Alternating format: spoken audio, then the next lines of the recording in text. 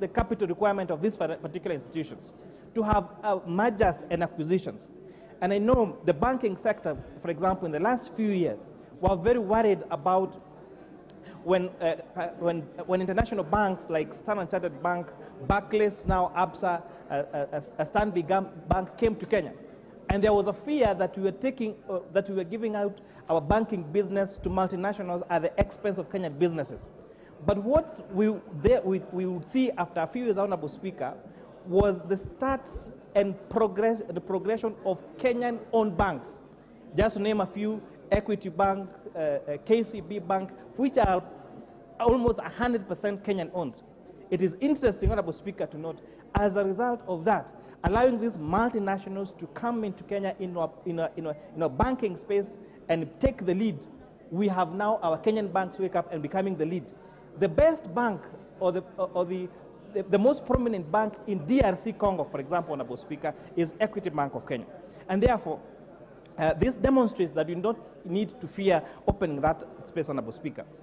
The Kenya shillings has taken a great dive over US dollar for the last few months. And all the efforts, Honorable Speaker, to bring down the exchange rate between the US dollar and the Kenya shillings has borne very little fruits, to be honest. We put to task this nominee, what new strategies do we think should be put in place to tame this depreciation of the Kenya shillings against the dollar?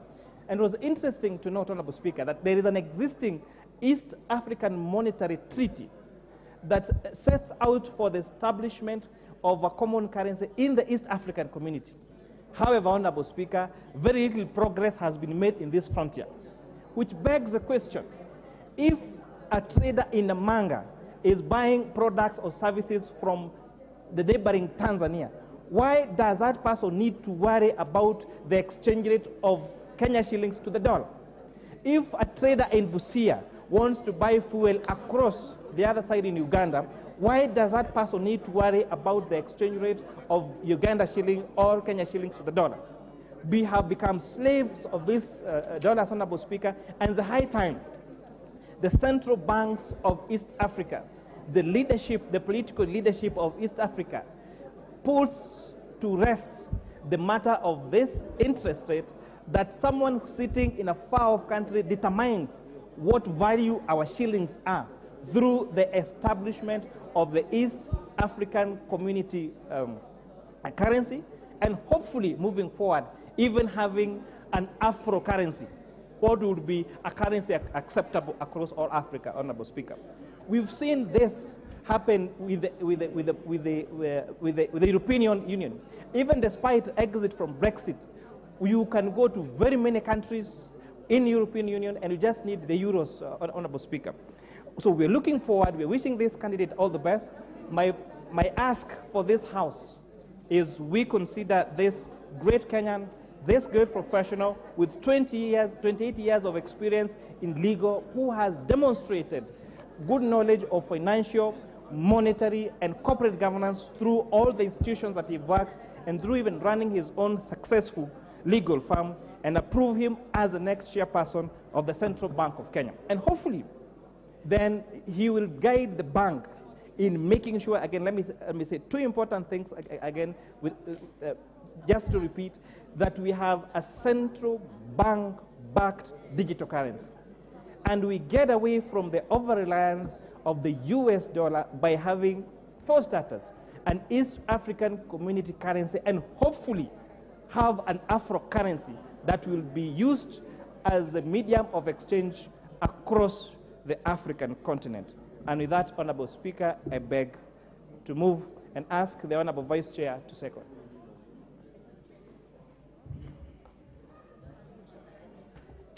Thank you, Honorable Speaker. I rise to second the report for the nomination of Chairperson of the Central Bank Board. Madam Speaker, I do not want to belabor the point. I think the Chair has given our committee position, but I only want to say the nominee is very qualified, Madam Speaker. This House should release him to go and perform his duties as a chairperson of the Central Bank, Madam Speaker. There are so many things that need to be fixed in the economy, Madam Speaker, and therefore I do not want to belabor the point. I want to say I second, I support, and second. Thank you, Madam Speaker. The Honorable Wilberforce Oundo, member for Funyula.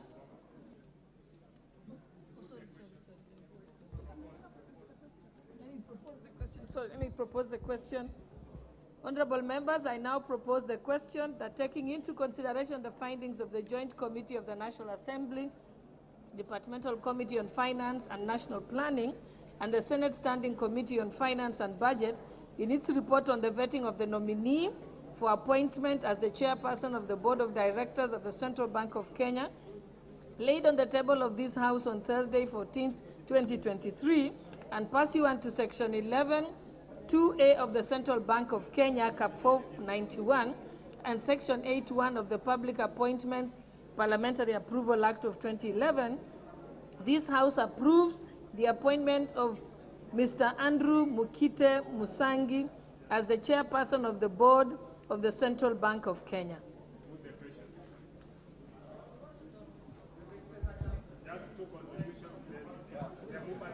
Okay. All right, Leader of Majority, we can give you a chance since you put up your hand. You sat down and couldn't see you. Okay, you'll go next. Thank you, Honorable Speaker. Honorable Speaker, I rise to support the appointment of the chairperson of the Board of Directors of Central Bank, Wakili Andrew Mukite Musangi. Honorable Speaker, as the chair of the committee and vice chair have noted in their committee report, Mr. Andrew Musangi is an accomplished lawyer and a very good professional who has served in various other capacities and therefore passes the bill. And following his vetting by the committee, Honorable Speaker, I want to agree with that committee that indeed he is a professional who fits the bill to serve as the chair of the Central Bank of Kenya. Honorable Speaker, Mr. Musangi succeeds another lawyer, Advocate Mohammed Nyaoga, who is the immediate former chair of the Central Bank Board. Honorable Speaker, I don't know what preference is there for lawyers to head this board, but probably because they have done well before, Honorable Speaker, but I don't support Andrew Musangi because he's an advocate or a lawyer, but more so because, as I said, he's an accomplished professional, a man whose integrity is unquestionable, and I want to encourage Andrew Musangi to continue working as the chairperson of the Board of Directors of the Central Bank without entertaining anything that would jeopardize either his own integrity, that of the board, or of the management of the Central Bank of Kenya. Andrew Musangi now heads a board, Honorable Speaker, that is also under very capable leadership at the managerial level under former PS, Dr. Thuge, who is now the governor of the Central Bank of Kenya, and former PS, Susan Koech, who is now the deputy governor of the Central Bank of Kenya. Honorable Speaker, it is my prayer and hope that as they govern the Central Bank of Kenya under Chairman Musangi and this board, they will work to ensure that the integrity of our financial or banking sector is safeguarded, Honorable Speaker. That Kenyans put their money in banks knowing that that bank will not collapse the following day, Honorable Speaker.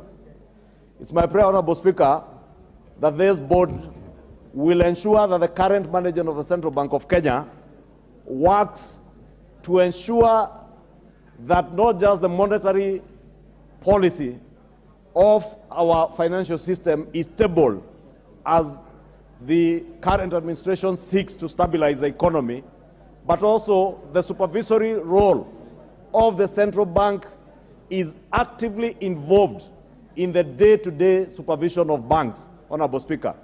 And talking about banks, Honorable Speaker, this goes also into other financial sector institutions that are governed under the Central Bank Act. And particularly, Honorable Speaker, having under this administration established the Hustler Fund, You know, Honorable Speaker, before we had issues with predatory lenders, especially in the digital space. And I'm glad that this now has been sorted out by the Hustler Fund, that to a large extent now Kenyans can be able to borrow money, not by going to Shylocks, but just dialing the prefix digits for the Hustler Fund and accessing funds without having to know anybody, Honorable Speaker. And this is a progression, Honorable Speaker, that we want to see central bank encouraging, even our banking sector players, that tomorrow, Honorable Speaker, you do not need to know any bank manager or any credit officer in a bank to access credit.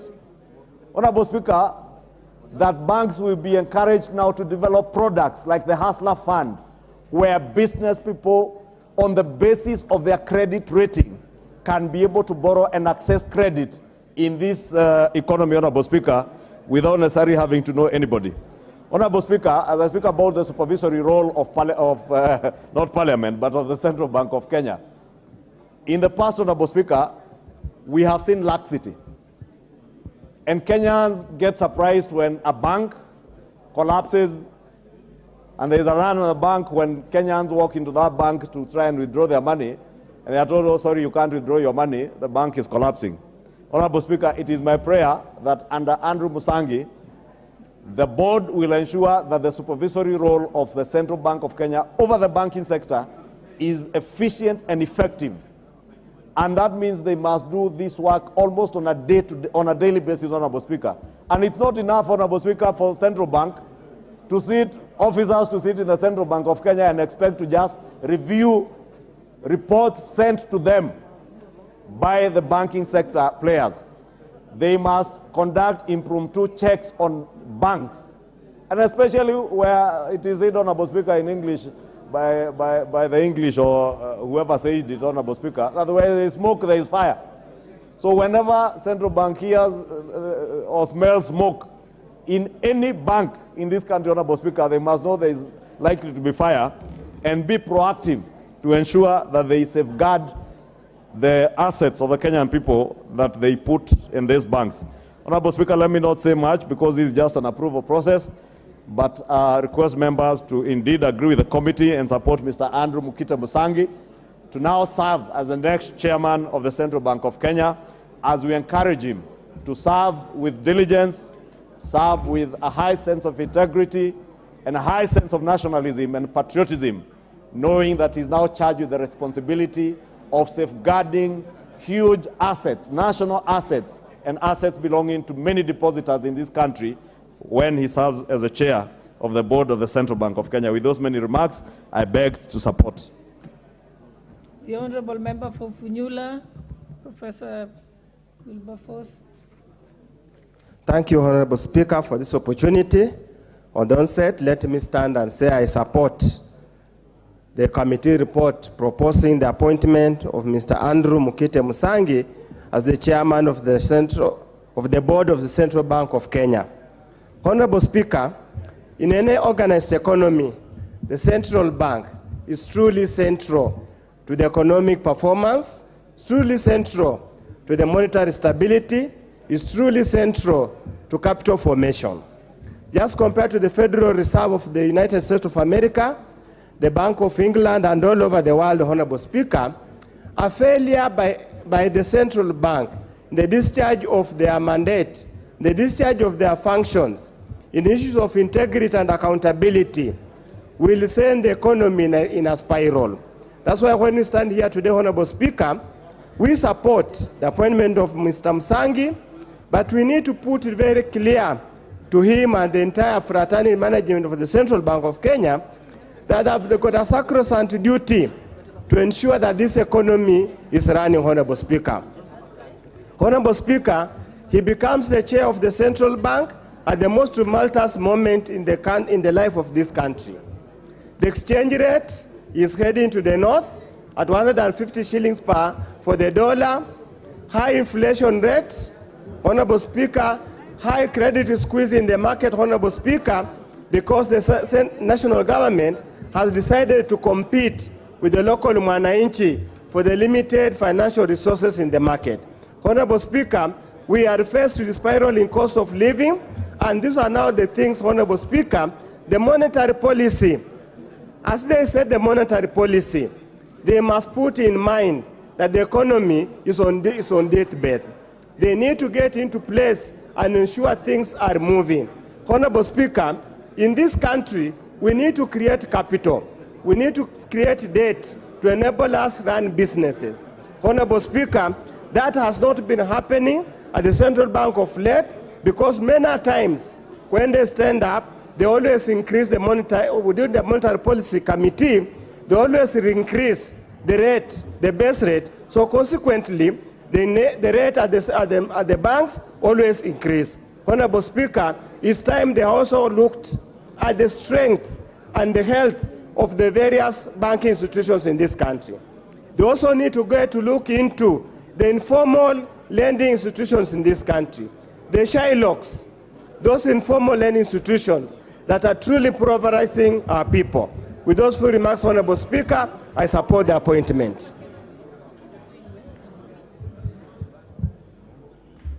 The Honorable Irene Mayaka.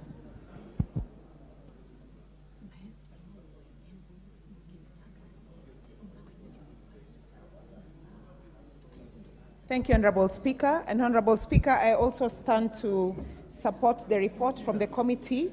And Honorable Speaker, I just want to say that Wakili Andrew Misangi, having myself worked in the banking industry and having interacted with him in terms of his assistance and support to a lot of the commercial banks on policy reforms, I also want to support him.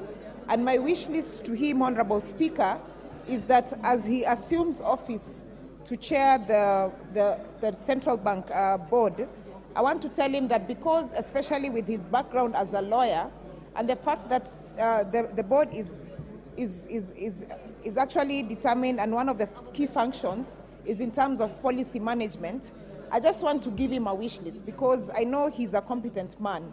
And one of the things that we are grappling with, Honorable Speaker, is that we don't have stability in terms of our currency. That is one of the areas that he needs to take very serious consideration into. Number two, it is in the area of treasury bills and treasury bonds, because, Honorable Speaker, we are one of the few countries that have a lot of Kenyans who invest in this space, but this space is not digitalized, and sometimes it takes too long. It takes you up to 30 days in this country for you to be able to initiate and start the process of actually investing in treasury bonds. And I want to urge Wakili, as he takes office, to ensure that this particular process is digitalized. Honorable Speaker, in the cryptocurrency space, right now in our country, we do not recognize the cryptocurrency as a legal tender. This is another area that we are lagging behind, Honorable Speaker, and I just want to encourage the incoming chair to ensure that we at least fast-track and enable our central bank to start recognizing cryptocurrencies as a legal tender so that we can then have more Kenyans operating in this space. And number two, so that Kenyans can have guarantee that they have the backing of their central bank when they are operating in this space. Because right now, as it stands, Honorable Speaker, yes, we do have Kenyans who are operating cryptocurrencies, for example, the Bitcoin, but the problem is, were there to be any risks associated with cryptocurrency, then they wouldn't have any legal backing because it's not recognized as a legal tender. Therefore, I just want to encourage the chair that one of the quick policy reforms that he should undertake is to ensure that we are recognizing cryptocurrencies as a legal tender in our country.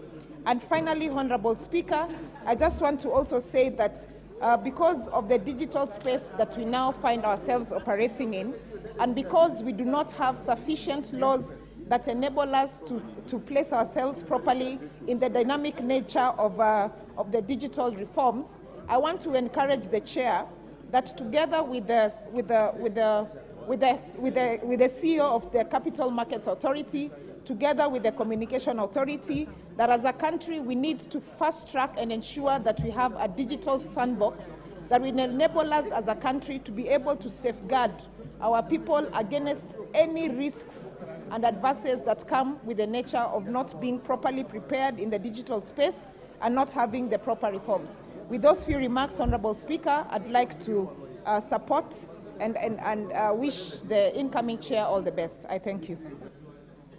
Member for Gilgil, Honorable Martha Wangari.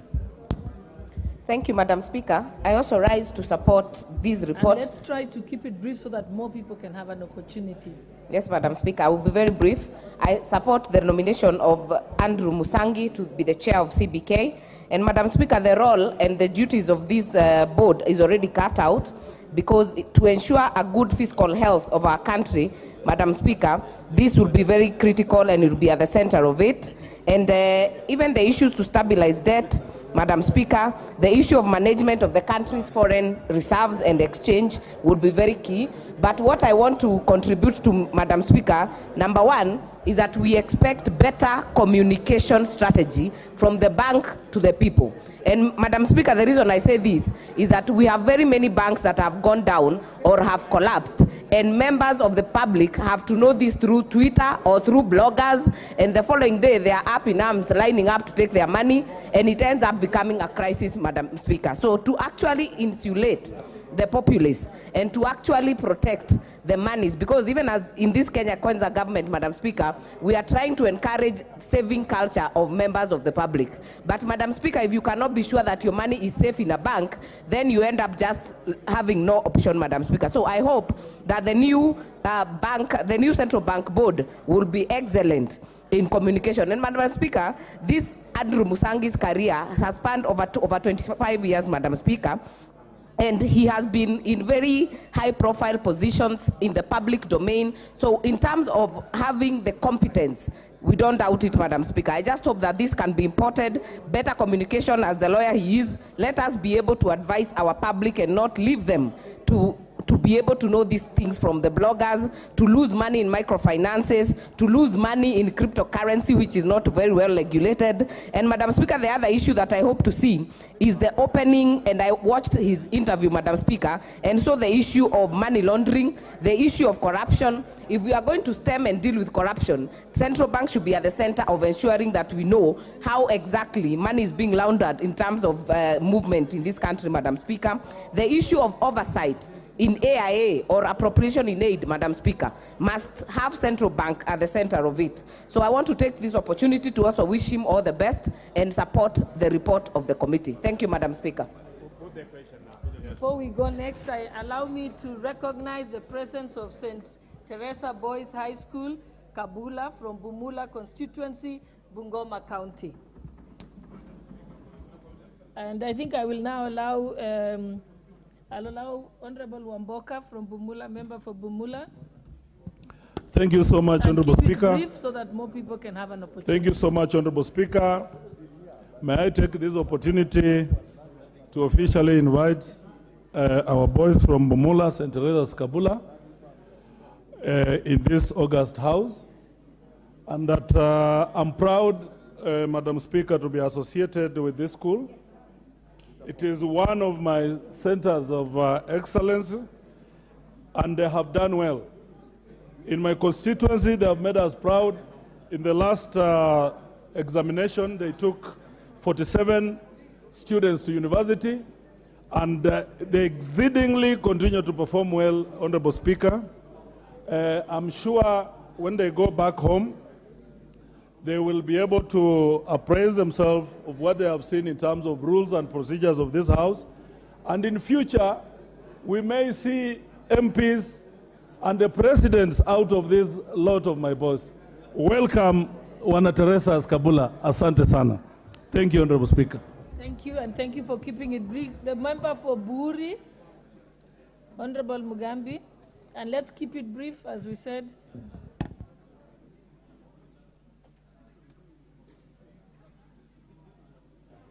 Thank you, Madam Speaker. I rise to support the appointment of the nominee, Ms. Musangi, to the position of the Chairman of Central Bank.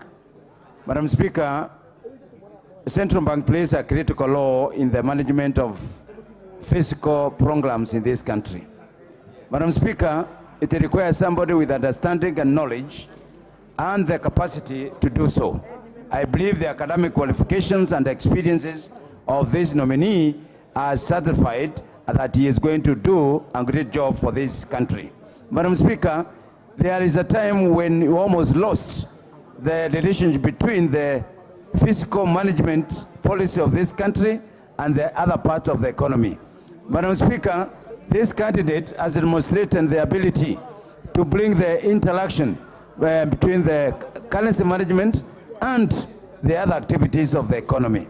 Madam Speaker, it is our wish that this candidate will be fast forward in thinking, because there are so many new developments in the fiscal arena of our economy. I therefore, Madam Speaker, support and hope that he is going to take the seat, looking forward, because really this country needs to be guided. Somebody said communication is key, and I hope this chairman is not going to be like other chairmen who just take the position and vanish within the offices. Thank you, Madam Speaker. The Honorable Bernard Ochieng. And again, keep it brief. Thank you so much, Madam Speaker. I rise to support the nomination of Andrew Mukite Musangi as chairperson of CBK board.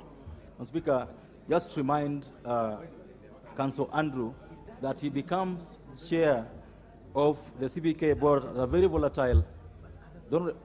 Madam Speaker, I can't be able to hear myself because of. I'm not able to hear myself, so I can't contribute. Kindly keep your consultations low. So Madam Speaker, it's a very volatile economic environment, and Madam Speaker, in this environment, banks are making very heavy profits, yet Kenyans are suffering, Madam Speaker. Madam Speaker, you have a situation where we have lenders who are taking motorcycles from Kenyans, predatory lenders who are not able to look at the economy and say that we need to build this economy by allowing borrowers to pay in a manner that reflects their earnings, Madam Speaker. Madam Speaker, I wish to note, Madam Speaker, that in the last 3-4 years alone, the interest rates have risen very steadily, Madam Speaker, even as the economy goes down, Madam Speaker. Madam Speaker, financial inclusion is something that is very key, but we cannot assume that because of M-Pesa, we've reached a level where everyone else is included, Madam Speaker. We need to ensure that inclusion includes being able to access credit at rates that encourage economic activity, does not kill the goose that lays the golden egg, Madam Speaker. Madam Speaker, as we speak, the shilling is on a free fall. We are looking upon the CBK and the CBK board to help us, help the country, so that we're able to trade without the inhibitions of the strengthening dollar, Madam Speaker. I support the nomination of Andrew Mukite Musangi. The Honorable Member for Rangwe, Lillian Gogo. Thank you so much, Honorable Speaker. I also rise to support the nomination of Advocate Musangi to be chairperson of the Central Bank of Kenya. And at the time that is being nominated and eventually, if approved, is going to take office, Honorable Speaker is getting into office at a time that Kenya has so many issues. Honorable Speaker, our students studying abroad are suffering because of the dollar rate to the Kenya shilling. When we do our exports, Honorable Speaker, the return on the value of our exports is very low because of the exchange rate, Honorable Speaker, and we can barely make profit. So as I rise to support this, Honorable Speaker, I would urge the nominee to really take Kenya at heart, think of the poor Kenyans who are depending on him to stabilize the economy from point of information. I know he's a strong team. I know the deputy, the deputy governor of Central Bank, the Honorable former PS, Dr. Susan, is a personal friend of mine, and the governor also. And I know it's a strong team that is going to work to the best interest of Kenyans. So I support Honorable Speaker, and I hope that they sail through and run our country positively, especially on bringing up our economy to where it should be. I thank you. Thank you. The Honorable Edward Muriu, member for Gitanga.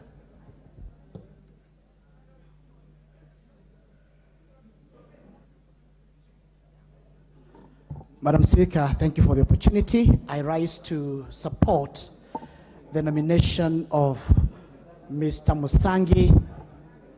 And Madam Speaker, I want to support with a point of knowledge that Mr. Mukite Musangi is a lawyer of reputation of many years.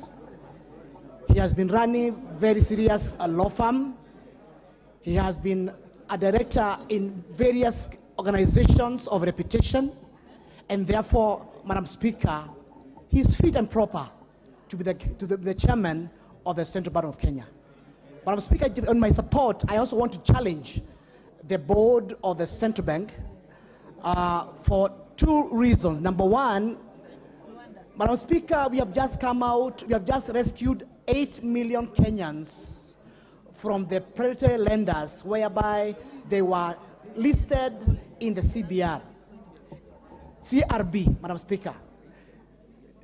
Therefore, the board of Central Bank need to make sure that those predatory lenders do not come back again, to remove 8 million Kenyans who we have been able to put back in the economy through Hustler Fund.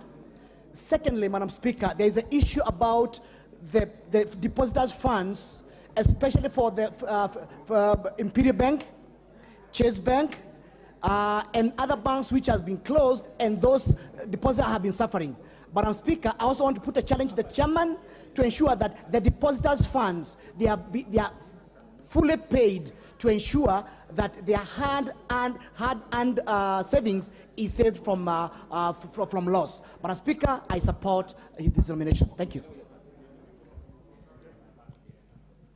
Honorable Member for Luanda, Honorable Dick Maungu, what's your point of order? Thank you, Honorable Speaker. I rise on standing order number 95, Madam Speaker, to request your indulgence that the point of discussion seems to be concurrence. Therefore, seek to request that you call the mover to reply. Is that the mood of the House? Okay, mover then to reply.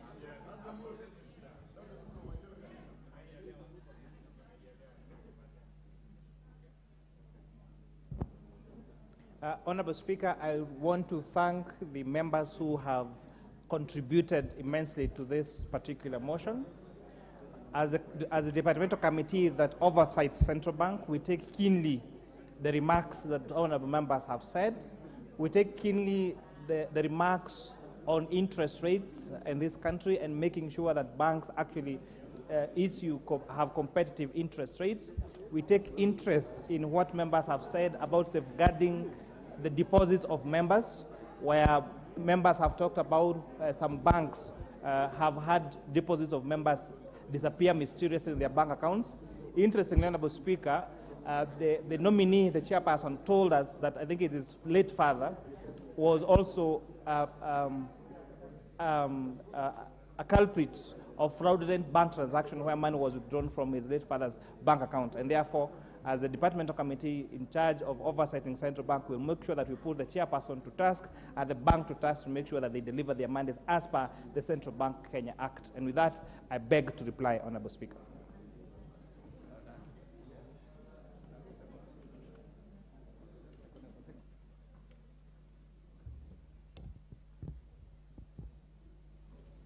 Okay, honorable members,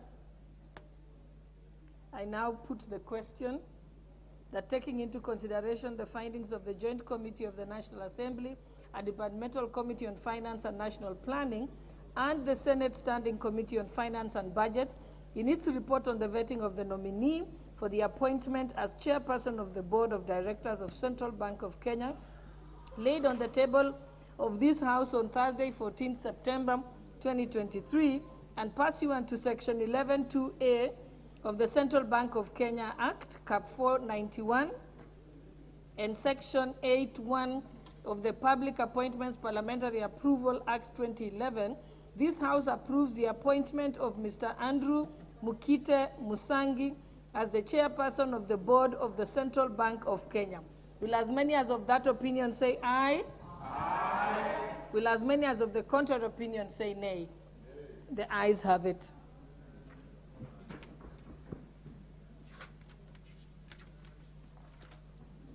Next order.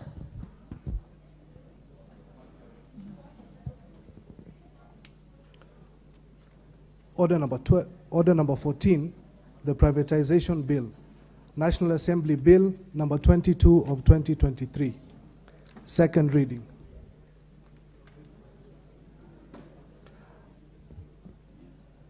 The Privatization Bill 2023, a bill for an act of Parliament to provide for regulatory framework for the privatization of public entities, to establish the Privatization Authority and for connected purposes.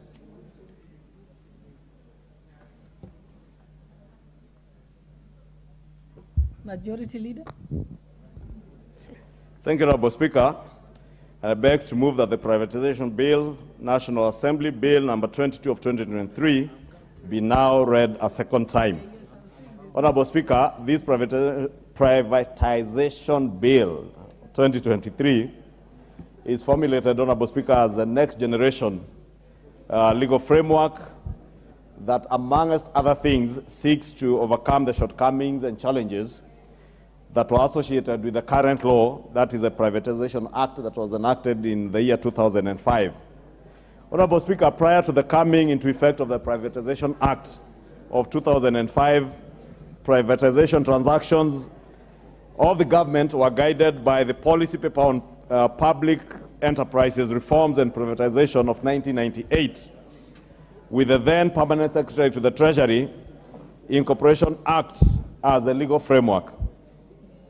In an effort, Honorable Speaker, to enhance transparency in the privatization transactions, the Privatization Act of 2005 was assented to in the year 2005. However, it was not until the year 2008 that this law came into effect. The Act, Honorable Speaker, established the Privatization Commission, whose mandate is to implement privatization. The objectives of the privatization, as envisaged in this Act, Honorable Speaker, are: one, to improve on the infrastructure and delivery of public services by the involvement of private capital and expertise. Two is towards the reduction of the demand for government resources, and also to generate additional government revenues by receiving compensation for privatizations, amongst other objectives.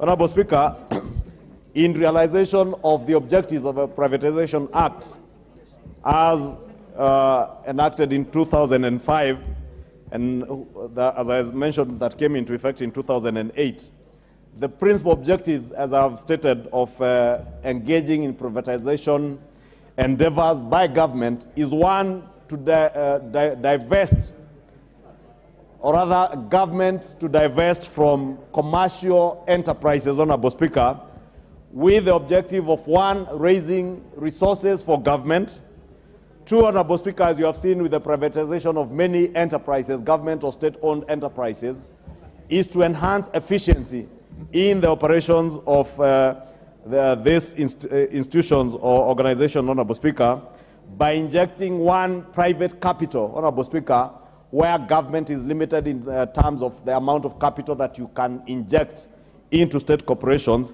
but also to inject, other than capital, Honorable Speaker, private sector expertise into the running of state-owned enterprises, and therefore enhancing efficiency and delivery of services to the public. And, Honorable Speaker, I think the most effective of these privatizations, Honorable Speaker, came in the privatization of what was then the Kenya Posts and Telecommunications Corporation, KPTC, that was at one time headed, I think, by the Honorable Chepkonga, on one of the offshoots, was headed by the Honorable Chepkonga, I think, CAK. And, Honorable Speaker, the huge investments you have seen in the telecom sector, Honorable Speaker, after the privatization of KPTC, or the Kenya Posts and Telecommunications Corporation, Honorable Speaker, is what led to what now is Safaricom, Honorable Speaker, Telcom, as we know it today. And as I mentioned, Honorable Speaker, the injection of private capital when the investors that came into Safaricom invested in Safaricom. That is how we have seen the country grow in leaps and bounds in terms of the telecoms sector. And you can imagine, Honorable Speaker, had we not privatized this sector, or KPTC as it were then, we would not have benefited from the private sector capital that came through Vodafone and other investors, including members of the public who have invested in Safaricom and other state-owned corporations. And I'm just using Safaricom as an example, Honorable Speaker, being one of our success stories of what has come out of the privatization efforts over the years. Honorable Speaker, however, as it turned out, the Privatization Act of 2005 has been as facilitative for privatization transaction as was, or rather has not been as effective as was contemplated by the Act. And in particular, Honorable Speaker, lengthy privatization processes have required a large layer of approval of decisions at various stages, and this has made the process of privatization very inefficient. In fact, Honorable Speaker, looking at the process, in 2008, Honorable Speaker, after coming into effect of the Privatization Act, Honorable Speaker, 28 corporations were listed for privatization. And Honorable Speaker, out of these 28 corporations that were listed for privatization in 2008, in fact, Honorable Speaker, it was 26 entities that were approved by Parliament for privatization in 2008 under the privatization program, as approved then. Only one, Honorable Speaker, and it is one out of 26 entities that were listed for privatization, only the Kenya Wine Agencies Limited has been undertaken. And that, Honorable Speaker, speaks to the issues I'm speaking to of inefficiencies under the 2005 Privatization Act. And Honorable Speaker, it's not just the layer of approvals that were required and the bureaucracies that came with it, Honorable Speaker, but also a litany of court cases, Honorable Speaker, that have bedeviled the privatization process.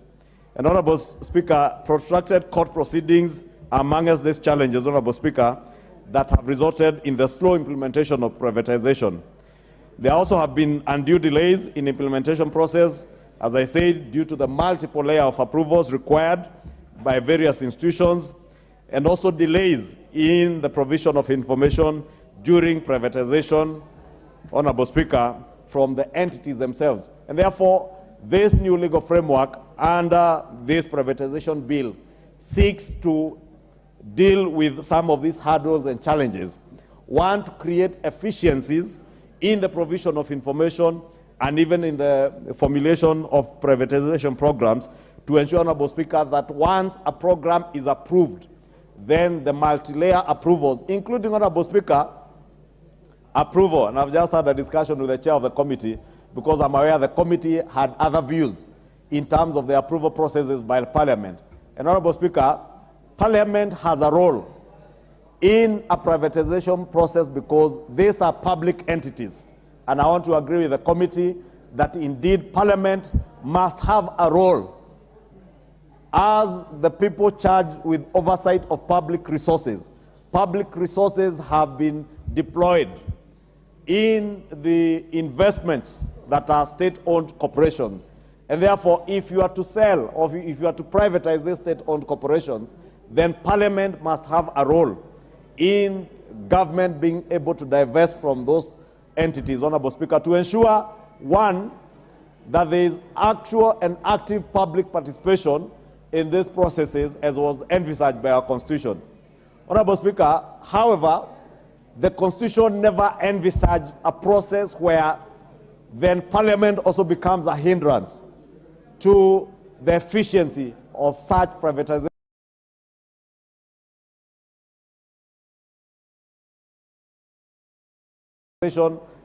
engagements, Honorable Speaker. And therefore, part of the reasons that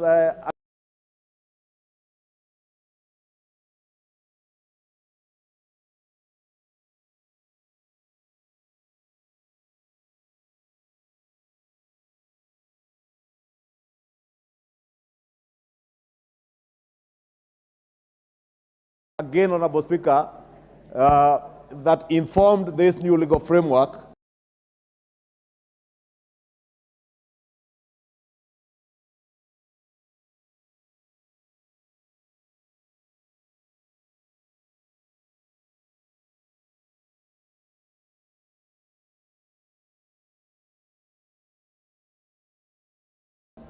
under the current Privatization Act, it was required that even the Privatization Commission, which, Honorable Speaker, is not a constitutional commission, ought to have been approved by Parliament. Honorable Speaker, under the 2010 Constitution, because this law was done before the 2010 Constitution, under the 2010 Constitution, it became a prerequisite that only independent constitutional commissions would require the prior approval of Parliament before people taking into office. Honorable Speaker, this new act or this new bill, the Privatization Bill, Bill number 22 of 2023, seeks to address some of those issues. That since the Privatization Commission is not a constitutional commission, then we must not make it mandatory that members of this commission be approved by the National Assembly. However, I am in agreement with the committee that for the privatization program, that then there is a case for the involvement of Parliament because it involves public resources. But for the appointment of commissioners to the commission, that, Honorable Speaker, may not require the approval of Parliament because in line with the Constitution of 2010, only independent constitutional commissions require the approval of Parliament. Honorable Speaker, this new bill seeks now to succeed, or rather to create a new body, the Privatization Authority. Honorable Speaker, I think they're calling it the Privatization Authority. And this Privatization Authority, Honorable Speaker, will be the successor of the Privatization Commission. And this authority, Honorable Speaker, again, the proposal was that this being just an authority and will be governed by a board, that board does not necessarily, just like all other boards to state entities, they never require parliamentary approval. And I think we have had consultations with the chair and the committee that we do agree with what is provided for in the bill, that the board then can be set up without necessarily coming to the National Assembly or to Parliament for approval. However, Parliament has a role in oversighting that board in their dealings in matters to do with privatization. And again, Honorable Speaker, as I have stated, that is where I want to agree with the committee that when it comes to the privatization program, then Parliament ought to have a role. Honorable Speaker, this authority, once established, will have certain functions, and amongst some of the functions of this authority will include advising the government on all aspects of privatization of public entities. It will also be facilitating the implementation of the government policies on privatization and implementing specific privatization proposals in accordance with the privatization program. Honorable Speaker, Part 2 of this bill is what members will see provides for the function of this board, and also the function of the Cabinet Secretary, which will include providing policy direction on matters related to privatization and developing and formulating the privatization program, which, Honorable Speaker, I'm saying that is where now, as we go into the third reading or committee of the whole, Honorable Speaker, we should look at how we can then get Parliament or the people's representatives being involved either in the approval of the privatization program or the policies as the CS will formulate. This part of Part 2 of the bill, Honorable Speaker, also provides for the appointment and functions of the Managing Director, the Corporation Secretary, and staff of the authority. Part 3 of the bill, Honorable Speaker, deals with the privatization program. And if you go to clause 18, Honorable Speaker, of the bill, it provides that a privatization program shall be formulated by the Cabinet Secretary in accordance with the Act, that is the Privatization Act, and approved by Cabinet. It will specify the public entities identified and approved for privatization and serve as a basis upon which the privatization shall be undertaken.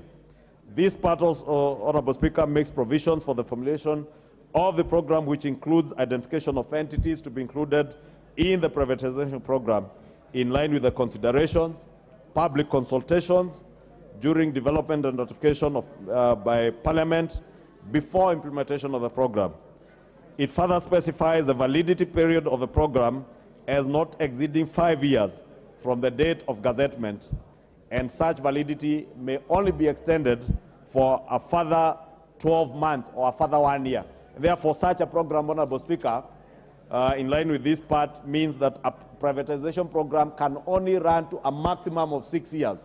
Honorable Speaker, you can imagine the privatization program of 2008 of those 26 state corporations. As I've mentioned, only KWAL, or the Kenya Wines Agencies, has been successful, and the program has been in existence from 2008.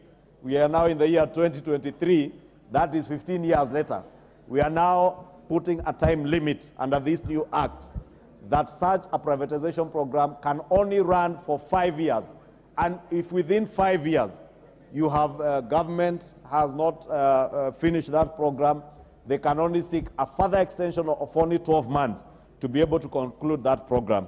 So that, again, Honorable Speaker, we ensure that there is efficiency in the privatization of state-owned entities. Honorable Speaker, there is a reason as to why there is a time limit, Honorable Speaker. And this is informed by the fact that for you to be able to derive actual value from state entities that you want to privatize, then time is of essence, Honorable Speaker. Not just in terms of the time value of money, but also, Honorable Speaker, you can imagine there are entities or state-owned entities whose value today will not be the same 15 years down the line. And therefore, there are state entities that government envisaged to privatize 15 years ago, and we have derived very good value out of those state entities. But because of advancement in technology and changes in the global economy, some of those state entities have now become moribund, and even the technologies they are applying, Honorable Speaker, are not technologies, Honorable Speaker, that would derive value in today's world. And therefore, the Kenyan people or the public will not derive the true value of an entity if the process is so protracted and runs for 15 years, as was happening under the old Privatization Act. Therefore, Honorable Speaker, under this new privatization bill, we will seek to ensure that there are timelines, strict timelines, under which to implement a privatization program. So that if you are privatizing, for instance, a technology-based company, you do not take 5, 6, 7, 8, 10 years, and by the time you are seeking to privatize, the value of that company has dropped to almost negligible figures, and therefore the public loses value. The intent of this bill, Honorable Speaker, if it becomes an act, Honorable Speaker, is to ensure that we derive value at the right time when we can derive the maximum value out of the state-owned enterprises that we seek to privatize. And I do hope, Honorable Speaker, that members will support this bill to ensure that we never lose value. Honorable Speaker, you have seen how the Honorable Angwe has been active in pushing through the sugar bill.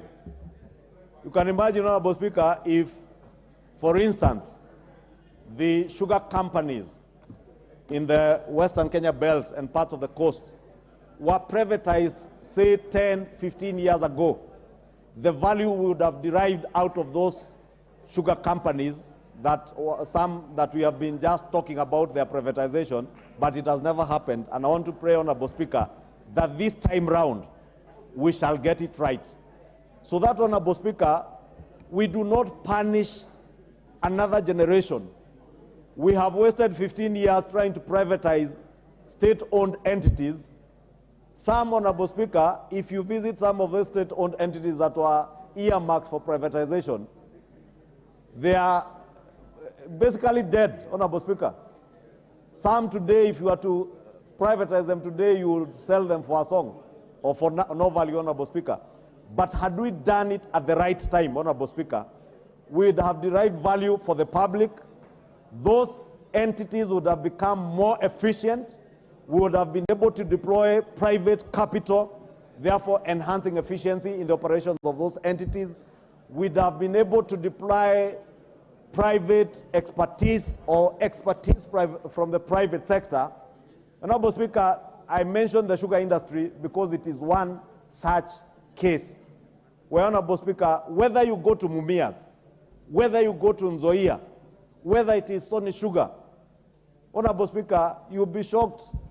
that the kind of equipment that is in those sugar companies, Honorable Speaker, are so moribund and inefficient that it becomes so expensive to run those entities, and that is the reason why you will see the people of Mumias, every successive administration from the Kibaki administration to the Kenyatta administration, now with the exception of the RUTO administration, has pumped money into Mumias.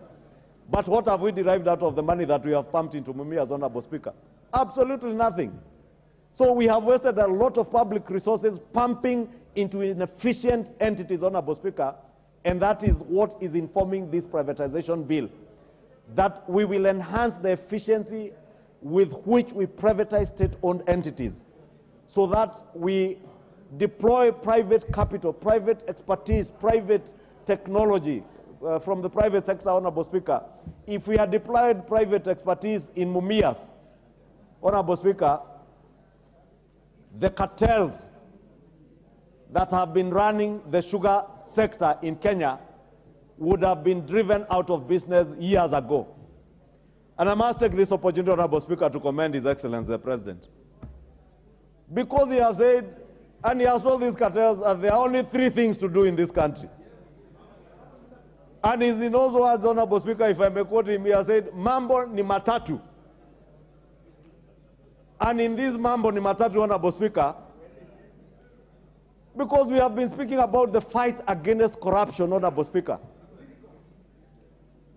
And I say speaking, Honorable Speaker, because all we have done in this country is to speak about the fight against corruption. Nobody has been bold enough to act on issues corruption. I must commend the President because he has indeed shown the country that with the mambo ni matatu, he intends to act on corruption, not to speak about corruption.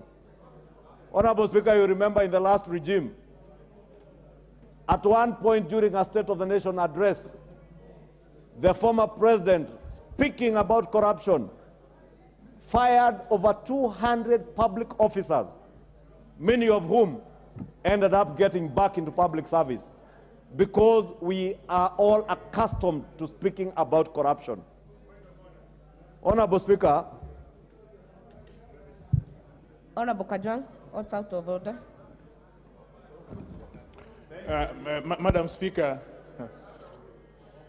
the majority leader is referring to what we have had out there as mambo matatu. Mambo ni matatu.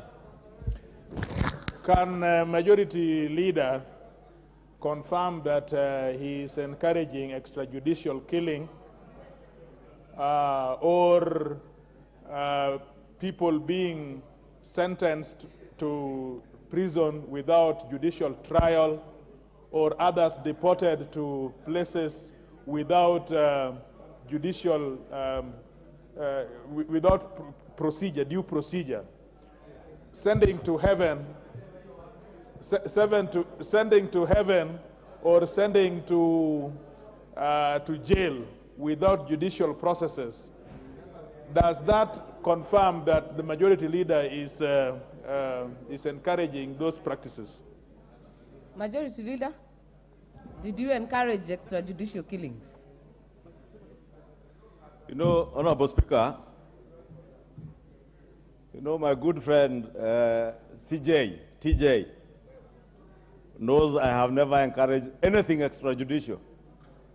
In fact, under the last regime, when people were cheering extrajudicial killings, when bodies were being fished out of River Yala, when young men and women were being executed for supporting the then deputy president, and their bodies dumped in their badeas, I was among the few Kenyans, very few, Honorable Speaker, who had the courage, when the Honorable TJ could not master that courage, to speak truth to power, that you cannot kill Kenyans for supporting or taking a certain political inclination or supporting a deputy president. Honorable Speaker, the book of Ezra 7:26 is what I would just want to read for my good friend TJ, who I know is a Christian, because it's called Tom Joseph Kajwang. Therefore, Honorable Tom Joseph Kajwang, the book of Ezra 26, Ezra 7:26, says that whoever does not obey the law of your God and the law of the king must surely be punished by death, banishment, confiscation of property, or imprisonment. Mambo ni matatu. Honorable Speaker, the holy book in the book of Ezra speaks about banishment for those who do not obey the law. If you engage in corruption, you must be banished. Majority Leader, Honorable Kajwang, what is out of order? Now, Madam Speaker, the debate is getting lively, but the Majority Leader is really getting it rough. Because first of all, now he's postulating that the laws of this country are being led by Torah, and he is now giving a Christian background to demonstrate that extrajudicial killing and the rule of kingship, that perhaps is even right, that the regime in which we are under is a kingdom led by the kings, and if you dare face the king, then you are banished or you die. Is that the position that the Majority Leader is espousing? Majority, Honorable Sunkuli, what is out of order? What is out of order, Madam Speaker, is that the Honorable Ishungwa, the Leader of Majority, needs to explain to us, maybe, because he's quite knowledgeable, of how the third option of going to heaven can be exercised without death. And also, Madam Speaker, to explain to us how Ezra, written 5,000 years ago, applies in a situation where democracy is now reigning. Because during the days of Ezra, there was only one person. That was God, and the other person was the king. Here, we have neither the king, and God is for us all. But I'm more interested in knowing whether he also believes that there is a way of going to heaven like the Holy Mary. You've made your point. I don't know how you know who was there, but Majority Leader, continue. Honorable Speaker, you know, now the Honorable Sunkuli is inviting me into a class of theology. And because I am a Christian, member number 39 of Gikambura District of the Presbyterian Church of East Africa, Reverend Musagitao PCA Church, I will invite the Honorable Sunkuli to my church during one of the cell group meetings, and I'll take him on a class on theology, so that he knows when the Bible speaks about the king is the Lord, not the earthly kings. And that also answers Honorable TJ.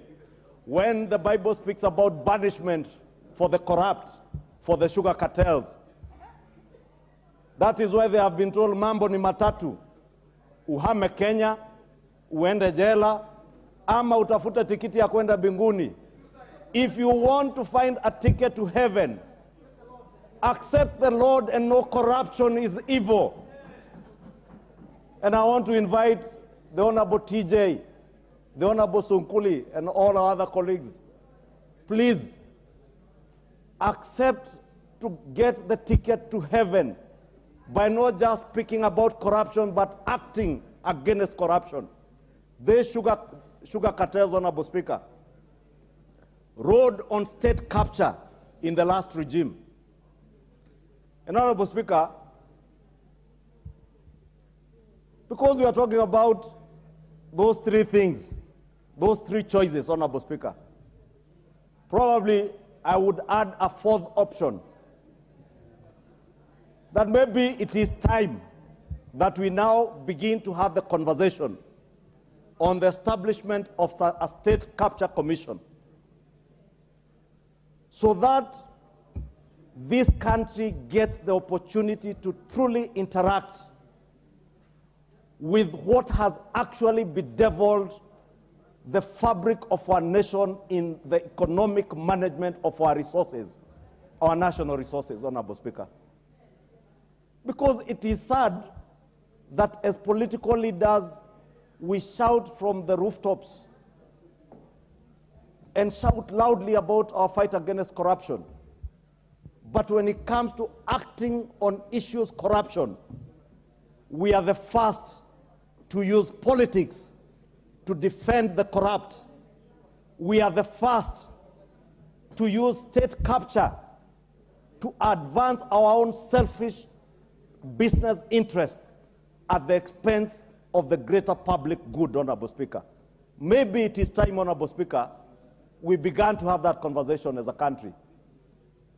Because probably we have never gotten it right on the fight against corruption, because we always tend to politicize it.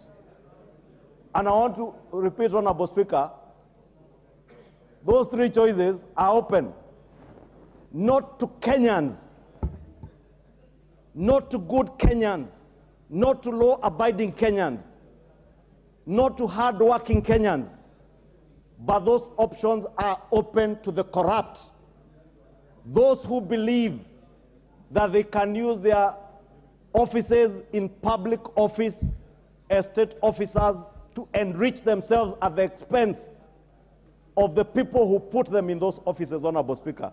And that is why I'm saying maybe it is time, and I want to invite the Honorable TJ to join us and other Kenyans who believe that it is time to have that conversation on state capture, and maybe establish a state capture commission.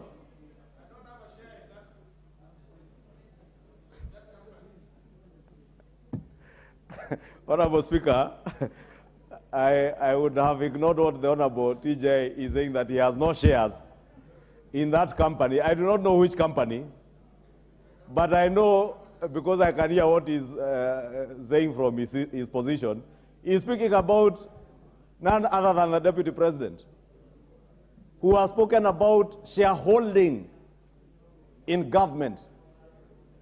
Honorable Speaker, without defending the Deputy President, because this thing also has been taken out of context. The Deputy President indicated that you are shareholders in government, not in Kenya. Government is established by those who are elected by the people to govern. You subscribe your shares into a government by voting for that government. But you remain a Kenyan and you remain a shareholder in Kenya, including the corrupt, who we are telling they will either be banished, jail, or they will find a ticket to heaven. Whichever way they find a ticket to heaven, whether be it through salvation, be it through restitution by giving back what they have taken from the Kenyan people, and seeking forgiveness from the Almighty God and the people of Kenya, you may find your way to heaven in many ways, Honorable TJ and Honorable Sunkuli. I want to beseech you, if you know those cartels, if you speak to the masters of doublespeak, the merchants of state capture, if you have a direct line to them, please tell them time is nigh. But Honorable Speaker, going back to this bill, because this bill will address some of those issues. So that, Honorable Speaker, you will remember in the last parliament, and Honorable TJ is fortunate to have been with me in the last parliament, you remember the issues to do with the Kenya shipping line. You will remember the retrogressive laws that we made sure never saw the light of day. And I must thank the Honorable TJ, because on the National Aviation Bill, he was very emphatic that we must not use state capture to privatize state-owned corporations like the Kenya Airports Authority in order to achieve selfish family and private interests, as was envisaged under the National Aviation Bill that came to us and the Honorable TJ in the last parliament. Honorable TJ and members, honorable members, I want to invite you that this is a law that will ensure never again in this country shall a president And I repeat again, Honorable Speaker, never again shall a president in this country use his office, use state capture to advance the interests of a family or his own private interests, or indeed, for that matter, any member of the executive. This House must take its place to ensure that we play our oversight role, to ensure that never again shall anybody in the executive use state capture to take over state-owned entities. That the privatization program, as approved, will be followed to the letter and within strict timelines to ensure that value is realized not for private entities, not for private individuals or families, but for the people who own these state-owned enterprises. Because these state-owned enterprises are not government entities. These are public entities owned by the people of Kenya, Honorable Speaker, and we must protect them. We must ensure that if they are to be sold, they are not sold for a song. The people of Webuye will tell you in Western Kenya, in Bungoma County, they will tell you what happened to Webuye paper mills. And it is the same cartels under state capture, Honorable Speaker, that utilize state capture in the pretext of privatization to take over Webuye paper mills. They have killed all our sugar industries, state-owned sugar industries, to advance the private interests of private sugar mills, Honorable Speaker. And you do that because you know you are protected by those in power. Honorable Speaker, it is my submission today that those things now will become a thing of the past. And I want to invite all members of this House, Honorable Speaker, not only to support this bill, Honorable Speaker, not only to speak about corruption, but to act against corruption. Let us not be excited in defending the corrupt. Let us not be so quick to rise, not only to defend, but to protect cartels that are injuring and killing our people in Western Kenya and other parts of the country through corruption, Honorable Speaker. Honorable Speaker, I have said too much, probably more than I should have said, but this bill, Honorable Speaker, speaks volumes as to how we will ensure that we privatize our state-owned entities, derive maximum value for our people, enhance efficiency in the provision of services through these corporations, utilize private capital and private expertise in the running of state-owned enterprises, Honorable Speaker, grow wealth, not just for those that invest in these state entities, but also grow wealth for our country, Honorable Speaker. And more importantly, Honorable Speaker, ensure that the Kenyan people indeed enjoy the fruits of their labor, because it is their labor that has provided taxes that have been invested in these state-owned entities. And therefore, through their elected representatives, Honorable Speaker, they will be able to oversight how these entities are privatized. They will be able to oversight how the executive rolls out the programs in a time-bound program, as I said, in 5 years, as has been stipulated in the bill, with a possible extension of only 1 year, so that we never see what has happened over the last 15 years, that we had a program to privatize 26 state-owned enterprises, and 15 years down the line, we have only been able to actualize 1.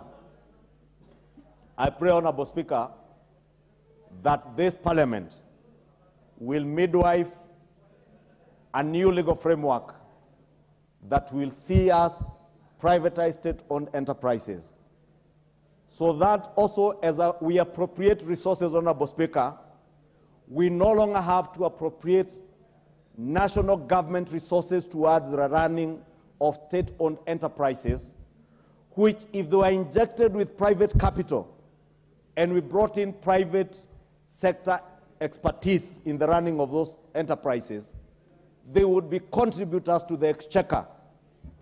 Like Safaricom today is contributing to the exchequer, not taking away money to the exchequer. I look forward, Honorable Speaker, to a time when our sugar companies that are state-owned Mumias will not be looking for money from the exchequer. Mumias will be contributing money to the exchequer.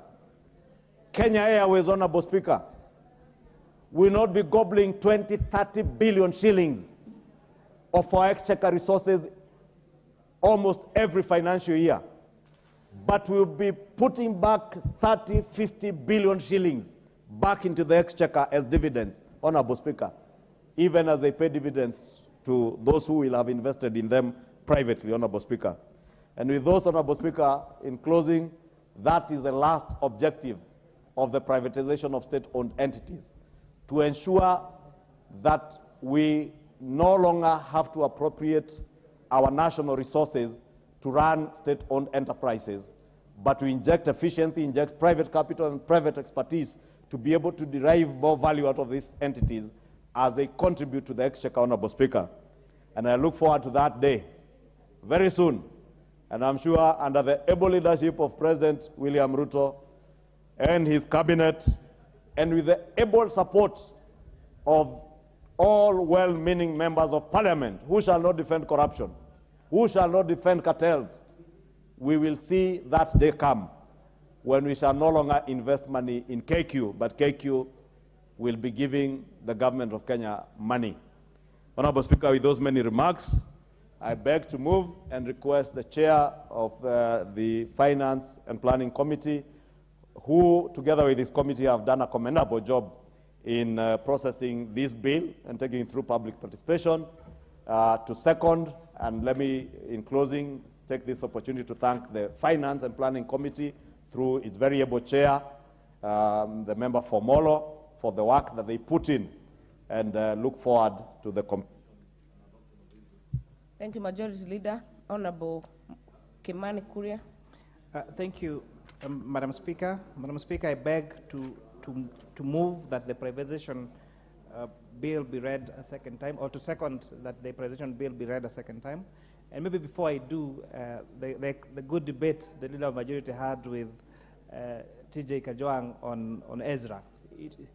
I would refer them to the book of Ezra, chapter 7, verse 8 to 10, that describes who Ezra was. And as a renowned lawyer, TJ Kajwang should really benefit from the great knowledge of the gentleman called Ezra in matters of law, and where he dedicated all his life to teaching the law. Having said that, Madam Speaker, before setting out the specific provisions of this bill, let me try to bring an understanding why we are today. Privatization, Honorable Speaker, of state-owned enterprises refers to the process of transferring ownership and control of government-owned or state-run agencies to private individuals or entities. This is often done, Madam Speaker, through the sale of shares or assets of these enterprises to private investors or companies. The primary goal, Honorable Speaker, of privatization is to prove efficiency, reducing the fiscal burden in the government, promoting competition, and enhancing economic growth. Honorable Speaker, privatization finds itself on several economic theories, and without turning this into an economic class, there are three particular theories that I found very useful in the matter of privatization. The first is the public choice theory, as written by one Butcher in 1972. Honorable Speaker, this right actually says that public-owned entities end up performing poorly because they are led by politicians. And the greatest motivation of politicians is getting votes.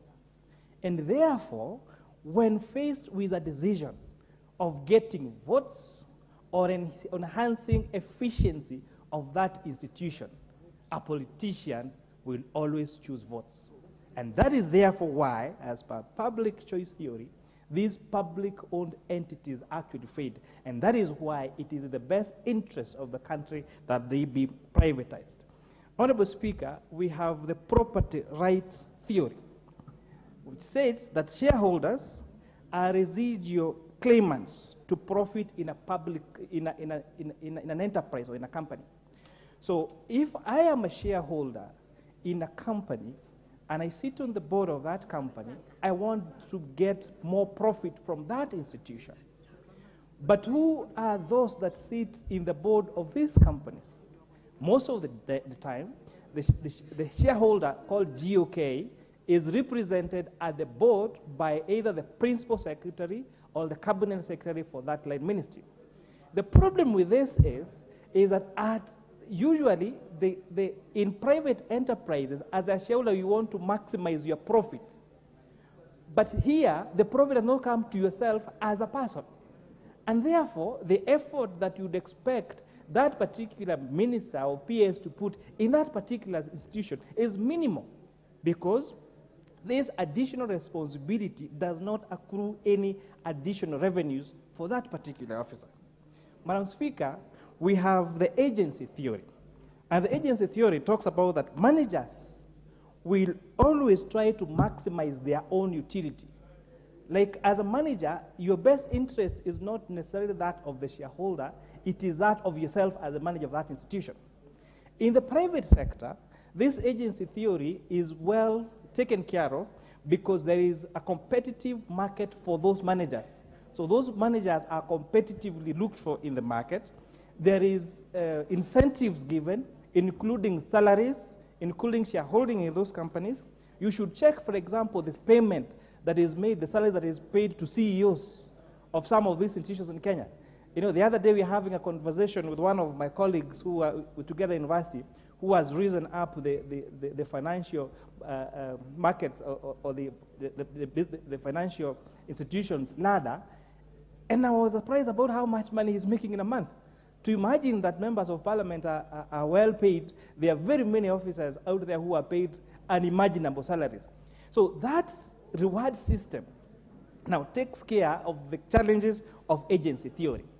But in public-owned institutions, these officers have to adhere to the job groups in government institutions.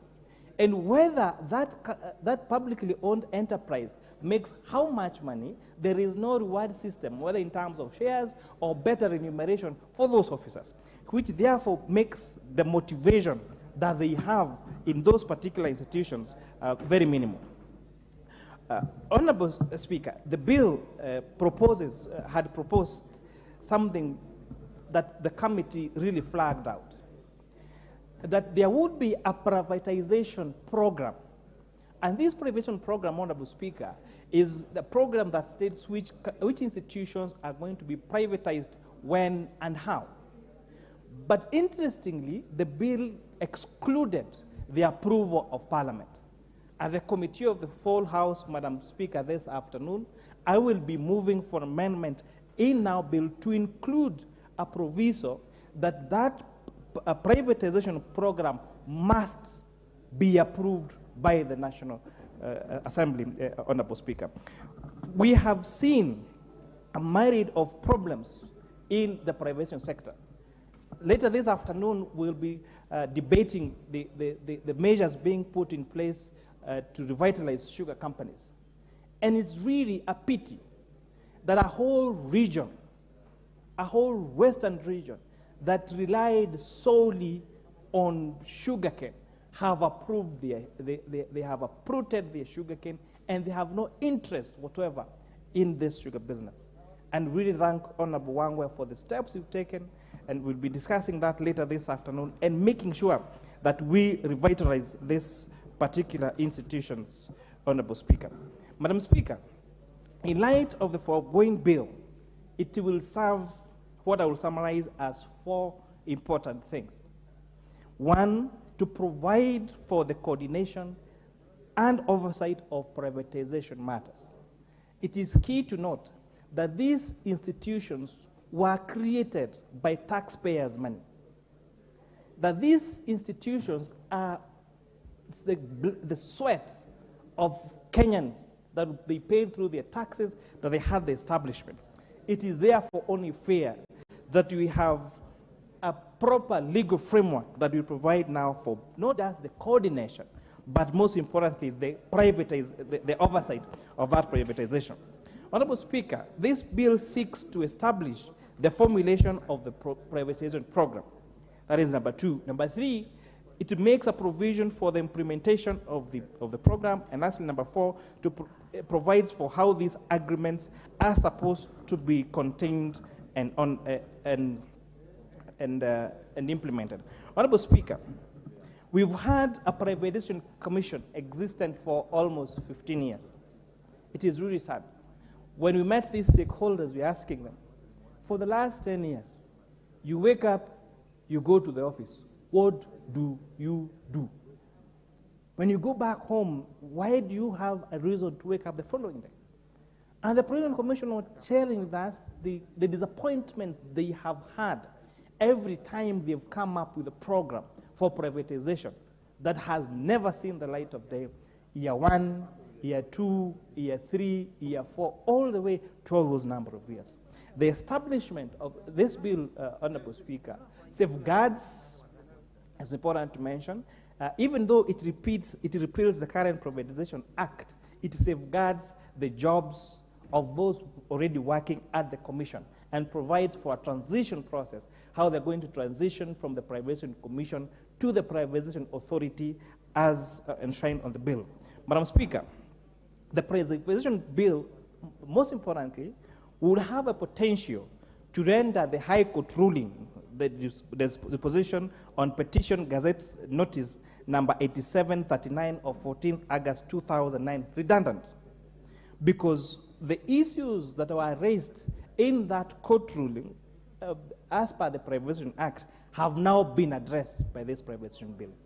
I would like to thank the Leader of Majority, because this is a government-sponsored bill, for making sure that this becomes timely, that we bring a sobriety, we bring efficiency, we bring competence in the privatization of our state-owned institutions. And lastly, Honorable Speaker, government is a terrible businessman across the world. And no government should do business that can be done by the private sector. So that is what is going to be addressed in this bill, and we hope that moving forward, the government of Kenya will only engage in those provision of those services that cannot be adequately provided by the private sector. For example, defending our boundaries, providing security, providing healthcare, providing education, but all those other services that can be competently and efficiently be done by the private sector actually get to be done by the private sector. Because studies across the world has shown that the best way to ensure efficiency is by making sure that state-owned companies are privatized and governments stick to their core business and leave the rest to the private sector. And with that, Honorable Speaker, I beg to second. I therefore propose the question that the Privatization Bill, National Assembly Bill number 22 of 2023, be now read a second time.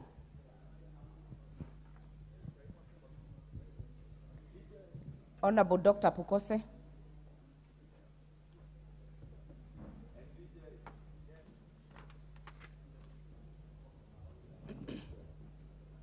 Thank you, Madam Speaker. Thank you, Madam Speaker, for allowing me to support this bill. Madam Speaker,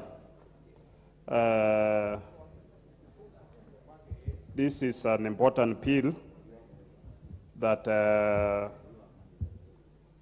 we should be able to support, and I didn't have much to add into what the contributor has made. I support it. Member for Tharaka.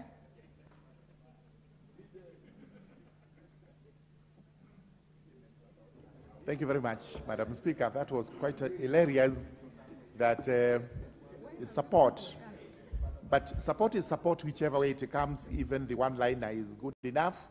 Allow me, Madam Speaker, to support this bill, a very important bill in our country when it comes to privatization of entities that are supposed to be possibly government-owned.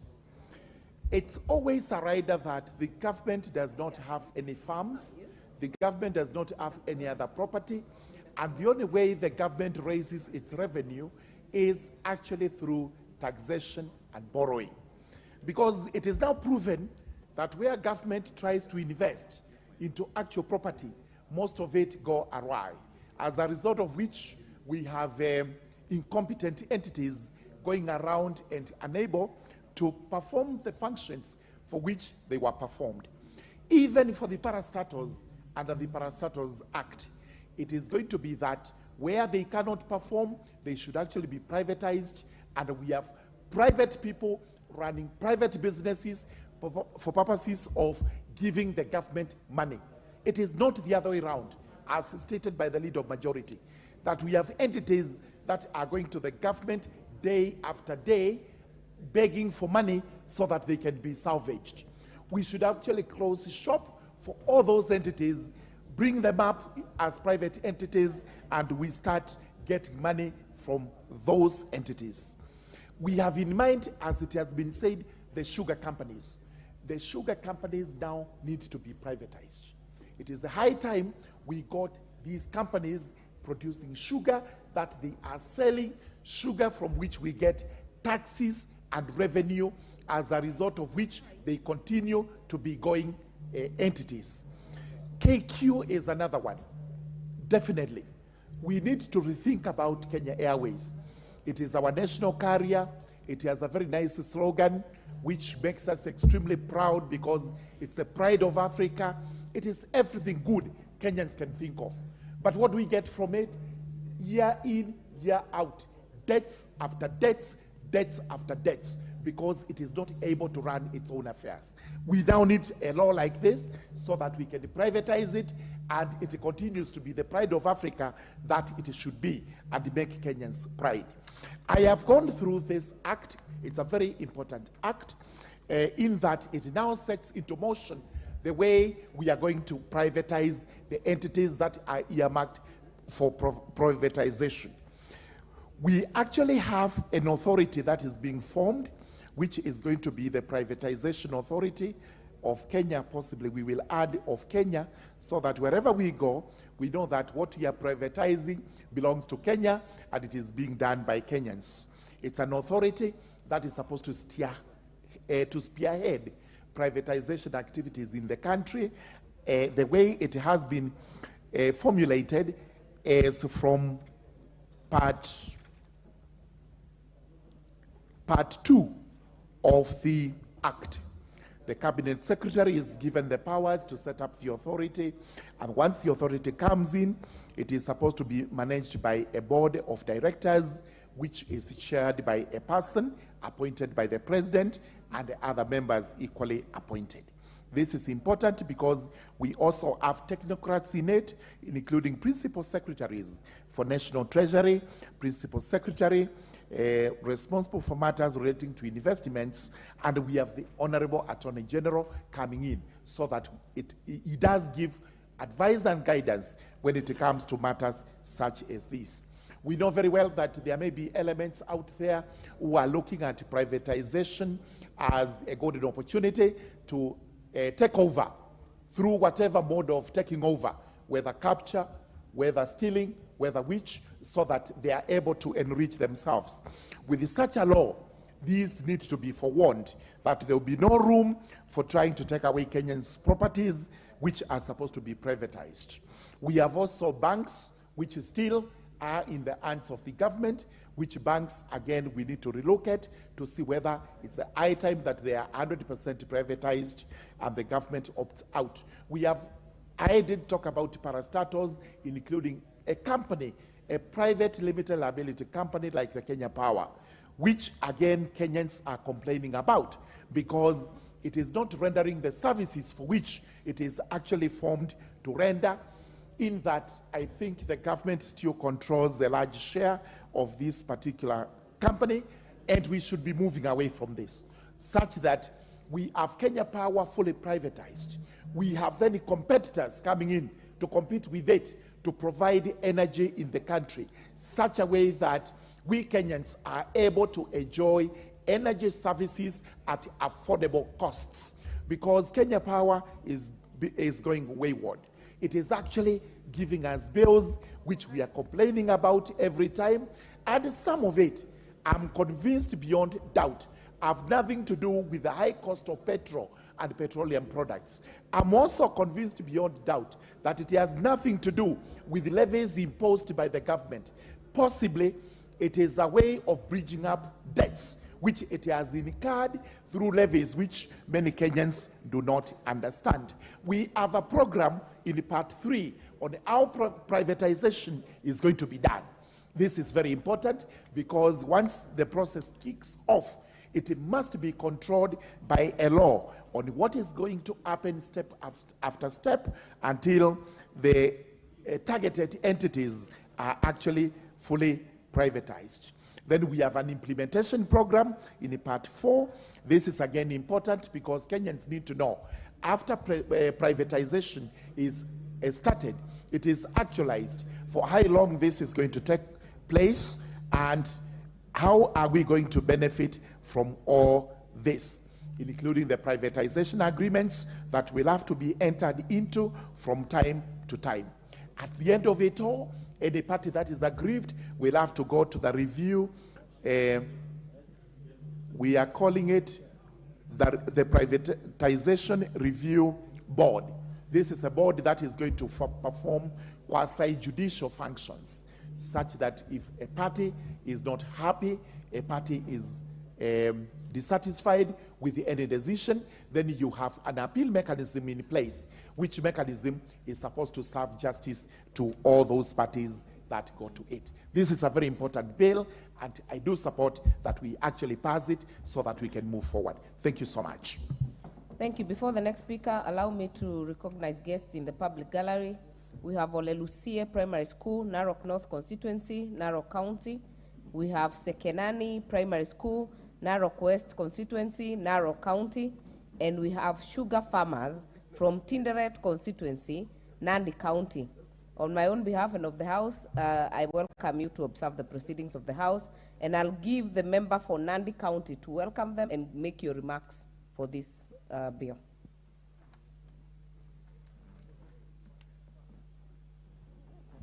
Thank you, Madam Speaker, for giving me this opportunity. First, to welcome and appreciate the Nandi County sugar farmers who are in this House today to observe the proceedings.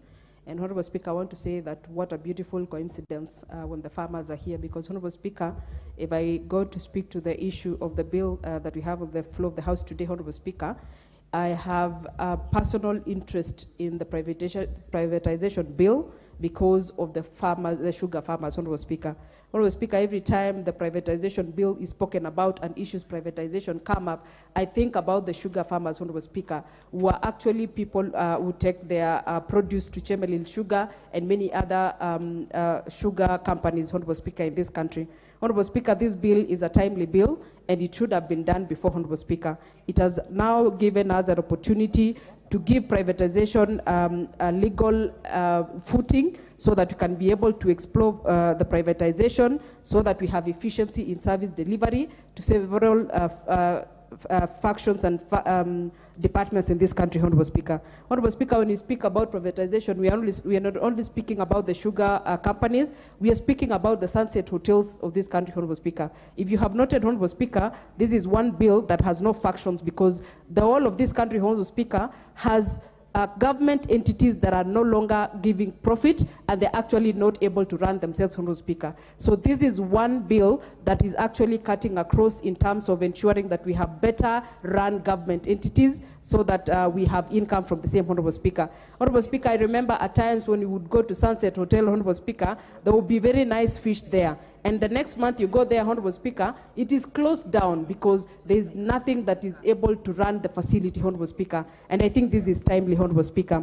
I want to speak, Honorable Speaker, to the bill. The bill, Honorable Speaker, if you have looked at it, it gives the Parliament, the parliamentarians an opportunity, Honorable Speaker, to be able to ratify it, Honorable Speaker. After the approvals have been done or the recommendations have been done, Honorable Speaker, they must and should come to this House, Honorable Speaker, as put out in the bill for ratification, Honorable Speaker. Honorable Speaker, this gives an opportunity the representatives of the counties, the representatives of the constituencies, the representatives of the people, Honorable Speaker, to add their voice, Honorable Speaker. Honorable Speaker, I want to speak passionately to Chemelil Sugar as an example of those entities that should be privatized immediately, Honorable Speaker. Honorable Speaker, when I was growing up in the hills of Nandi, Honorable Speaker, Chemelil Sugar was a lion then. It was an entity that used to sponsor serious talent games, Honorable Speaker, football and volleyball and whatnot, and they used to fund them, Honorable Speaker. There was a school called Chemelil Academy, Honorable Speaker. It was an icon that was spoken about by each and everyone in this country, Honorable Speaker. But as we speak, Honorable Speaker, even the CSR that we used to get from Chemelil Sugar, the health facilities that they used to build, the roads that they used to repair, employment opportunities, Honorable Speaker, issues to do with the businesses, the sugar farmers, Honorable Speaker, that used to deliver their cane to that place, Honorable Speaker. It reached to a point, Honorable Speaker, in 2016, where a farmer cried and said, I actually delivered my cane in 2014 to Chemelil Sugar, and to 2016, I have not been paid, and my children are at home, Honorable Speaker. Honorable Speaker, these are part and some of the entities that we must ensure that they are privatized, Honorable Speaker, and we thank the drafters of this bill, Honorable Speaker, for giving this country an opportunity to be able to put these entities into private hands so that we have efficiency. We stop them, Honorable Speaker, from demanding too much from exchequer releases, and we actually have profits, Honorable Speaker. Honorable Speaker, every other thing that happens does not go without negative impacts, Honorable Speaker. And if you have gone through the bill, Honorable Speaker, you see that this particular bill is elaborate. It actually gives us the opportunity, or it provides expressly in the bill, Honorable Speaker, how to be able to handle those negative impacts, Honorable Speaker, which include and is not limited to monopoly and high prices, Honorable Speaker, that can at times come from privatizing most of these entities. Honorable Speaker, like an honorable member said earlier, he said that government is a very bad business entity, and they normally say everything that someone touches turns gold. But Honorable Speaker, it's not the same for government. Everything that the government touches in terms of business actually becomes something else. It's not gold, Honorable Speaker. It becomes disastrous, and it actually gives losses to this country. So, Honorable Speaker, I want to say that I support this particular bill, and I appreciate the committee, and I appreciate this thoughtful government, Honorable Speaker, that has gone all the way to ensure that we have a legal framework so that as we do the privatization, Honorable Speaker, we are respecting the laws of this country and the Constitution of Kenya, Honorable Speaker. So I support this bill in entirety, and I hope that we are going to have its implementation quite fast so that we bring back this country to its economic footing. Thank you, Honorable Speaker, for the opportunity. Thank you. The next chance will go to Dr. James Nyikal, member for Seme.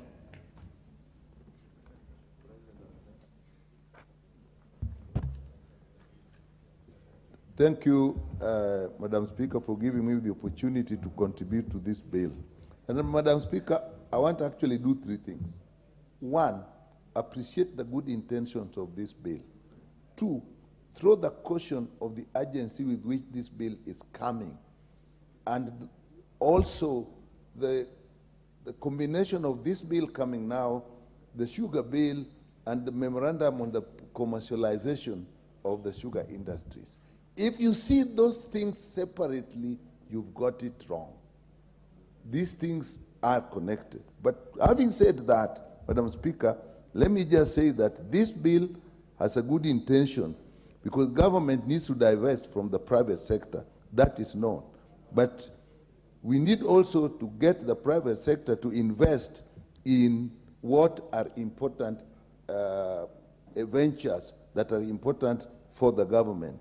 And we have had examples like was shown by the leader of majority when some companies were privatized, like Kenya Post and Telecommunications, that seem to have worked. We realize that it is actually a progression of the Act of 2005, which didn't work. You must then ask ourselves, why did that one not work? We still have the need to protect public funds that are invested in ventures. And members of parliament should have actually a say in this. But this bill actually provides, but that limits the contribution of the members of parliament is that. That's something we should be cautious about. It also creates a privatization authority. Then we must ask ourselves, why did the commission fail? And now we are bringing in the authority. What is different? I actually see no difference except the intentions. And it is my belief, I want to believe that the government that brings it now has better intentions than who brought the bill last year. This authority is to advise the government on implementation of privatization programs, is also to put limitations on the privatization programs, and is also to provide for identification of the privatization programs and state criteria for who is going to be involved in this program. Madam Speaker, that is all very good, and I actually do appreciate that. It also provides for agreement processes and appeal processes, which I also accept is a good thing, and the handling of proceeds. But my worry, Madam Speaker, is that I hope this bill will not also just be used to actually get people who are close to government to actually acquire what are now public property for a song. And Madam Speaker, the leader of majority actually talked about government, and I wish he could hear me. I once gave him a definition of what government is, and I don't see the difference. As much as we will see the structures of government, the people who are elected, it eventually ends up that actually the government is the president and the people that the president listens to, whether those people are in official positions of government or not. And it is my fear that this may actually help.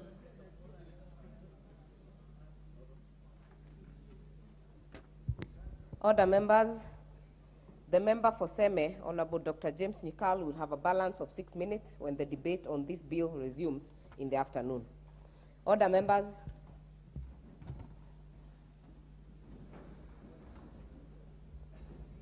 Honorable members, and the time being 1 p.m., this House stands adjourned until today, Thursday, 14 September 2023 at 2:30 p.m.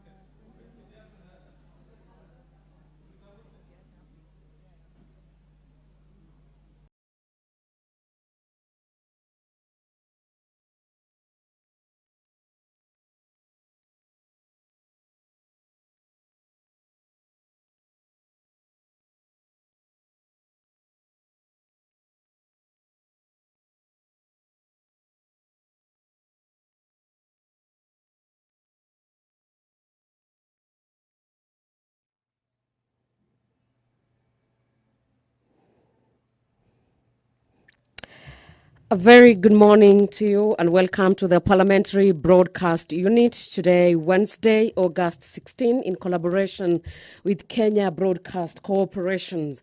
And today, members of Parliament, being the second session of the morning sitting, are expected to deliberate and debate on various motions and bills, including the establishment of a National Cancer and Prevention and Control Fund motion, brought by the Marakwet West Member of Parliament, Honorable Timothy Toroitich.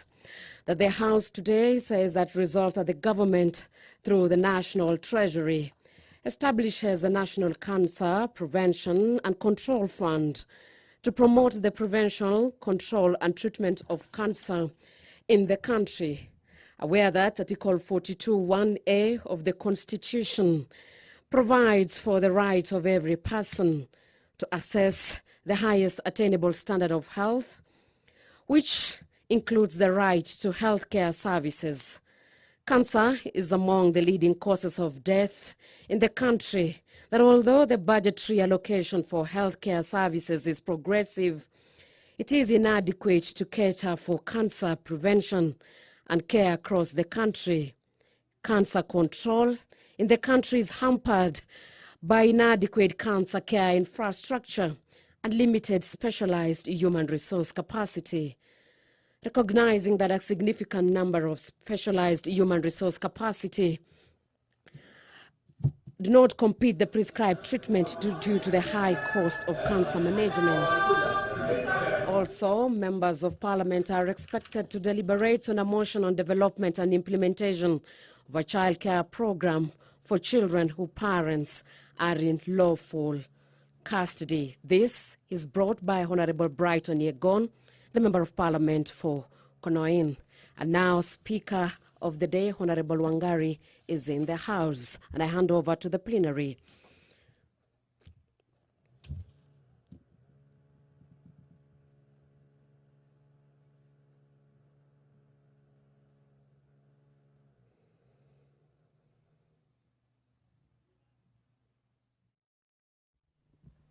Let us pray. Almighty God, who in your wisdom and goodness have appointed the offices of leaders and parliaments for the welfare of society and the just government of the people, we beseech you to behold with your abundant favor as your servants, whom you have been pleased to call to the performance of important tasks in this republic. Let your blessings descend upon us here assembled, and grant that we shall treat and consider all matters that shall come under our deliberation in so just and faithful a manner as to promote your glory, your honor and glory, and to advance the peace, prosperity and welfare of our country and of those whose interests you have committed to our charge. Amen.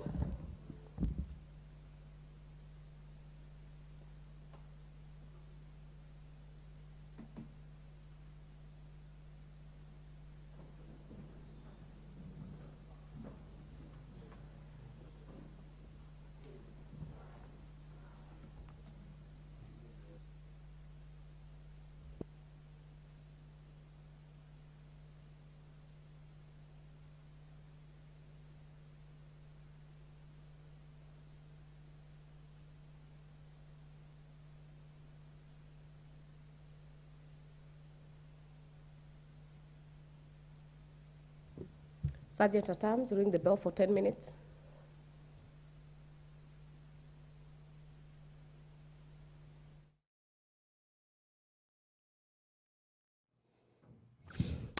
Having not achieved the requisite number or the quorum for the House, a bell has been rung to allow members of Parliament who might have been in different meetings to work to the chamber so that the House can resume its duties today.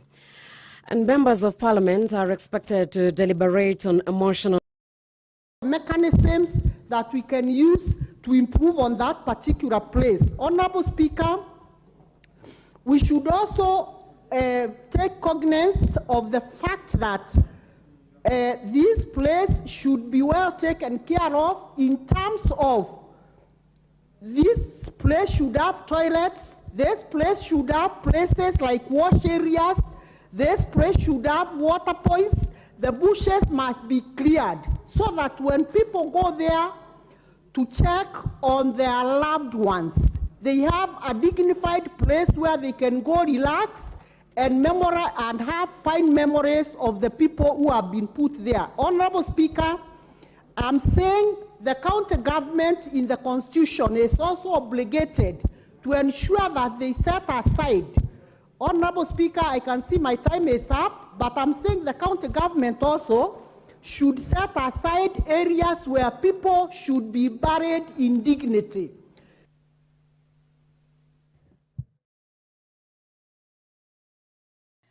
Well, a very good morning to you and welcome to this live broadcast of the National Assembly proceedings on this 14th day of September the year 2023. This is a special sitting that has been convened via Kenya Gazette Notice number 12053 of 8th of September the year 2023. This is a live broadcast that is brought to you by the Parliamentary Broadcasting Unit in partnership with the Kenya Broadcasting Corporation. Now, as indicated earlier, is that this is a special sitting. Remember, the National Assembly members are on a month-long recess. They should be resuming on the 25th of September, but there is urgent business that is expected to be transacted in the House on this particular day, thereby forcing this particular special sitting that was done through a Gazette notice by the Speaker of the National Assembly, Honorable Dr. Moses Wetangula, notifying all members of this particular day, date, and time that the House, that all members of the National Assembly will be required to be in the chambers to consider a very urgent business of a national interest. And as you can see, members are trickling in. Remember, the special sitting had been scheduled to start at 10. So members are walking in, as you can see there, the whip, of course, trying to ensure that the members are seated. The business to be transacted includes the first reading of a number of bills. There is the Digital Health Bill, also the Social Health Insurance National Bill, and also the consideration of the Sugar Bill that is currently at its second reading stage. And the members will be going into the Committee of the Whole on this particular bill to look at it and debate further on it. But as you can see, the Speaker of the National Assembly, Honorable Moses Wetangula, has stepped in the chambers. He will be presiding over this special sitting this morning. Allow me to hand you over to this live broadcast that is brought to you by the Parliamentary Broadcasting Unit in partnership with the Kenya Broadcasting Corporation. Good morning. Waheshimiwa, tuombe. Ewe Mwenyezi Mungu, ambaye kwa hekima na wema wako umetoa nyadhifa za viongozi na mabunge kwa ustawi wa jamii na utawala wa haki wa wanadamu, tukusihi utazame kwa neema nyingi sisi watumishi wako ambao wameridhika kutuita ili tutekeleze shughuli muhimu za jamhuri yetu. Tunakuomba uturumshie baraka zako sisi tuliokutanika hapa, na utajalie tuyatende na kufikiria mambo yote yatakayofikishwa mbele yetu kwa njia ya haki na uaminifu, ili utukufu na sifa zako ziendelezwe, na ili kustawisha amani, ufanisi na heri nchi yetu na wale ambao haja zao umezikabidhi mikononi mwetu. Amen.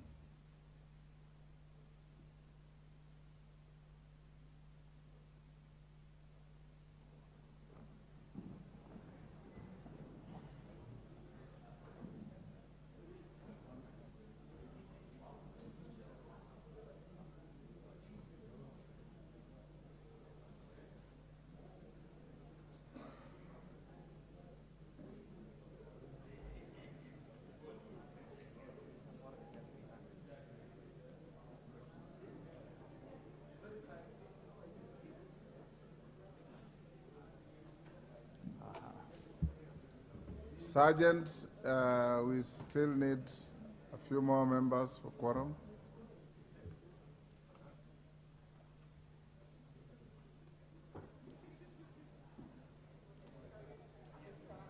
Okay.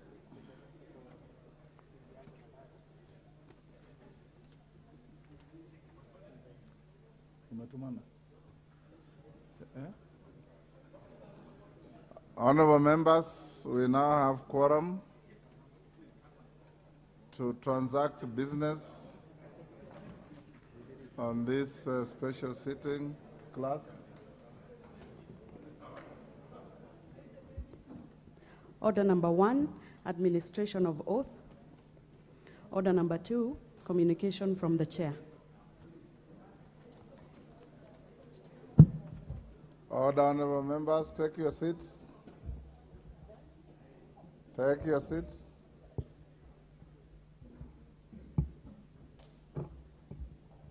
Honorable members, I take this opportunity to welcome you to the special sitting of the House. Order. Honorable members, I take this opportunity to welcome you to the special sittings of the House today, Thursday, 14 September 2023, convened pursuant to the provision of Standing Order 29 relating to the procedure for convening of special sittings of the House during recess. I wish to report to the House that on 4th September 2023, I received a request from the leader of the majority party asking me to convene a special sitting of the National Assembly to consider certain urgent business. Honorable members, whereas I'm conscious that you are still on your deserved recess break, I took cognizance of the fact of the urgency of the business so specified in the request by the leader of the majority party. Accordingly, I acceded to the request to convene a special sittings today, Thursday, 14th September 2023, commencing 10 a.m. for the morning sitting and at 2:30 p.m. in the case of the afternoon sittings. Consequently, honorable members, in keeping with the requirement of Standing Order 29, I did communicate to members and the public of the special sittings of the House via Gazette Notice number 12053 of 8 September 2023 and through the usual notifications in the dailies. Member, take your seat. Take the nearest seat. The nearest. Take the nearest seat.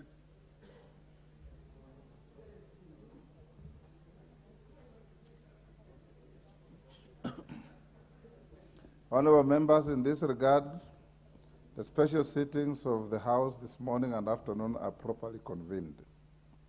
Honorable members, as specified in the Gazette Notice, the purpose of the sittings as follows. 1, conveyance of any urgent messages from the President, the National Executive, or the Senate.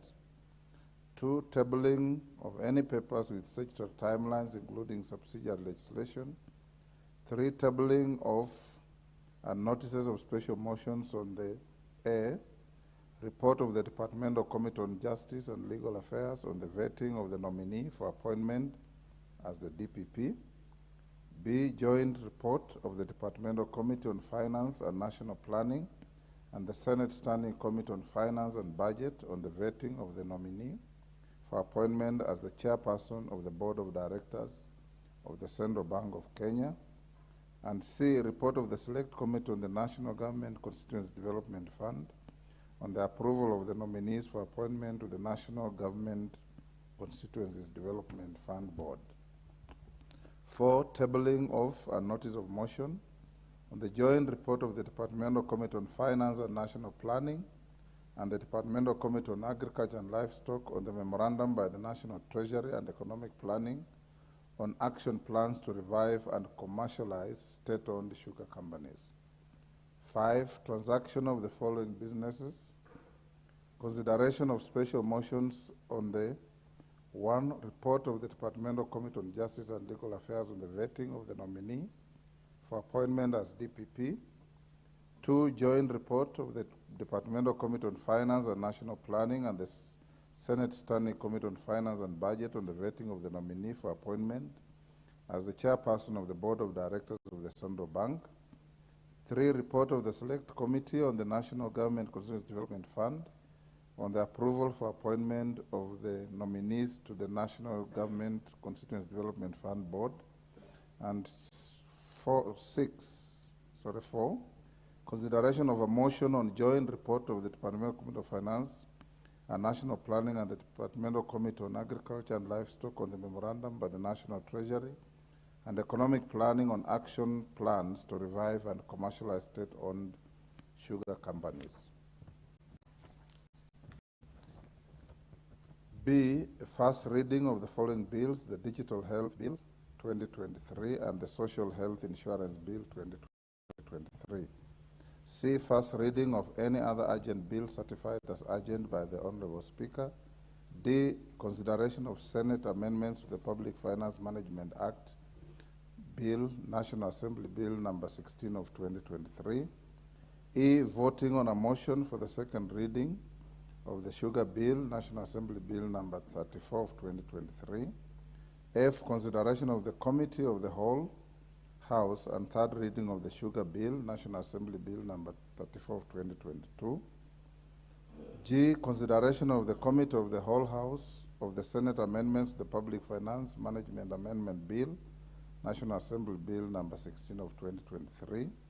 6, consideration of any other priority business certified as urgent by the Honorable Speaker. In this regard, I have consented to a request by the Leader of the Majority Party to include the Privatization Bill, National Assembly Bill number 22 of 2023 for consideration in second reading and in Committee of the Whole House today. Honorable members, business relating to the consideration of the nominees for appointment to the offices of DPP, Chairperson of the Board of Directors of the Central Bank of Kenya, and members of the National Government Constituency Development Fund Board, respectively, will be considered during the afternoon sitting, following tabling of the relevant committee reports and issuance of notices of motion. Having said that, honorable members, today's sittings come barely a week after the conclusion of the Africa Climate Change Summit 2023, which was held at the Kenyatta International Conference Center, KICC, from 4th to 6th September 2023. The Climate Change Parliamentarians Dialogue under the chairmanship of Honorable Senator Kajwang, and yours truly graced the occasion on the 6th September 2023 under the auspices of the Departmental Committee on Environment, Forestry and Mining of this House as well. Honorable members, noting the unique role of Parliament in anchoring policy into law and domesticating international obligations on one hand, and exercising oversight of the execution on the other hand, I challenge relevant committees of this House to take up the resolutions of the Africa Climate Change Summit with a... Honorable members at the bar, take your seats. Short messages.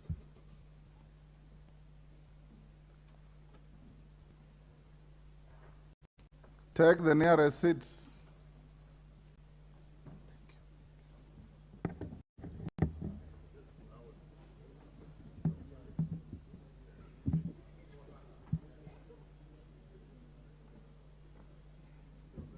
Commissioner Faith, the word nearest must be strange to you.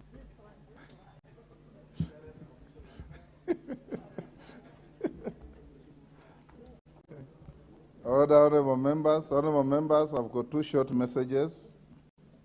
One on the establishment of the National Dialogue Committee. Honorable members, Standing Order 41.5 relating to messages to and from the Senate provides that if a message is received from the Senate at a time when the House is not in session, the Speaker shall forthwith cause the message to be transmitted to every member and shall report the message to the House on the day the House next sits. In this regard, honorable members, I wish to report to the House that on Thursday, 31st August 2023, I received a message from the Senate regarding approval of the resolution on establishment of the National Dialogue Committee.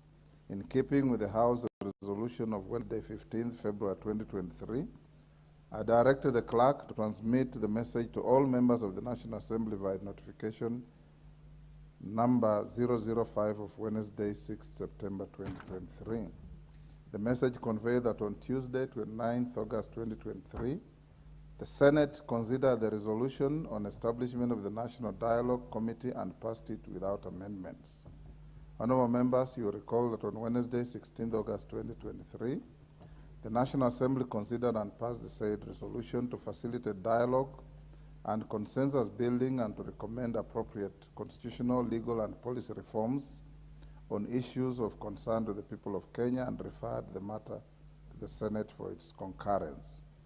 Honorable members, the concurrence of the Senate concluded the bicameral consideration of the resolution on establishment of the National Dialogue Committee. For the record, the committee has since commenced execution of its mandate, having been accorded the necessary secretarial facilitation by the clerks of the Houses of Parliament.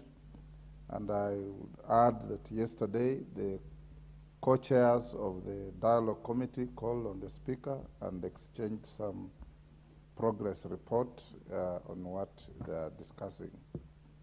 Honorable members, you are accordingly informed. The second message is on the passage of 2 National Assembly bills by the Senate. Honorable members, Standing Order 41.5 for relating to messages to and from the Senate provides that if a message is received from the Senate at a time when the House is not in session, the Speaker shall forthwith cause the message to be transmitted to every member and shall report the message to the House on the day the House next sits.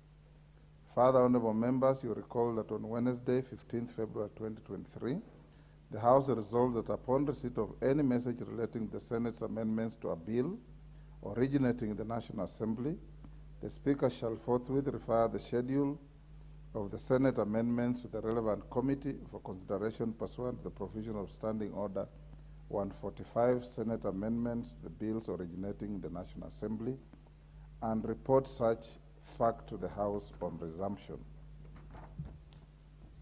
In this regard, honorable members, I wish to report to the House that on Thursday, 31st August 2023, being a period during the September 2023 recess, I received 2 messages from the Senate regarding the passage of 2 National Assembly bills. I further directed the clerk to transmit the messages to all members of the National Assembly via notification number 004 of Wednesday, 6 September 2023. The first message conveyed that on Thursday, 31st August 2023, the Senate considered and passed the Climate Change Amendment Bill, National Assembly Bill number 42 of 2023 without amendments.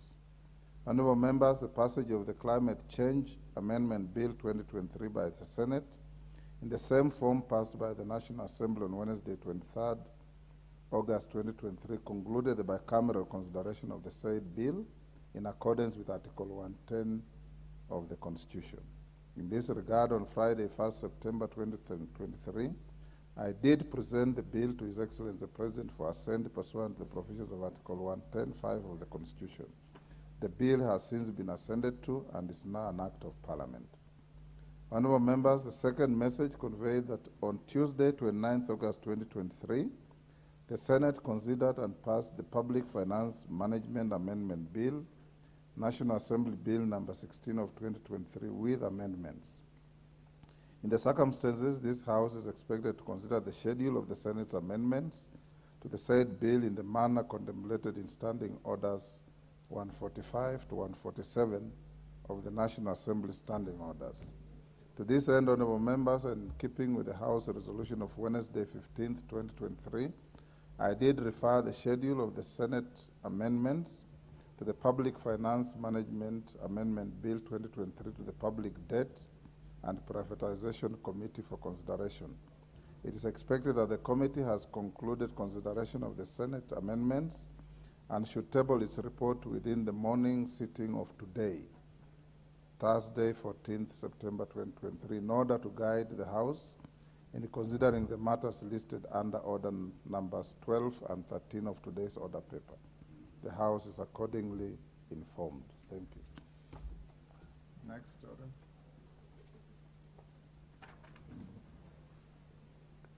Order number 4, petitions. Order number 5, papers.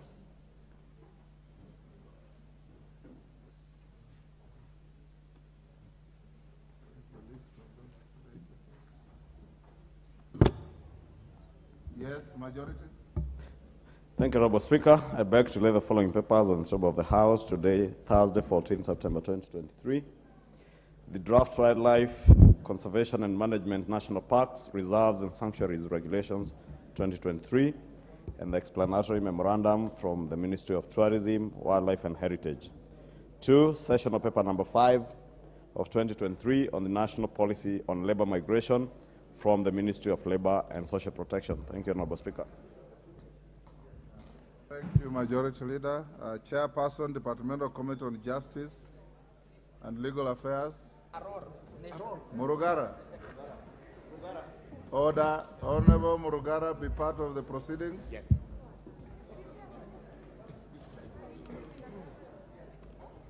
Thank you. Thank you, Mr. Speaker. So, Speaker, I beg to lay the following paper on the table of the House today, Thursday, 14th September 2023.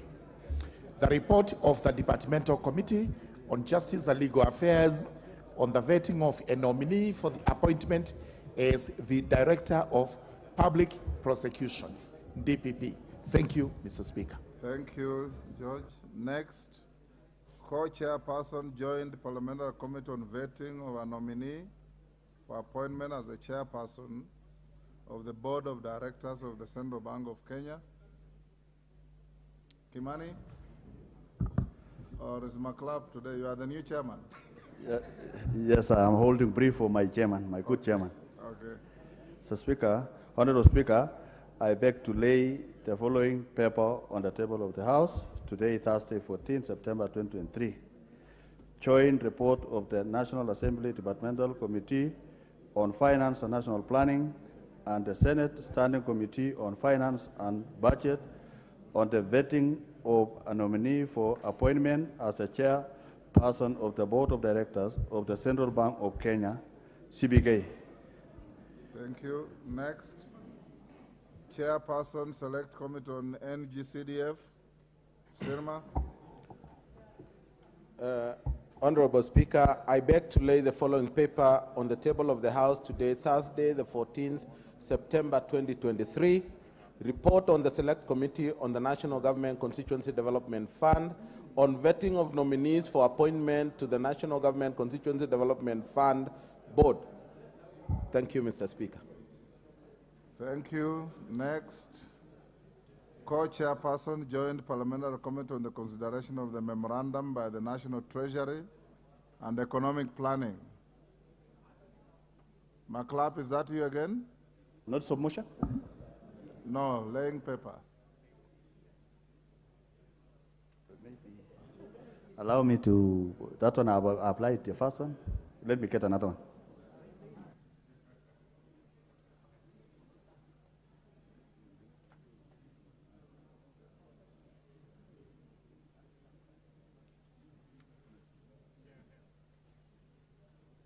You got?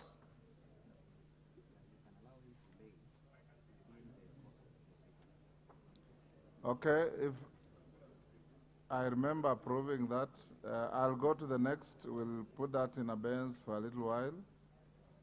Chairperson Committee on Delegated Legislation. Hold. Chair Public Debt Committee. Shuria.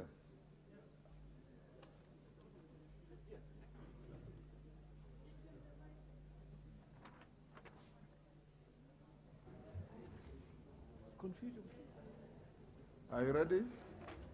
Yes, Honorable Speaker. You don't appear to be.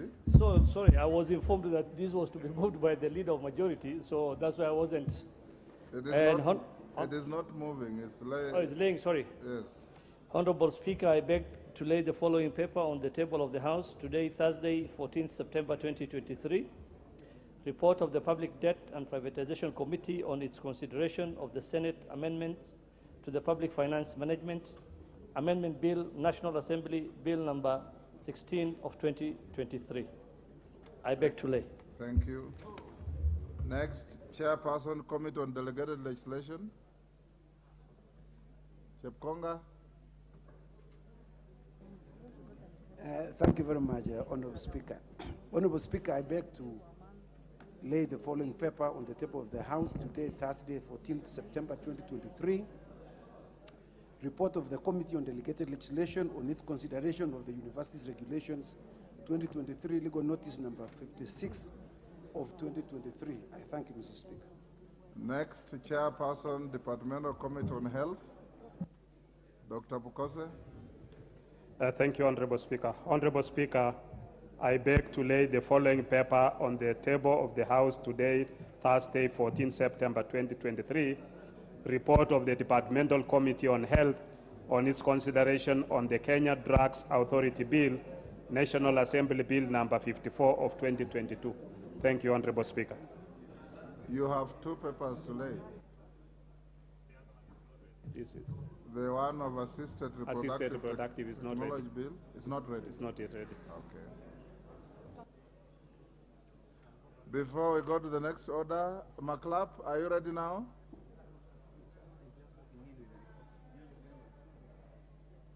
Chairman Kimani, you are holding the House.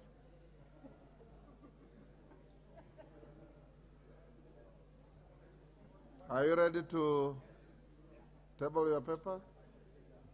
Go ahead. Give him the mic. There's one next to you.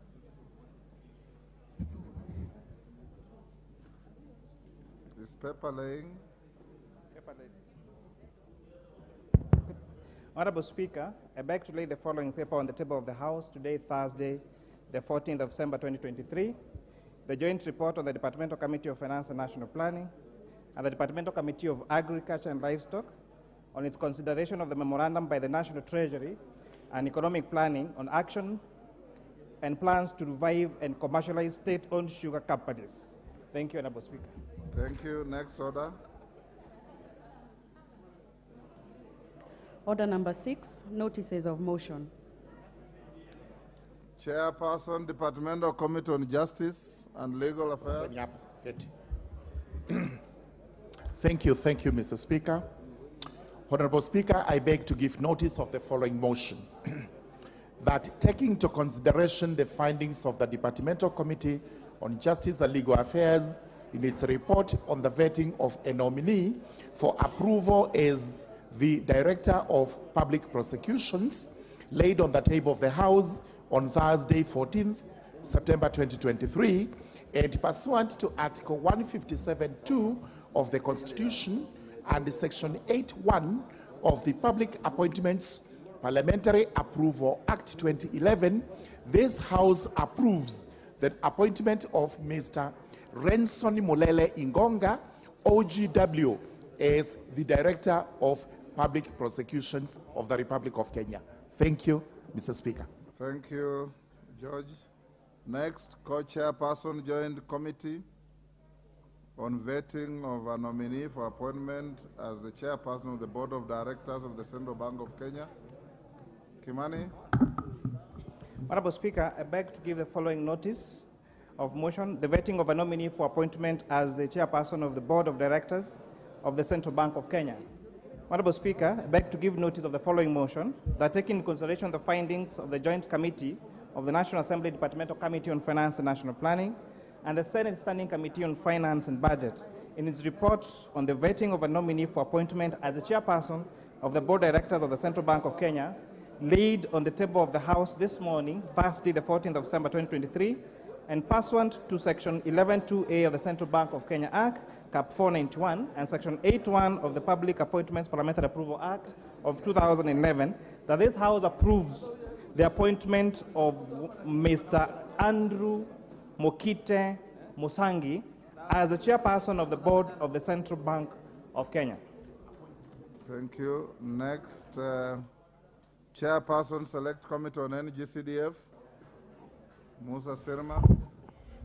Mr. Speaker, I beg to give notice of the following motion: that taking into consideration the findings of the Select Committee on the National Government Constituency Development Fund in its report on the vetting of nominees for appointment as members of the National Government Constituency Development Fund Board, laid on the table of the House on Thursday, 14 September 2023, and pursuant to Section 15(1)(c) of the National Government Constituency Development Fund Act 2015 and Section 8(1) of the Public Appointments Parliamentary Approval Act 2011, this House approves the appointment of the following persons as members of the National Government Constituency Development Fund. 1. Honorable Olago Oluoch, CBS. Honorable Janet Teya and Senator Ms. Matsitsa Naomi Shionga. I beg to move. You are giving notice of motion. So what are you moving? Next, co-chairperson, Joint Parliamentary Committee on the consideration of the memorandum by the National Treasury, Kimani, and Economic Planning. Chairman Kimani.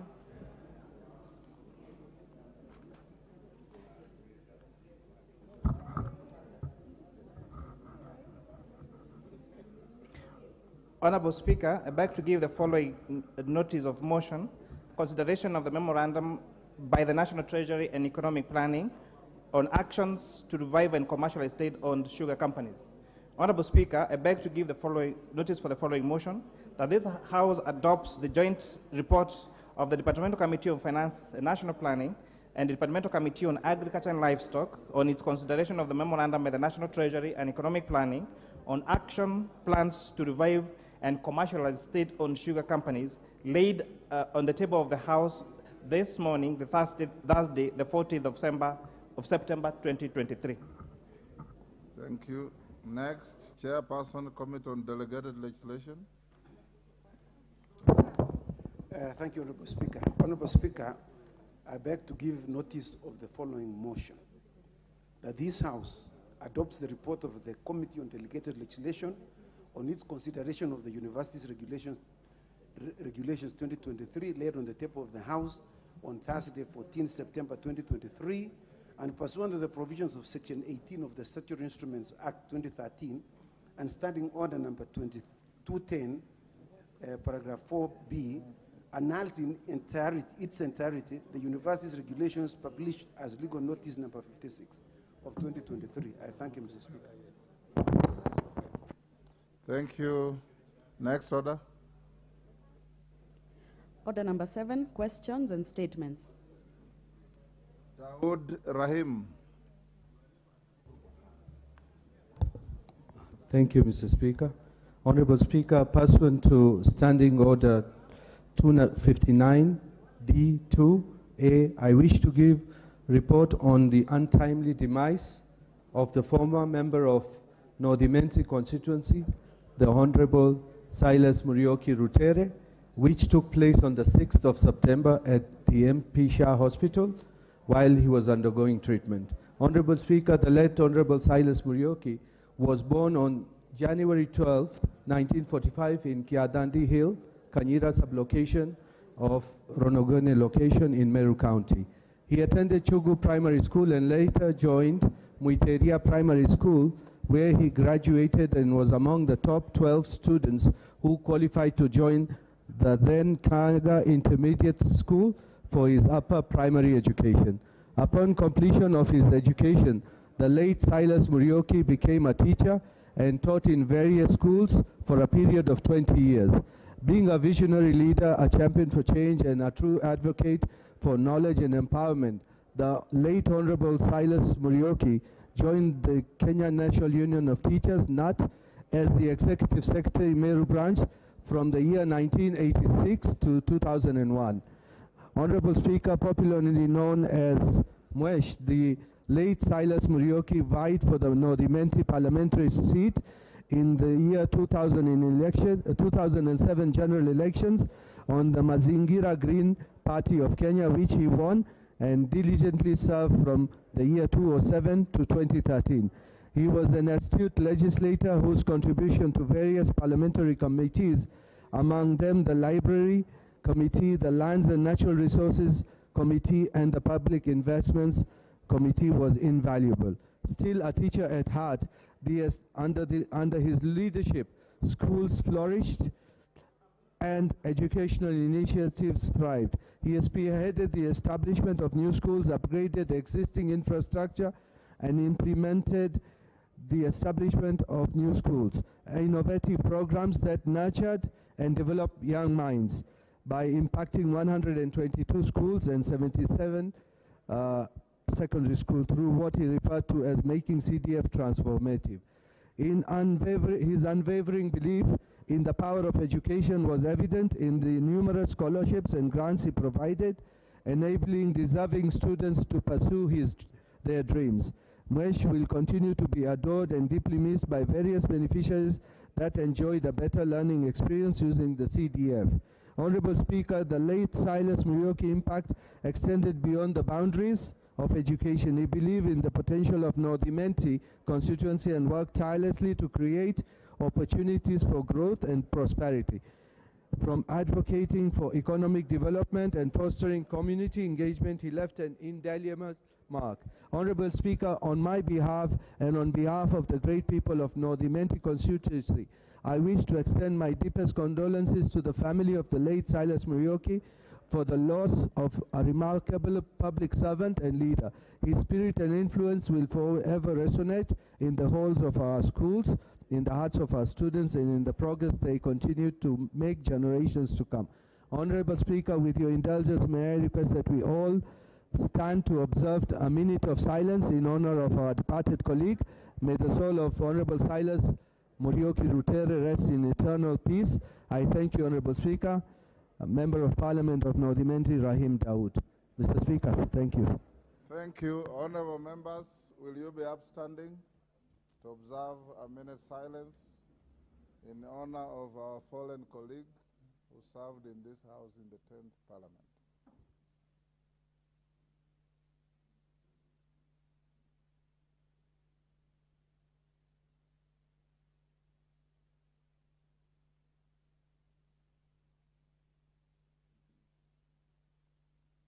May his soul rest in eternal peace. Thank you. Dorothy Kiara, you've asked me to give you 1 minute to say something. Thank you, Honorable Speaker. Honorable Speaker, I too join in mourning this great leader, Honorable Silas Muriuki. Honorable Silas Muriuki is a man I worked with for 40 good years, 17 years as the Executive Secretary of Kenya National Union of Teachers, and 23 years until his demise in the political arena. Honorable Silas Muriuki will be remembered fondly for having been in the forefront of fighting for the teachers' rights.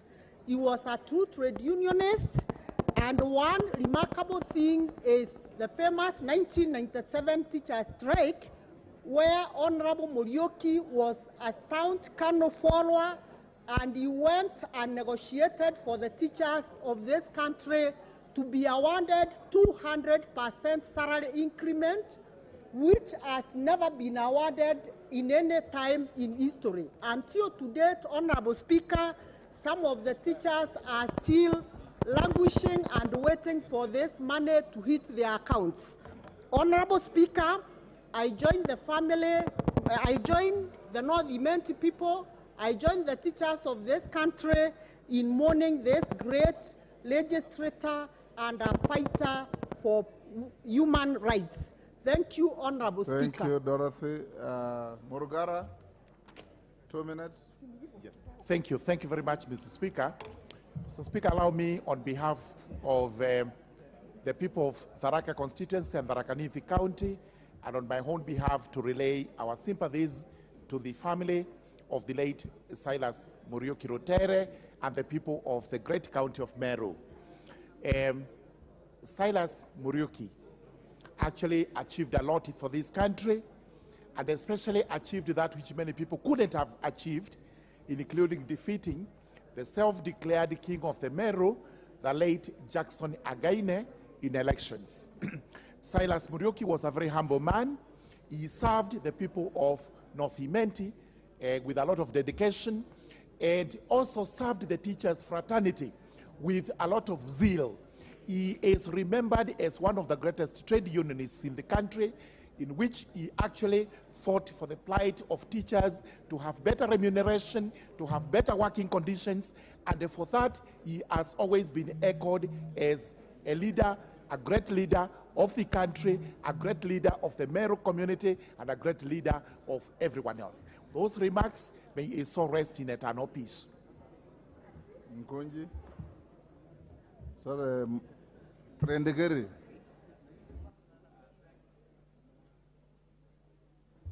Thank you, Mr. Speaker. 2 minutes. I stand here also to eulogize the late Honorable Member of Parliament for Imenti North, and to say out to him, Mr. Speaker, my constituency was carved from Imenti North.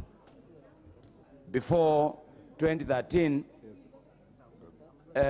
Honorable Muriuki was leading the largest constituency in Meru, and when delimitation was done, board was created from North Imenti. Mr. Speaker, when I took over, the only mark of distinction in terms of infrastructure development in the Bodo constituency is what was left behind by Honorable Silas Muriuki. Mr. Speaker, leading a very large constituency was not easy, and bringing people together was not easy. But through the effort and initiatives of the late Silas Muriuki, this greater constituency was in cohesion. We lived in peace, and therefore to us is passing on as really deprived as a great son of Meru and Bori and North Imenti in general. Thank you. I thank you, Mr. Speaker. Karemba, 2 minutes.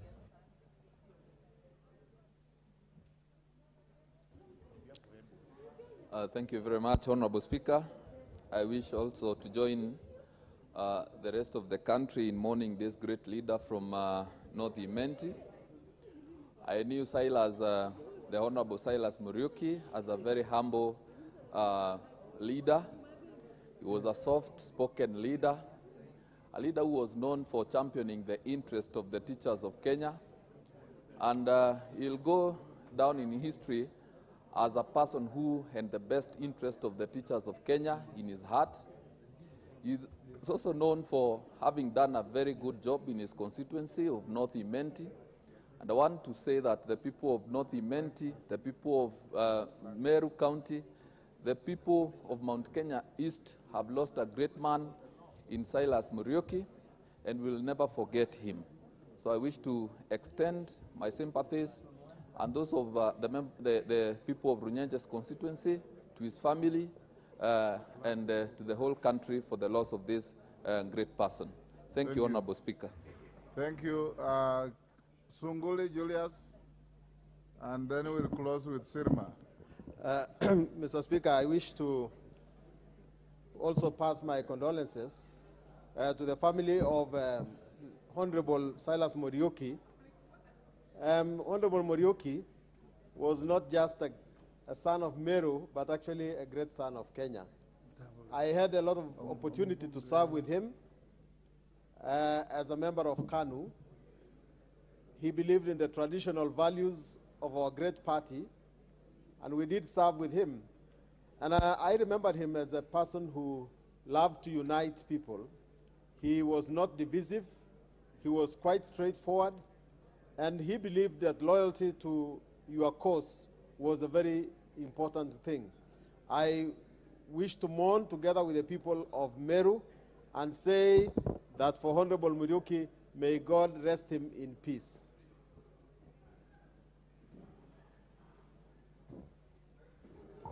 Mr. Speaker, thank you for giving me this opportunity to eulogize our great son of this country, the late Silas Muriuki. Muriuki was a good representative of the teachers' fraternity in this country. Secondly, he also served with me in this parliament. Mr. Speaker, Muriuki was a good debater.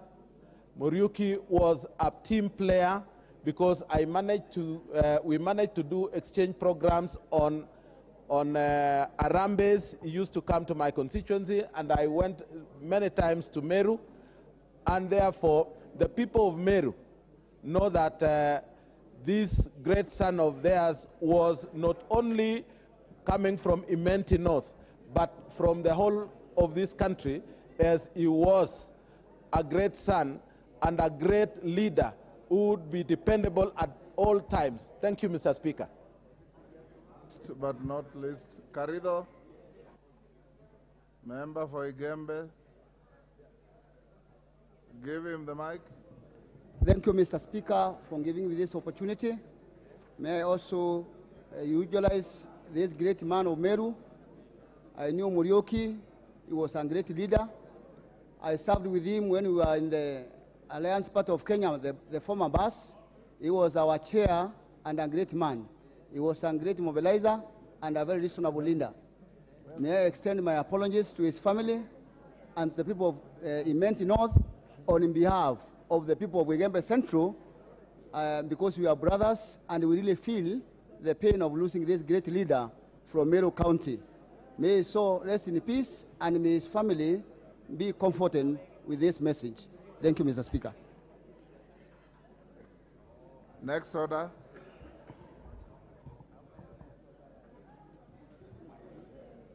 Order number 8, procedural motion, reduction of publication period of specified bills.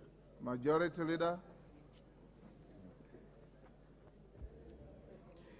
Thank you, Honorable Speaker. I beg to move that, pursuant to the provisions of Standing Order 120, this House resolves to reduce the publication period for the following bills.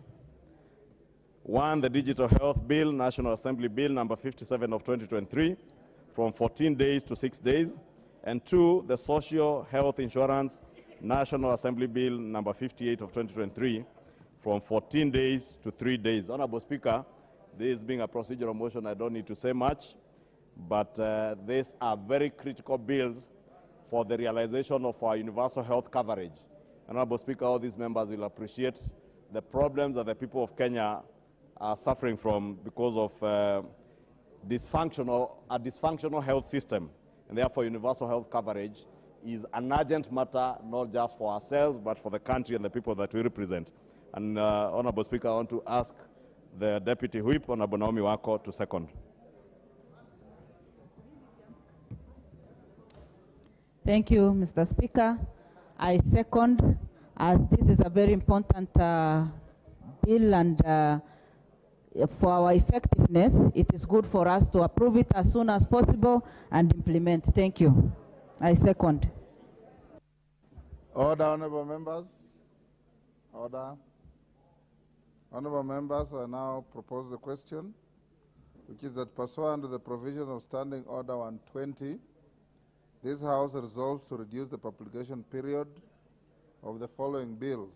1, the Digital Health Bill, National Assembly Bill number 57 of 2023, from 14 days to 6 days. And 2, the Social Health Insurance National Assembly Bill number 58 of 2023, from 14 days to 3 days. I put the question. Honorable members, I put the question, which is that pursuant to the provision of Standing Order 120, this House resolves to reduce the publication period of the following bills. 1, the Digital Health Bill, National Assembly Bill number 57 of 2023, from 14 days to 6 days. And 2, the Social Health Insurance National Assembly Bill number 58 of 2023, from 14 days to 3 days. As members of that opinion say aye. Will those of the contrary opinion say nay? The ayes have it. Next order.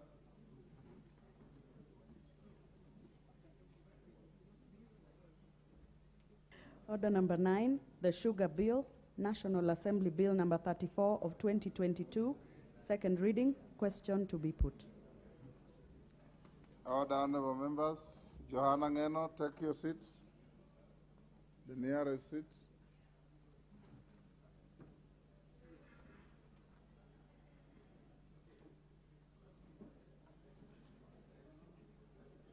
Paulo, you freeze where you are. Honorable members, I now put the question at order number 9, which is that the Sugar Bill, National Assembly Bill number 34 of 2022, be now read a second time. As members of that opinion say aye. Aye. Will those of the contrary opinion say nay?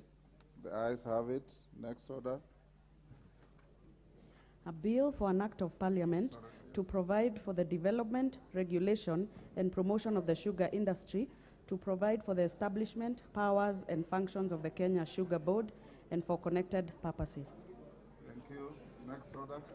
Order number 10, the Digital Health Bill, National Assembly Bill number 57 of 2023, first reading. A bill for an act of parliament to provide for the establishment of the Digital Health Agency, to provide a framework for provision of digital health services, to establish a comprehensive integrated digital health information system, and for connected purposes. Thank you. Next. Order number 11, the Social Health Insurance Bill, National Assembly Bill number 58 of 2023, first reading. A bill for an act of parliament to establish the framework for the management of social health insurance, to provide for the establishment of the Social Health Authority, to give effect to Article 43(1)(a) of the Constitution, and for connected purposes. Thank you. Next order. Order number 12, motion, consideration of Senate amendments to the Public Finance Management Amendment Bill, National Assembly Bill number 16 of 2023. Majority Leader, that is your motion, or is it Sharia who is moving?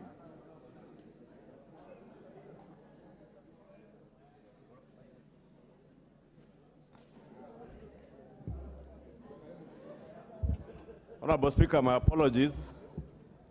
Quite a number of distractions. I think members are quite excited to be back after the short break.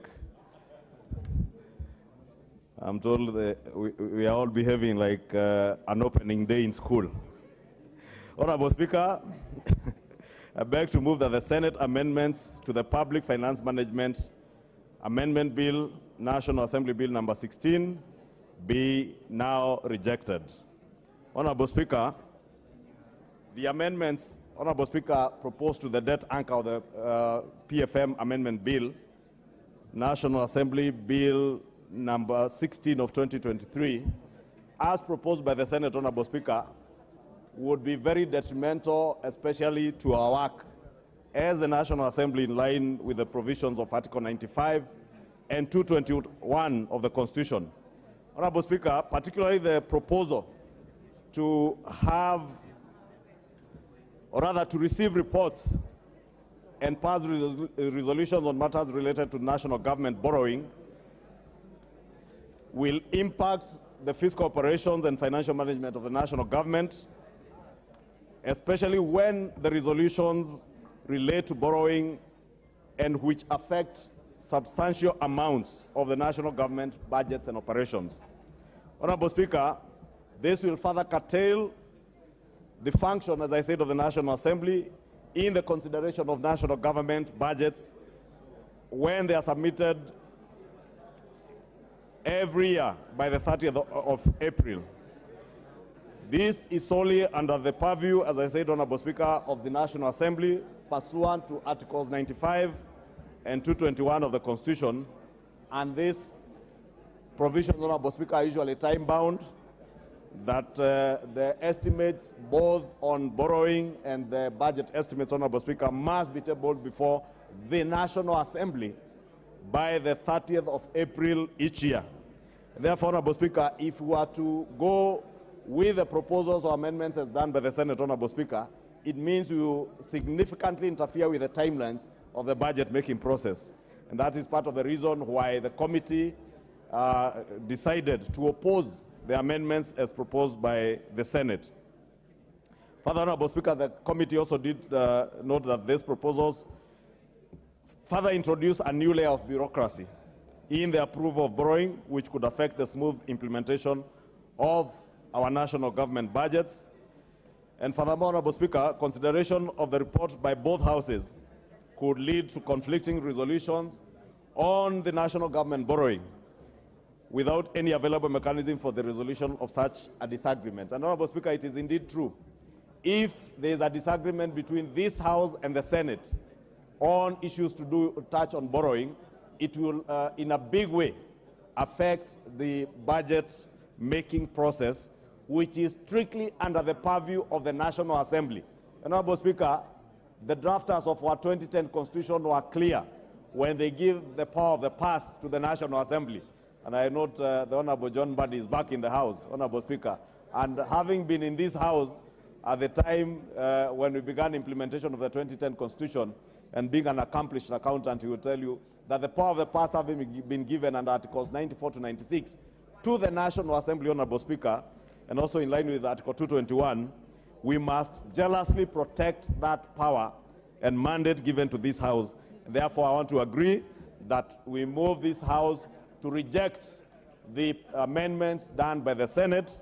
And Honorable Speaker, then we can kick off a mediation process. And you can imagine, Honorable Speaker, as I said, should we find ourselves in such a situation at the time of budget making and we have disagreements, even on an amendment of a comma or a prefix of a word, Honorable Speaker, it will lead to another mediation process which could take months. And we have seen with the Division of Revenue Bill in the past, mediation going all the way up to the end of a financial year, Honorable Speaker, almost to the end of a financial year. And therefore, Honorable Speaker, it will greatly curtail our budget-making process.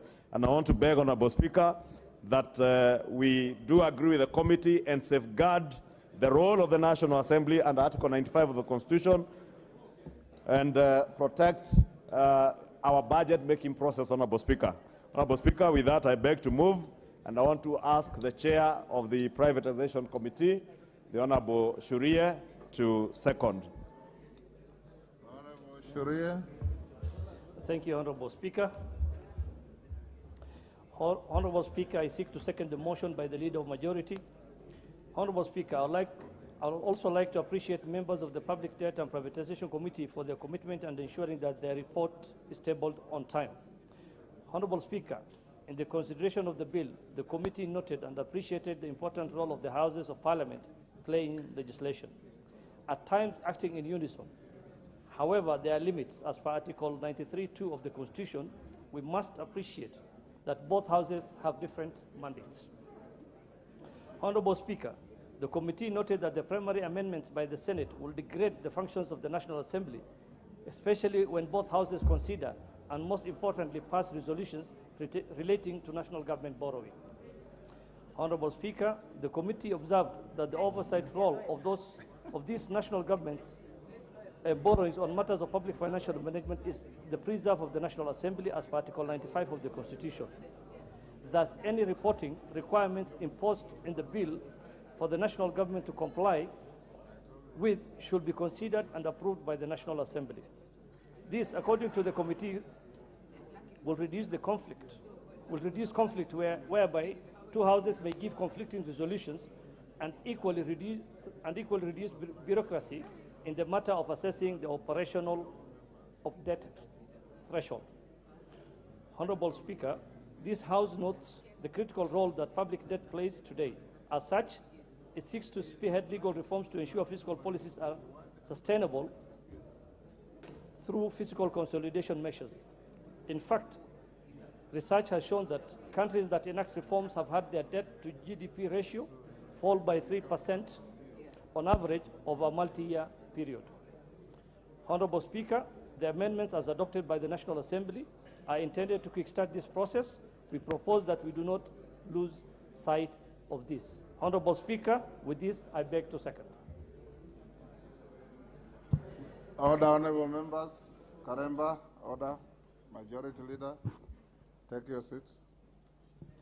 Honorable members, before I propose the question, you should note that if we are rejecting the amendments by the Senate, the upshot will be to go to mediation.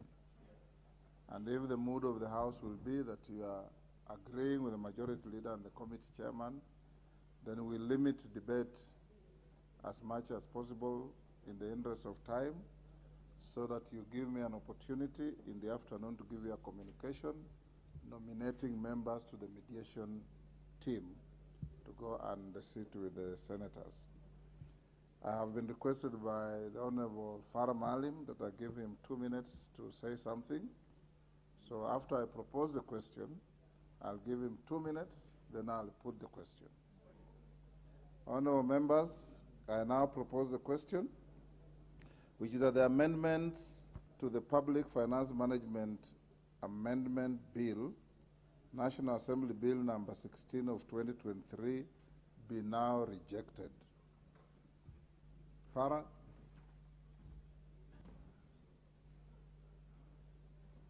With this. Yeah. Mr. Speaker, thank you very much for giving me this opportunity. Mr. Speaker, when we were designing a new constitution for this country, we did not want to reinvent the wheel. We basically were looking at, Mr. Speaker, can you protect me from Salasia, from all these members who are here consulting very loudly? Honorable members at the dispatch box, take your seats. Mr. Speaker, we had no intention of creating something that cannot work. We went the presidential system. The reason why we went the presidential system is that we looked at our own 30 years plus that time. I can't remember how many years it was. By 2008, 2007, 2010, we promulgated. It was close to 40 years. And then we decided we were going to have a presidential system. A presidential system pretty much as closely modeled along the American system as possible. And in those circumstances, Mr. Speaker, the role of Senate has nothing to do with budget making. The role of budget making is the role of what you would call either the lower house, I don't care whether we are called the lower house, but the National Assembly for that matter. The Senate is the House of Union. Mr. Speaker, the Senate is the House of Union because you have a senator from Lamu and you have a senator from Kakamega. That is the House of Union. That is the house that brings the nations of this country into one nation called Kenya. That's why Wyoming has got two senators and one House of Representatives. And at the same time, California has got 37 House of Representatives and only 2 senators also. The role of the Senate should be, 1, to protect devolution. 2, to do such things like ratification of appointment, approval of vetting and approval of members of the government who are appointed by the executive should not be a role for the for the National Assembly, but should be a role for the Senate. As far as the past is concerned, this House should be the one that has got that exclusive responsibility of creating the budget in this country. The other thing is that, Mr. Speaker, every time we have an issue here, instead of going back to the best practices and creating an institution out of this and doing it for posterity, we go back to negotiate. This is not a political process. This is not an AZIMIO or a Kenya KWANZA issue. It's not what you call this party, that issue. The National Assembly has got its own role cut for it, and the Senate has got its own role cut for it. And there's nothing we can change. In the areas where there are gray areas right now and it's not that well defined, then we need to go back again and see how we can firm up the Constitution so that there is no doubt at any given time of the 2 houses trying to do the same things at the same time. Mr. Speaker, with us, I support the concept that these things should be rejected, and I support the concept that we should not even negotiate about such things. If there's our role should be cut clear, the role of the Senate should be cut clear, and if there's a constitutional provision to do that, let us go ahead and have that constitutional provision to do that. Senate has got the role of protecting devolution and doing the determination and the criteria to be used for the amount of money that is devolved in the manner it's going to be distributed between the different counties, but not something central like this.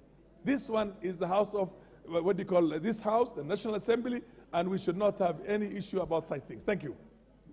Thank you. John Badi, I'm told you. Please take an average of 2 minutes each, or even 1 minute. Actually, Mr. Speaker, I agree with you. I think what Senate is trying to do, Mr. Speaker, would be rewriting our Constitution. There's nothing wrong if Senate wants a little bit more power. I thought we gave them too little power in terms of financial management, but that should be done in a procedural manner. We amend the Constitution and allow more leverage to the Senate. But as it is, Mr. Speaker, I'm in concurrence with the committee that we need to reject this proposal. Thank you, Mr. Speaker. Makali Mulu, take 1 minute also, and I'll finalize with Omboko Milemba 1 minute. Yeah, thank you, Honorable Speaker. Honorable Speaker, I do agree with my colleagues in terms of what they are saying. The truth of the matter, Honorable Speaker, is the matters public debt are closely associated with budget deficits, and this is a budget for the national government. I mean, it's the totality of the budget. And where there is need to borrow, even at the county level, because if you look at the Constitution, Honorable Speaker, the Senate is supposed to be promoting the interests of the counties. So even where counties are expected to borrow, Honorable Speaker, they are always guaranteed by the national government. So matters public debt at national level, and the only thing which Senate can do, Honorable Speaker, is by a resolution of the House, the Senate, is already provided for in Article 211. They can actually, by resolution, get a lot of details relating to debt issues, but not by straight arrangement where they get reports straight from the Treasury to them. So on those bases, Honorable Speaker, I think it's important we don't rewrite the Constitution. So I support the rejection, Honorable Speaker. Thank you. Thank you. Last, Omboko Milemba, 1 minute. Thank you, Honorable Speaker. Just in 1 minute, that Article 93 speaks very clearly about the two houses created, Senate and National Assembly. But 95 proceeds to speak about the roles of the National Assembly and the Senate. And in 95, the matters, budget, and the powers of this country, like in many other jurisdictions, is under the purview of National Assembly. And as a member of this committee, when we looked at it, Honorable Speaker, we realized that this could be a very small but direct encroachment on the powers otherwise that are bestowed on the National Assembly.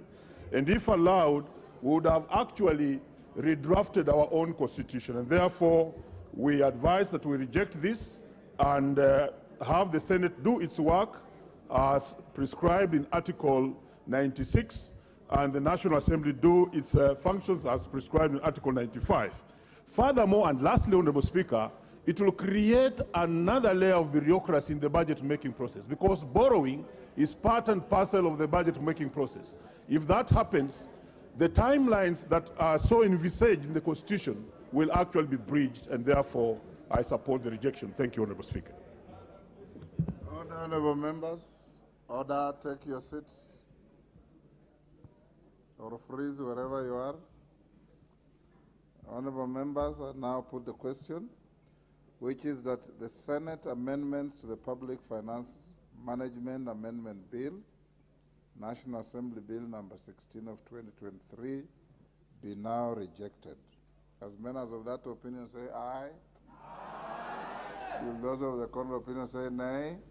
The ayes have it. Next order. Order number 13, special motion, consideration of a nominee for appointment as the chairperson of the Board of Directors of the Central Bank of Kenya.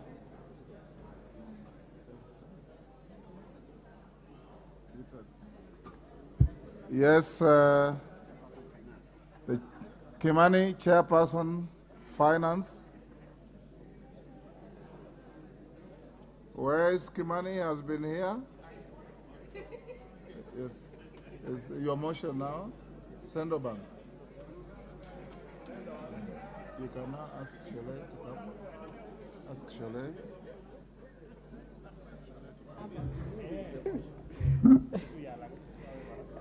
Thank you, Honorable Speaker. Mr. Speaker, sir, I raise that this House approves the joint committee report on the approval hearing of Mr. Andrew Mukita Musangi as the chairperson of the Central Bank of Kenya. Mr. Speaker, sir, before setting the specifics of the approval hearing, it is befitting to understand the motivation behind this vetting exercise, Honorable Speaker. Article 231 of our Constitution establishes the bank, the Central Bank of Kenya, which, Honorable Speaker, is the institution responsible for formulating monetary policy, promoting stability in the economic space, issuing currency, and performing other actions as may be confirmed by an act of parliament. Section 11(2)(a) of the Central Bank Kenya Act, Honorable Speaker, establishes the office of the chairperson of the Central Bank, who is appointed by His Excellency the President through a transparent and competitive process with the approval of the National Assembly, with the approval of Parliament. Honorable Speaker, the chairperson oversees all the board meetings and should be an individual who is knowledgeable and experienced in matters of monetary policy, financial, banking, and economic matters, and other disciplines as stipulated in the Central Bank Act. Honorable Speaker, the President nominated Mr. Andrew Mukite Musangi for the position of the chairperson of the Central Bank of Kenya and communicated the same through to the National Assembly and the Senate. Honorable Speaker, yourself and the Speaker of the Senate did direct that a joint committee of Finance and National Planning of the National Assembly and the Standing Committee of Finance and Budget of the Senate to conduct approval hearings and submit a report to this House, Honorable Speaker. An advertisement was made in all the dailies and gazettement of the time and approval for this candidate, Honorable Speaker, specified. We invited members of the public to submit written or written memoranda on the candidature of Mr. Andrew Mukite Musangi. It is good to report, Honorable Speaker, that we did not receive any memorandum from the public, especially adversarial, on the appointment of Mr. Andrew Mukite Musangi.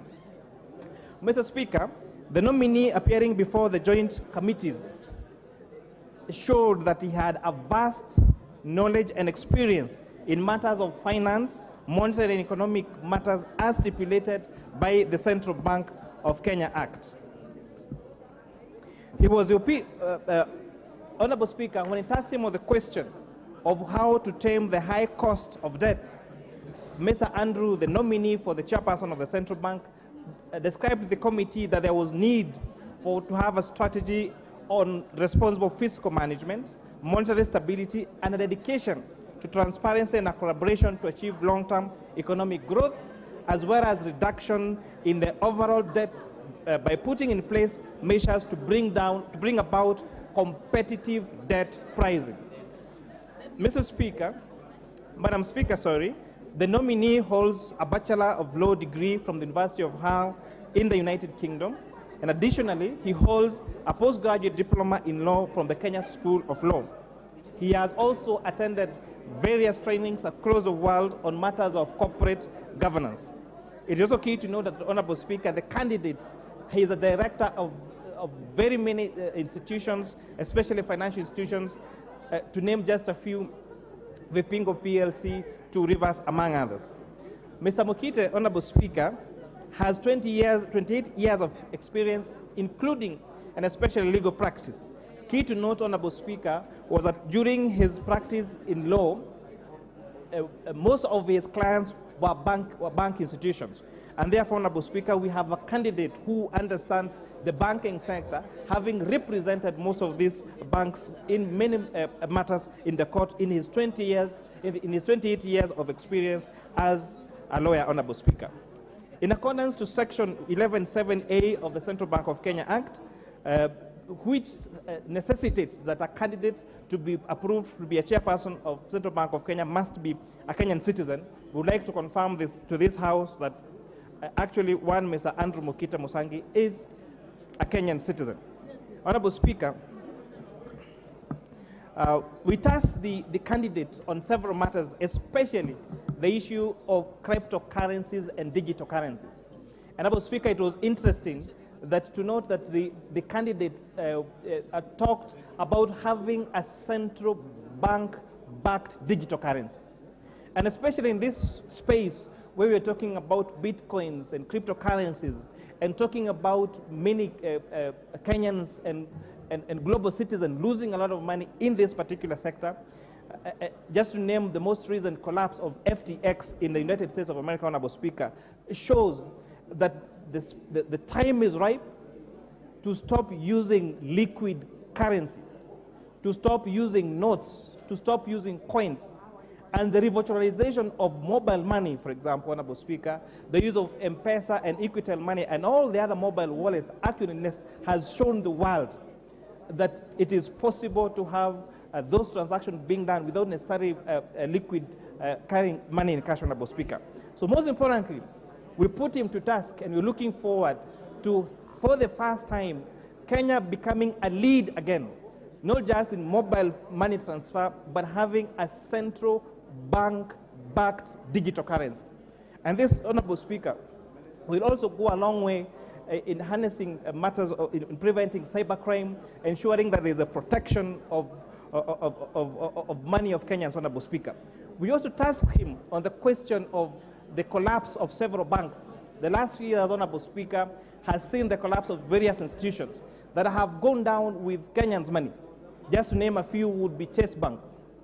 First Community Bank has been struggling with customers not being able to go and get their deposits. Honorable Speaker, the candidate was telling us the best way he sees as a strategy to prevent this collapse of banks is to increase the capital requirement of these particular institutions, to have mergers and acquisitions. And I know the banking sector, for example, in the last few years, were very worried about when international banks like Standard Chartered Bank, Barclays, now ABSA, Stanbic Bank came to Kenya. And there was a fear that we were giving out our banking business to multinationals at the expense of Kenyan businesses. But what we would see after a few years, Honorable Speaker, was the start and the progression of Kenyan-owned banks.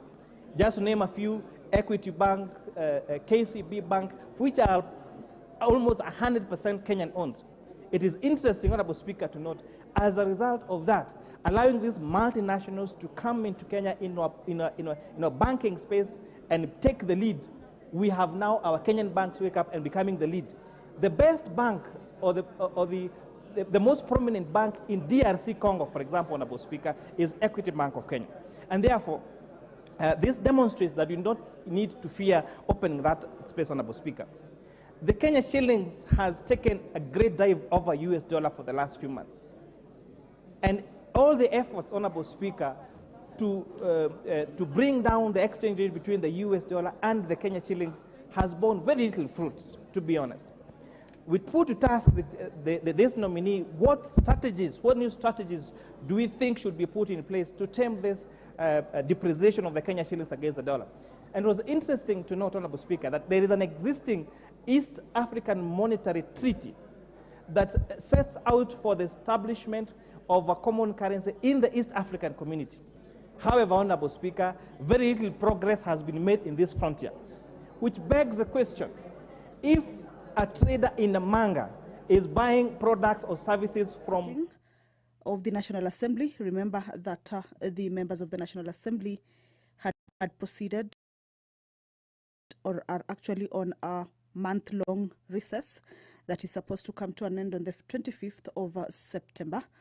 But pursuant to the House Standing Order on the special sitting with regards to matters of urgent matters of national interest, the Speaker convened this special sitting for the members to meet at the National Assembly chambers for the morning sitting that took place from 10 this morning, and this afternoon sitting that is scheduled to begin from 2:30. In the order of business for the afternoon special sitting today is that the leader of the majority party, Honorable Kimani Ichung'wah, will be moving a procedural motion to have the House extend its sitting hours for this day until a time that the business that is listed for today's special sitting is done with. And this is pursuant to the House Standing Order number 33, Part A, that seeks to have the House extend its sitting time or meet at any other time on a sitting day. This is Part B. but the procedural motion is based on Standing Order 30, Part 3A, that the House extend its sitting. It indicates that the House orders that should the time appointed for adjournment of the House today, Thursday, 14th September 2023, be reached before the conclusion of all the business listed in the order paper for the sitting, then the sitting shall stand extended until conclusion of the listed business. That is a procedural motion that the leader of the majority party will be moving this afternoon to have the members push the extended the time allocated for this sitting to an extra time for the business of the day to be concluded if by any chance at the adjournment of the House the business will not have been concluded. The members will also this afternoon resume the debate on the Privatization Bill, National Assembly Bill number 22 of 2023, by the leader of the majority party. This bill is at its second reading stage, and if you have been following the proceedings of this special sitting in the morning, is that debate on this bill kicked off this morning, and members will have more time this afternoon to deliberate on this particular bill. That is a bill that seeks to provide a revised regulatory framework for the privatization of public entities with a view to improving the efficiency and competitiveness of Kenya's productive resources. That privatization bill with the sugar bill by Honorable Member Emmanuel Wangwe are also lined up to be considered at the Committee of the Whole House this afternoon. So as you can see, the Speaker of the National Assembly, Honorable Dr. Moses Wetangula, is in the chambers. Allow me to hand you over to this live broadcast of the special sitting brought to you by PBU in partnership with KBC. Good afternoon. Ewe Mwenyezi Mungu, ambaye kwa hekima na wema wako umeteua nyadhifa za viongozi na mabunge kwa ustawi wa jamii na utawala wa haki wa wanadamu. Twakusihi utazame kwa neema nyingi sisi watumishi wako ambao umeridhika kutuita ili tutekeleze shughuli muhimu za jamhuri yetu. Twakuomba uteremshie baraka zako sisi tuliokutanika hapa, na utujalie tuyatende na kufikiria mambo yote yatakayofikishwa mbele yetu kwa njia ya haki na uaminifu, ili utukufu na sifa zako ziendelezwe, na ili kustawisha amani, ufanisi na heri ya nchi yetu na wale ambao haja zao wamezikabidhi mikononi mwetu. Amen.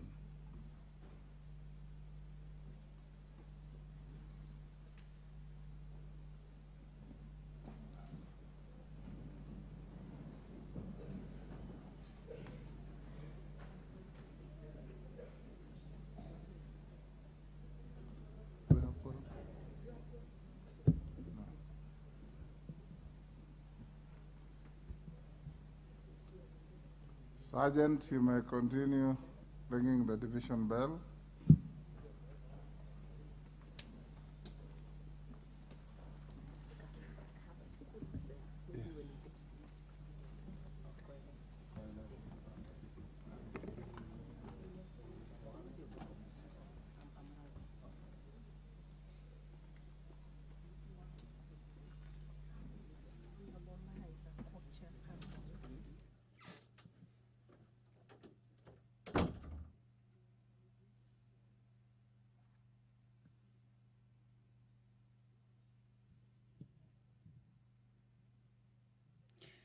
Well, the quorum bell is currently on. The House requires a total of 50 members to be seated at the chambers. This is pursuant to the House Standing Order number 34, that at the commencement of the House, we can see the Sergeant at Arms raising that white.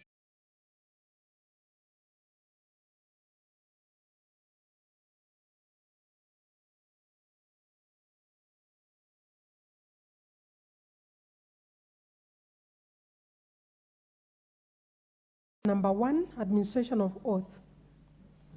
Order number 2, communication from the chair.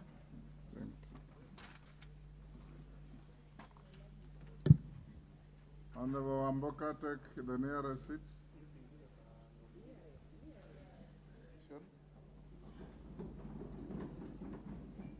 I hope they're up there.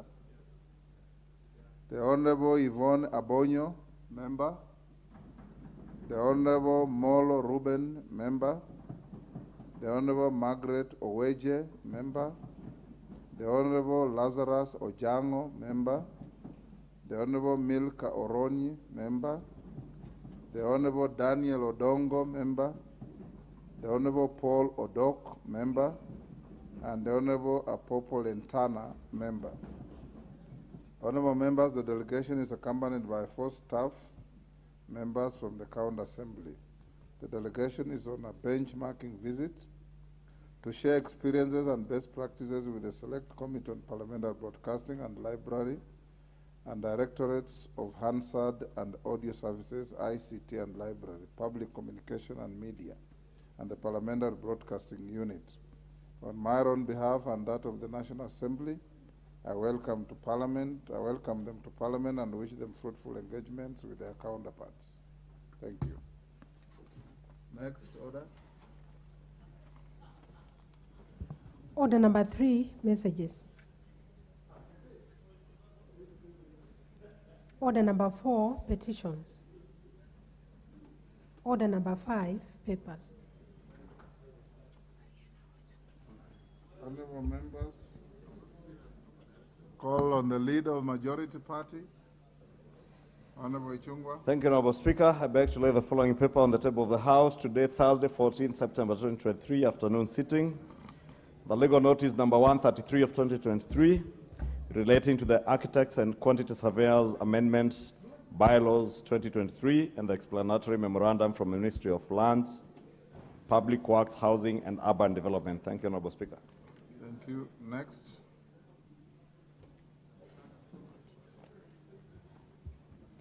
Order number 6, notices of motion. Majority Leader.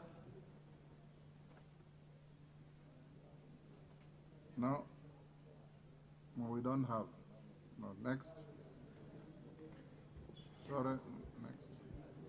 Order number 7, questions and statements. We don't have any. Next. Order number 8, procedural motion, extension of sitting time. Majority Leader. That's yours. Thank you, Honorable Speaker. Honorable Speaker, I beg to move that pursuant to Standing Order 33A, this House orders that should the time appointed for adjournment of the House today, Thursday, 14 September 2023, be reached before conclusion of all business listed, on the order paper for the sitting shall stand extended until conclusion of the listed business. Honorable Speaker, appreciating that today is a special sitting day, and having seen the way we transacted business in the morning, and I must commend the many members who sat through the morning session, and the fact that we were not able to conclude all the business that was listed for the morning sitting, part of which, like the privatization bill, has extended to this afternoon. The Honorable Nyikal was on the floor and has a balance of 6 minutes remaining. And I'm also certain, Honorable Speaker, there is a lot of interest in the privatization bill and the sugar bill, which is listed for committee of the whole. And Honorable Speaker, there are the other 2 motions for appointment of the DPP and NG-CDF board, and also the consideration of the memorandum by the National Treasury on action plans to revive and commercialize the state-owned sugar companies. All this business, Honorable Speaker, listed, we may not be able to conclude as at the time, the normal sitting hours, and that is why we are seeking to extend time until we are done with this business. If we are able to finish before midnight, well and good. If we have to go up to midnight, Honorable Speaker, I am certain these members have dedicated the day today for that purpose, and I'm sure if you peruse through the order paper, you'll see the many amendments, especially on the sugar bill, and very many members who are keen to prosecute that business. And being that the committee of the whole is where the actual legislation occurs, Honorable Speaker, I want to beg members that we be patient and be available throughout the afternoon until we conclude this business. Let me request the Honorable Jamatia to second this procedural motion for extension of time.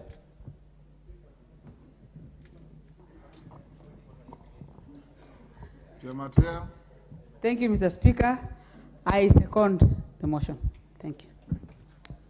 Honourable members, I propose the question, which is that pursuant to Standing Order 33A, this House orders that should the time appointed for adjournment of the House today, Thursday, 14 September 2023, be reached before conclusion of all business listed in the order paper for the sitting shall stand extended until conclusion of the listed business. I'll now put the question.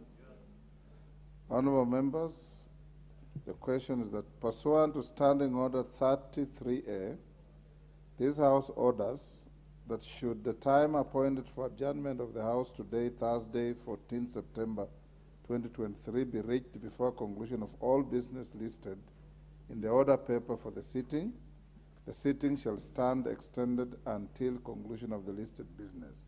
As members of that opinion say aye. Will those of the contrary opinion say nay? The ayes have it.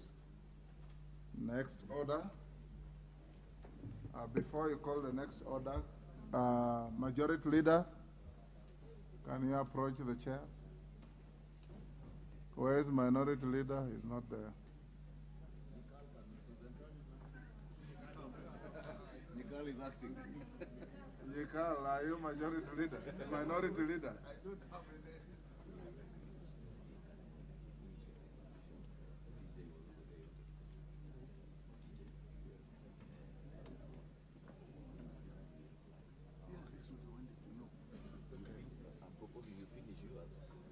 You had 6 minutes. Yes. Kumaliza yako, maybe I wonder because he was also waiting. The next on the queue, TJ. Yes. Okay. Well, finishing mine is something I cannot refuse. So, go ahead. Okay. Okay, honorable members, will proceed as follows on this privatization bill. I am advised and I concur that we allow the member for Seme to finish his contribution. I'll thereafter give the member for Funyula a few minutes, and thereafter the member for Kahawa. Is it Kahawa? TJ Kajwang is member for Ruaraka, and thereafter we shall consider closure. Is that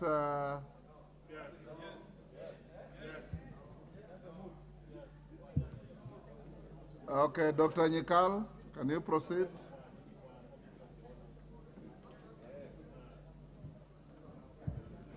Order number 9, the Privatization Bill, National Assembly Bill number 22 of 2023, second reading, resumption of debate.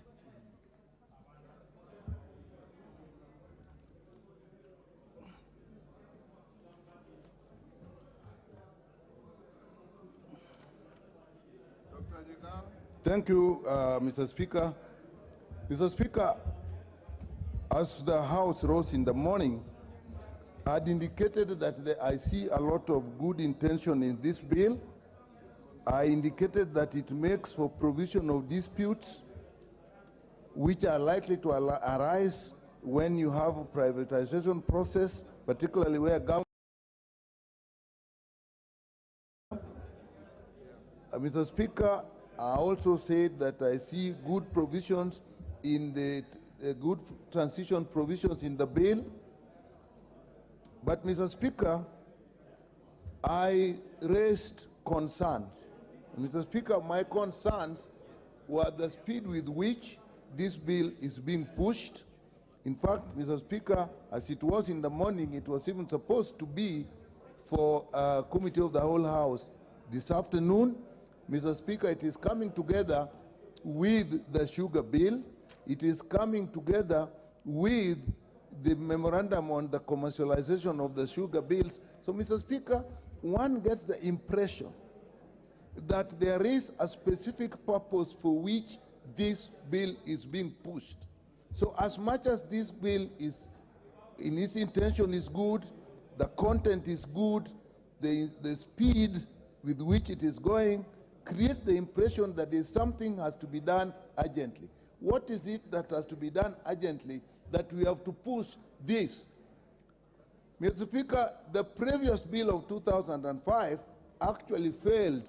The commission therein failed, and as the leader of majority said, it was because of state capture. And I'm concerned, Mr. Speaker, that there is nothing to stop us from thinking that even now there are people that are interested in the government. He repeatedly said that the government and the people who captured, but I want to remind this House, one time I said, the decision of government is the president and the people that he listens to. It is, I hope, we are not in a situation where those people are actually pushing a bill so that we quickly privatize without properly organizing ourselves. And Mr. Speaker, the chair of finance created this issue of urgency theory, came to the issue of urgency theory, where he said that generally, the people who had this, any corporation, the first thing is how do they themselves get served by this? If the member, if the chair for finance is talking like that, Mr. Speaker, we get suspicious. Therefore, Mr. Speaker, the intentions, the content looks good, but the speed with which it is being pushed makes me say I do not support this bill at this point in time. Thank you, Mr. Speaker. Thank you, Honorable Nikal. Honorable members, before the next contributor, all the honorable members, your conversations are too loud. All the honorable members, Honorable Mawade, I see you in a place I never see you.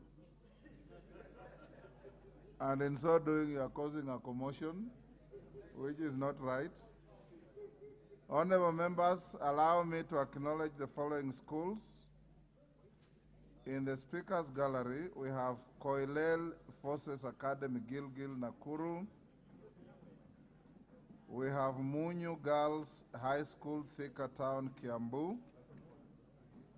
And in the public gallery, we have Ololunga Boys High School, Narok South, Narok. St. Catherine Girls High School, Bomet East, Bomet. Lenana Junior Primary School, Dagoretti South, Nairobi. Kavuvoni Primary School from Booni East, Makueni. On your behalf, and on behalf of the whole House, I welcome the schools to Parliament. I was requested by the Honourable Member for Gilgil to welcome a school from her constituency, but I'll allow you to extend the welcome to all the schools on behalf of your colleagues.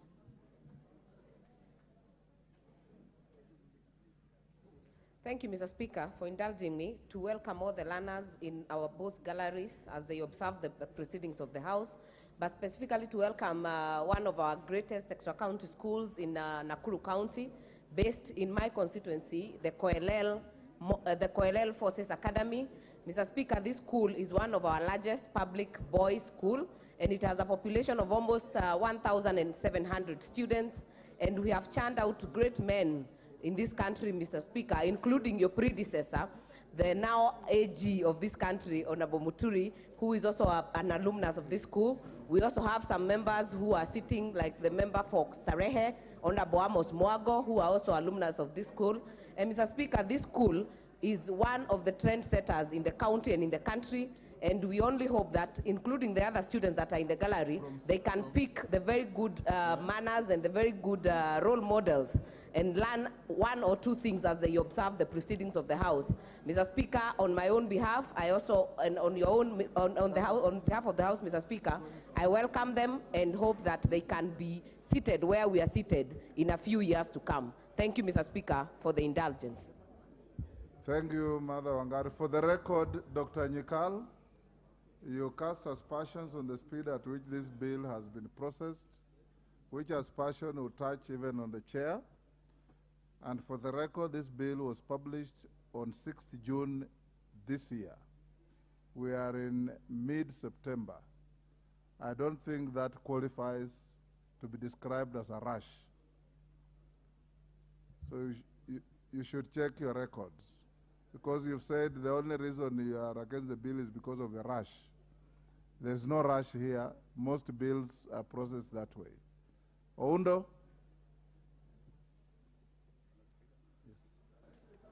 Thank you, Honorable Speaker, to give me an opportunity to contribute on the privatization bill, bill number 2022 of 2023.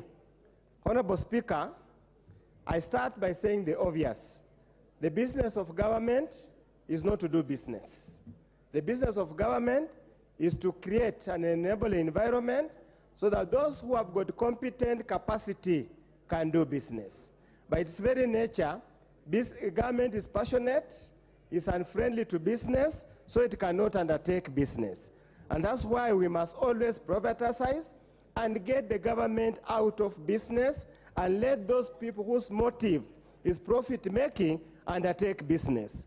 Honorable Speaker, this country has got a long checkered history of privatization. We started during Moi's days. There were success stories. There were failed stories. We went through the previous act. Through the previous act, there was only a few semblance of privatization. Of course, the one that remains the most successful is the one for Safaricom, Telecom, and the rest. Honorable Speaker, many of us hold back with nostalgia the days of Kenya Post and the Communication Authority, hold back nostalgia the days of Kenya Power and Lighting Company Limited, we used to call it then, but we have to accept that the economy has changed, we have to get out. Honorable Speaker, privatization, we are privatizing public assets, and therefore it is important that the general public, the representative of the people, must be involved. Honorable Speaker, going through the act as it is, the bill as it is, it has got good intentions, but there are some missing gaps here, Honorable Speaker. Honorable Speaker, the issue, what do we do with the staff, the beneficiaries, and suppliers of existing corporations that are going to be privatized? The bill is not very clear. Will we just dump them and tell them go and for your own device and go suffer in silence because we are privatizing? That is not very clear, and we'd hope that we would have gotten enough time to craft something that will persuade or save them. Honorable Speaker, curiously, when you go to clause 26(3), it is what it reads: a national government-owned entity is not eligible to participate in a privatization. That particular clause, Honorable Speaker, presents two dilemmas. Number one, yes, privatization means divesting from public to private. So obviously, there's no contemplation of any public entity that can participate. I find that particular statement not very well grounded, but even more telling, the Honorable Speaker, is the issue, what happens to the county government entities? Are they allowed to participate? Because they're not national government-owned entity. That clarity needs to be very clear, otherwise there's going to be abuse. Honorable Speaker, there could be many issues to be dealt with. Honorable Speaker, allow me to delve on one or two things in respect of privatization process. Honorable Speaker, there has always been danger that is the moneyed, that the well-connected, the cartels that exist at the particular moment that end up with most of the chunk of the privatized public entities. We hope the process put here, they will basically use the public offer so that we have as many Kenyans as possible benefit from this process. As I conclude, Honorable Speaker, to transact other business, we do not wish to cast any aspersion on the House leadership and the rest. But Honorable Speaker, the purpose of the second reading is to members to ventilate, the committee that is in charge of the bill to listen to the members, so that when they are going to make amendments at the committee of the whole House, they have the benefit of having listened to members who have contributed. Honorable Speaker, we conclude now. It's next on the House of the whole committee. Essentially, Honorable Speaker, the debate in the second reading is just in vain. It's window dressing. It's just for PR. We need to look at how we conduct business in this House so that the discussions we are going to have here is not just in vain, Honorable Speaker. We understand the genesis, probably, the rush to conclude, as Honorable Nyikala, Dr. Nyikala has said. But we cannot do that at the clouding the process of debate and legislation making in this House. Thank you, Honorable Speaker. I support the bill. Thank you, Honorable Speaker. Rendekere.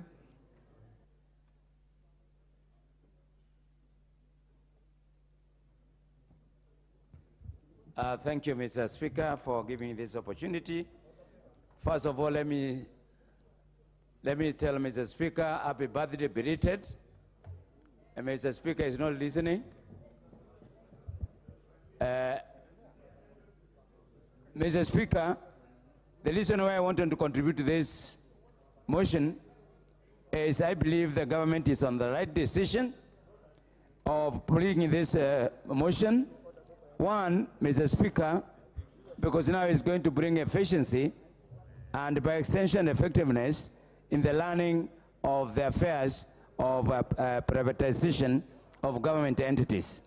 Mr. Speaker, this bill brings in qualifications and of the staff and the board that is required for learning the process of privatization. Secondly, Mr. Speaker, I am in support of this bill because, Mr. Speaker, one of the things that has been lacking is responsiveness in as far as the discharge of the process of privatization is concerned. Mr. Speaker, there are so many organizations that were intended to be privatized for a long time, and because of lack of the authority and experience and expertise to deal with this process, the process has been delayed for a long time. Mr. Speaker, one of the greatest problems that we are having is accountability. Mr. Speaker, there is the aspect of identifying the values of the assets that need to be disposed of by the government, including the valuation of the state corporations that need to be disposed of. In lieu of having an authority to deal with this process, Mr. Speaker, there was a lack of accountability. Mr. Speaker, in the process, what has happened is that many people have lost faith in the government. I totally agree that there are so many institutions that need to be disposed of, and that the government is not in the process in the business of learning businesses. But however, there are some essential services that the government need to remain in control. When the government wants to dispose of its shares and its control of some state corporations, it's because they are no longer necessary and they need to be getting laid off because there's a lot of duplication in so many corporations. Mr. Speaker, we have a problem in transparency. There has been a very serious problem when it comes to disposal of private enterprises or entities. Mr. Speaker, this bill has come in good time because it has set the stage for what needs to be done when and how. Mr. Speaker, the issue of public participation, the issue of reporting, the issue of entering into agreement has been lacking in the process in the past. So I want to thank the majority leader for bringing up this bill, because for the first time, we are now seeing a structured way of public participation, of reporting the deliberations and the entire aspects of the entity that need to be disposed of. And most importantly, Mr. Speaker, is the agreement. Mr. Speaker, I find it very interesting that we can sit back and congratulate and start hammering this government. This is the only government that has come out very clearly and exposed the lot that has been there in the previous government. Mr. Speaker, you know telecommunication. Telecommunication was sold at night, behind bars, by unscrupulous people. So this bill is not going to give opportunity for unscrupulous government officers and the state mechanists, the state capture, to sell institutions of government like what they did to telecoms. So I want to support this bill and see the time has come And this is the openness of our government, Kenya Kwanza government, to do things overboard. So I want to thank Majority Leader for bringing this bill and say this is the best way of dealing with the government business. Thank you, Mr. Speaker. Honourable members, do we call the mover to reply?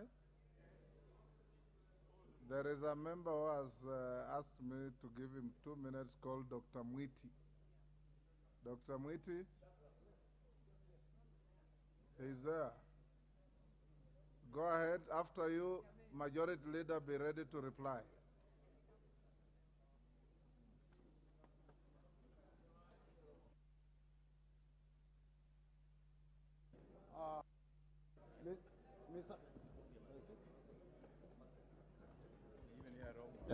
Giving the wrong one.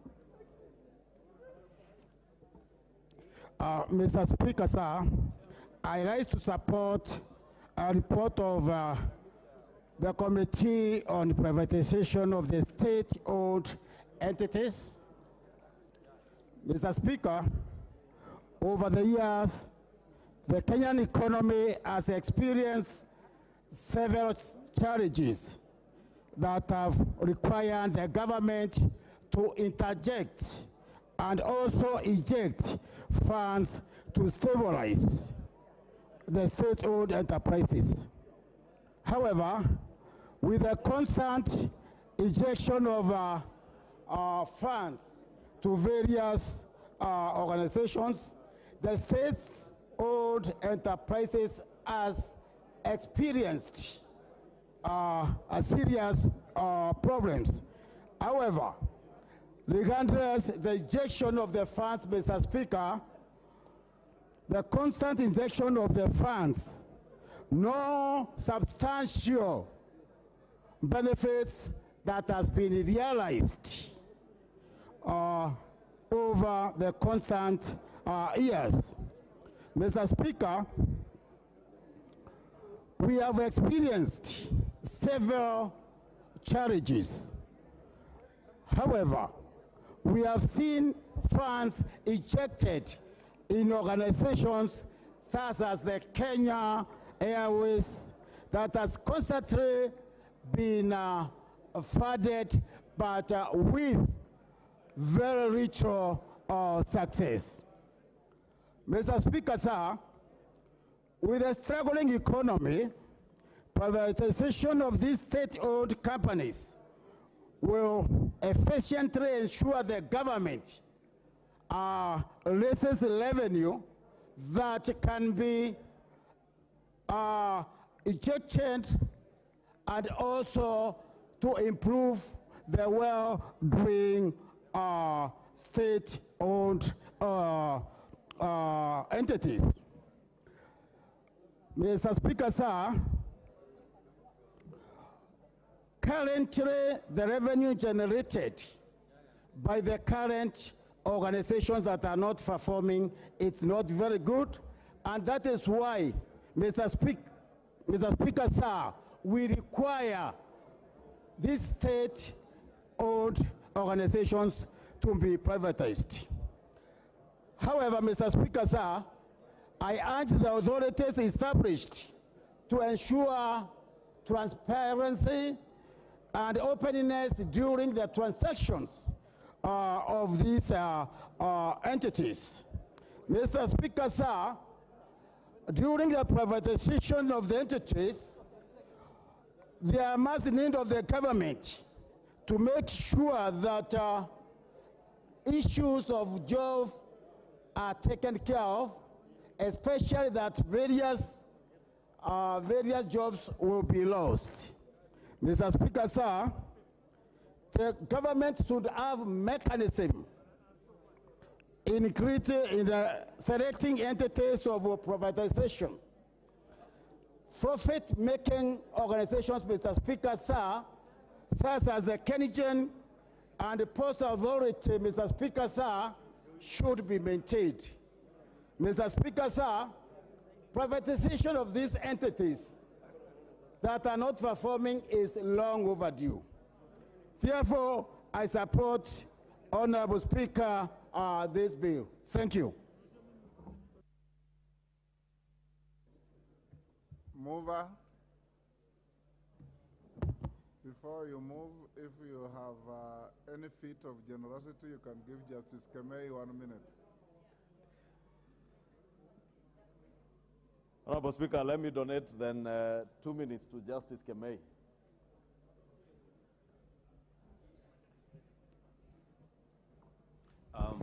Thank you very much, Mr. Speaker, for the 1 minute I've been given to support this privatization bill. And let me also, in the same vein, thank the Majority Leader for giving me this opportunity. Mr. Speaker, I just wanted to say 2 things. The time for government to be in business went a long time ago. The economic will of this country and the economic will of the entire global industry is being driven by the private sector. So we need to privatize all public enterprises, Mr. Speaker, so that in any case they've achieved the social purposes for which they were established. Secondly, Mr. Speaker, during my studies, my thesis was on the press and parastatals in Kenya. And the people I quoted, Mr. Speaker, when I was doing that thesis is the Honorable Musalia Mudavadi, who happens to be in the top level of government at the moment, and I also quoted David Ndii, who also happened to be advising the government on issues economic in this country. I believe, Mr. Speaker, the 2 gentlemen should be able to guide this country on matters privatization. And finally, Mr. Speaker, when we do it, let's make it open so that the people of this country can realize it's a good objective to privatize all public enterprises. Thank you, Mr. Speaker, and once more, I appreciate the opportunity you've given me, and I also appreciate the Majority Leader, the Honorable Ichung'wa. Thank you, sir. Majority Leader. Honorable Speaker, with your indulgence, I want to donate to Honorable Komingoi 1.5 minutes. Honorable Komingoi. Thank you so much, Majority Leader. Mr. Speaker, if you've been following the discussions that have been happening across the country, after 1 year of the RUTO, President William Ruto's government, Kenyans are growing impatient.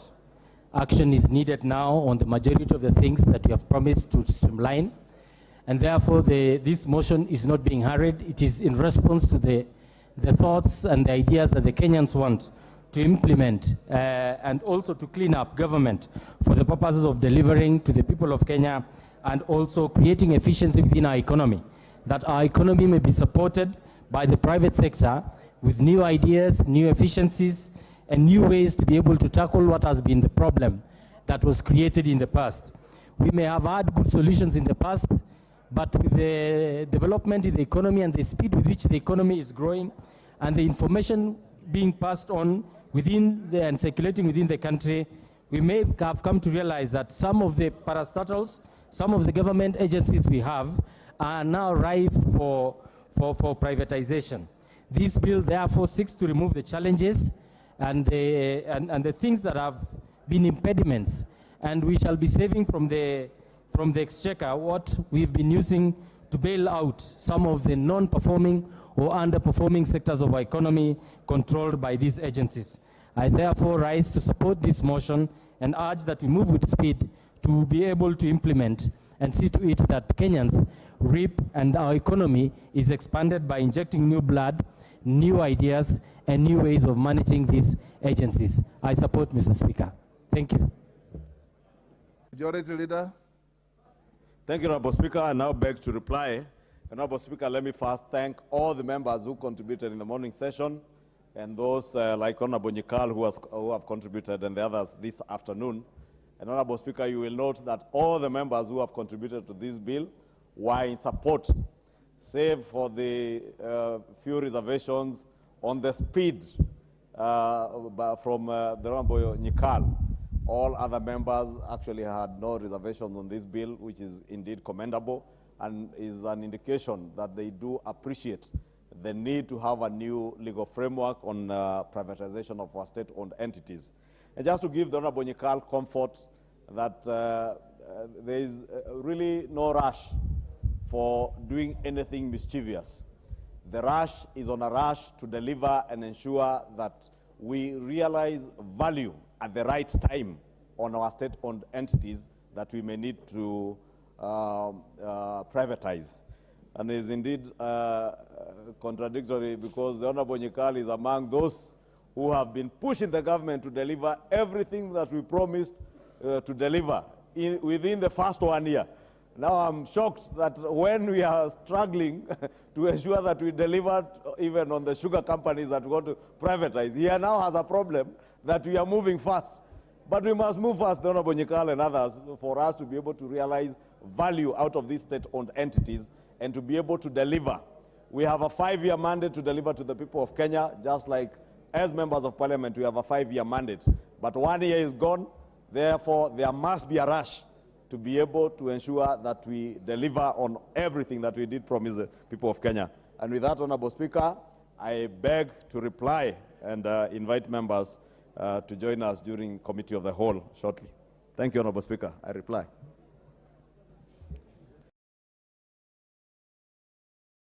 Question, which is that the privatization bill, National Assembly Bill number 22 of 2023, be now read a second time. As members of that opinion say aye. Aye. Will those of the contrary opinion say nay? The ayes have it. A bill for an act of parliament to provide for regulatory framework for the privatization of public entities, to establish the privatization authority and for connected purposes. Order number 10, special motion, consideration of a nominee for appointment as the Director of Public Prosecutions. Honorable members, as I call the Honorable Murugara to move that motion, order. Honorable Kaluma, you are the least I expect to be disorderly. After order number 10, we'll do 11, then we'll skip 12 and dispose of 13, then we come back to 12, 1, Roman 1 and 2. So whoever is the chairperson, Departmental Committee on Finance, be ready. Immediately after 11, we'll jump to 13. Murugara? Thank you very much, Mr. Speaker, sir.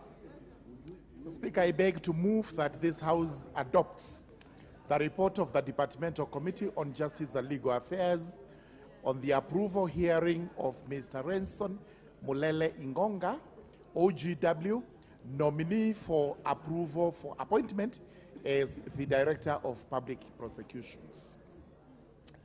Honorable Speaker, this report contains the proceedings and deliberations of the committee on the approval hearing for Mr. Renson Mulele Ingonga, a nominee for approval of the position of DPP in the country. The nomination was forwarded to the House by His Excellency the President via the communication dated 17th August 2023. Honorable Speaker, we thereafter conducted the approval hearings, and I wish to inform the House that going by the membership of those present, the members of the Justice and Legal Affairs Committee, this was more of a peer review, as Mr. Ingonga is actually an experienced advocate who has worked in many sectors of the country, including the Lands Office and the Office of the DPP. Present at the nomination, and apart from me and my Vice Chair, Mr. Ekomas Mwengi Mutuse, we had a seasoned lawyer, Honorable Farah Malim. We then had another long-serving advocate of the country, the Honorable Francis Joseph Kajwang, member for Ruaraka. The others included our Chief Whip, Osoro Sylvanus Onyego. We had Makali John Okwisia. Then we had Mureo Edward Wakili. We had Jane Maina Njeri. We also had Geshohi Kagusha John Philip and Honorable Mogaka Stephen MP not leaving out another long-serving advocate, Aden Dawood of Wajir East. We also have members who are possibly paralegals by now, and they include the Honorable Mushira Michael Mwangi and Honorable Siad Amina Udgon. All these ones sat and listened to exactly how the nominee would respond to questions. We evaluated his papers, academic papers, practice papers, and any other documents that were submitted to us, and we confirmed that the nominee was suitable. His response to questions was without doubt that he actually understood what the position of the DPP in the country is and what is expected of him, because each of these members asked him questions so that we would get what response he has and whether he is prepared to take up such an onerous position. The country has been without a DPP for a while, and therefore there was some anxiety that we had to allay. And some of the questions touched on what we consider to be fundamental today, because he was asked, we know that the office of the DPP recently terminated high mentioned cases that came up and were terminated for lack of evidence. The question we were posing is, why were such cases being taken to court when actually there wasn't sufficient evidence? And his response was that, in fact, that remains the question. But he has put together a team of advocates in his office to be looking at all cases that are brought to the office to confirm whether they can be sustained in court or these are cases that should not be proceeded with. Another question which was interesting was how he would cushion the office against interference by the executive and any other arm of the government, including Parliament. And his response was this, that bearing in mind that the office of the DPP is actually an independent office, he would stay away from any activities that may reveal elements of interference, such that while he knows he has to cooperate with the executive and the legislature and the judiciary ways will be working, he must stay away from any involvement of matters that may actually compromise the office. We then went into a long debate, and we have produced a report, a comprehensive report, which you may all have to look at. You will see that having considered all the matters, including his background, and his background is that he's a legal practicing advocate, we also went into the process by which he was actually nominated by the Public Service Commission that interviewed him after the selection panel. We also went into a suitability, including academic qualifications. We were satisfied that he does satisfy all these, including his response to questions under Chapter 6 of the Chapter 6 of the Constitution and the Ethics and the Ethics Act as regards civil servants. His response again was satisfactory, and we eventually went into an analysis of what we came up with. And in summary, after listening to him, we formed an opinion that the nominee is actually qualified, him being a Kenyan citizen and does not hold any dual citizenship with any other country.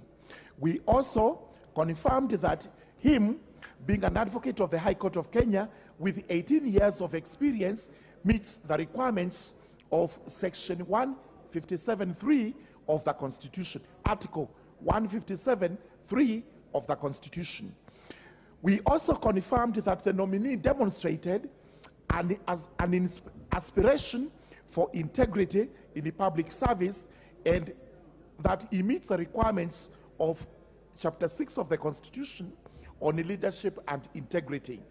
We further went on to interrogate him and confirmed that having been declared by all the agencies including the KRA, the HELB, ESCC, DCI, ORPP, with regard to its tax compliance, higher education loans repayments, ethics and integrity, criminal records, and other political party affiliations, he has met the statutory requirements for appointment to the office as proposed.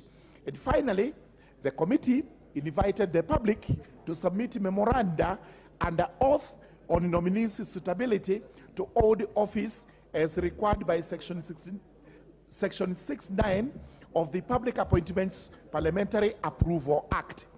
We wish to confirm to this House that nobody, not even a single memorandum, was received in opposition. I also wish to confirm that, in fact, we got memoranda in support.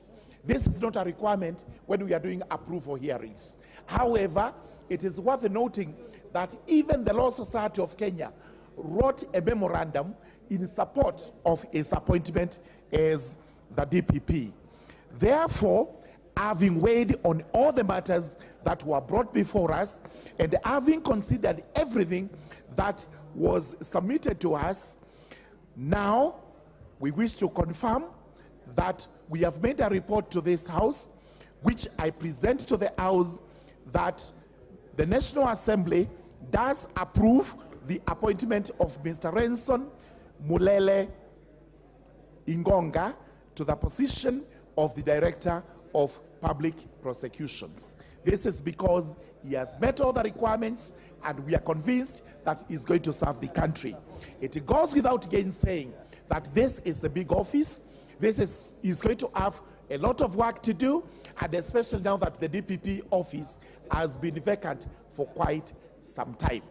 With those remarks, I do move that this report be adopted and request my able Vice Chairman, Ms. Honorable Ekomas Mwengi Mutuse, to actually second the adoption. Thank you, Mr. Speaker. Mutuse. Thank you, Mr. Speaker. I stand to second the approval of the Director of Public Prosecutions nominee, Mr. Renson Mulele Ingonga. Mr. Speaker, as has been ably articulated by the Chair, Mr. Renson appeared before our committee, and in his appearance, the committee was guided by the Constitution, particularly Article 157 of the Constitution, the Office of the Director of Public Prosecutions Act, and the Public Appointments Parliamentary Approval Act. Mr. Speaker, in terms of all the requirements under the law, we wish to confirm that the nominee was found to have all the qualifications that are required.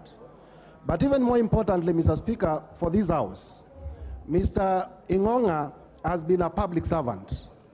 After completing his university and being admitted in the role of advocates, he was employed in the public service as a registrar and later transferred his services to the Office of the Director of Public Prosecutions.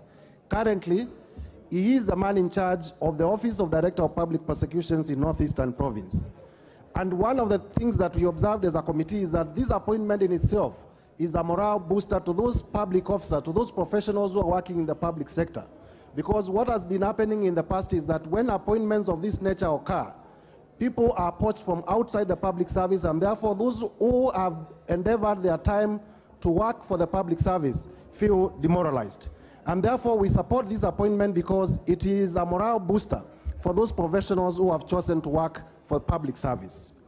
Number two, Mr. Speaker, Mr. Mulele Ingonga, and I've said it, is stationed in Garissa. In many, many instances, public officers have felt that the Northeastern Province is an insecure zone. And for him to have been stationed there for such a long time, working for the citizens of this country, is in itself an act of patriotism. And therefore, for that particular purpose, we wish that this House approves his appointment. Number three, Mr. Speaker, as has been ably stated by the Chair, there is dilemma currently because we do not have a substantive DPP. You know that the DPP is the apex of our criminal justice system. We have seen even petitions in court where prosecutions that have been approved by officers within the office of the DPP are being challenged, because some people feel that prosecutions must be approved by the substantive DPP. And therefore, to close that gap, we urge that this House approves Renson Mulele Ingonga to be our next DPP, to take over from where Mr. Nuruddin Aj left, and to further the war on corruption, just like we have been debating the Privatization Act. And for that reason, Mr. Speaker, I support and I second. Thank you. Thank you, Honorable Mutuse. Order, Honorable members. Order, Makali. Honorable members, I now propose the question, which is that taking into consideration the findings of the Departmental Committee on Justice and Legal Affairs in its report on the vetting of a nominee for approval as the Director of Public Prosecutions, laid on the table of the House on Thursday, 14 September 2023, and pursuant to Article 157(2) of the Constitution and Section 8(1) of the Public Appointments Parliamentary Approval Act 2011, this House approves the appointment of Mr. Renson Mulele Ingonga, OGW, as the Director of Public Prosecutions.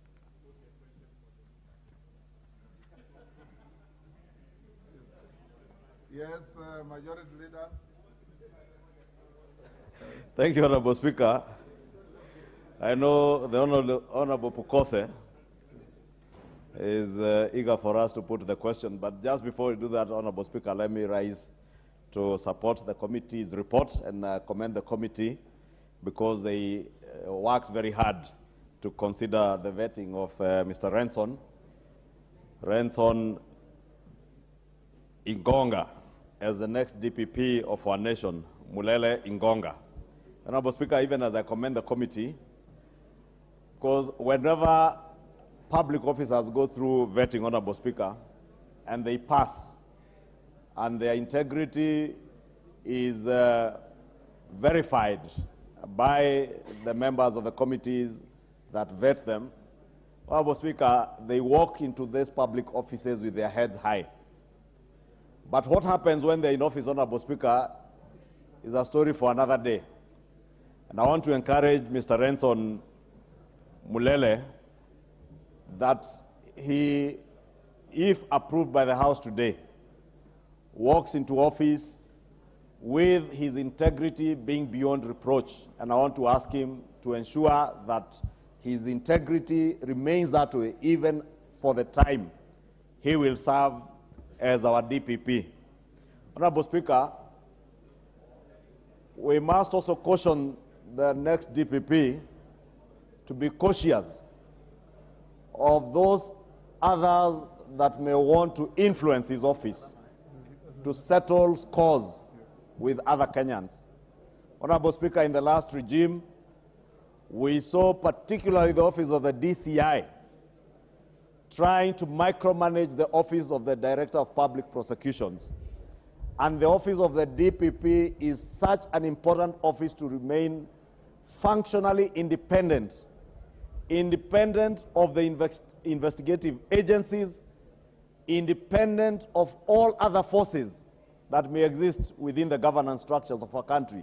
I therefore want to encourage Mr. Renson to ensure that that functional independence of the office of the DPP remains so that when people are prosecuted in this country, you are prosecuted purely on the basis of evidence that will be adduced against you in court, not on the whims of officers who are investigating you.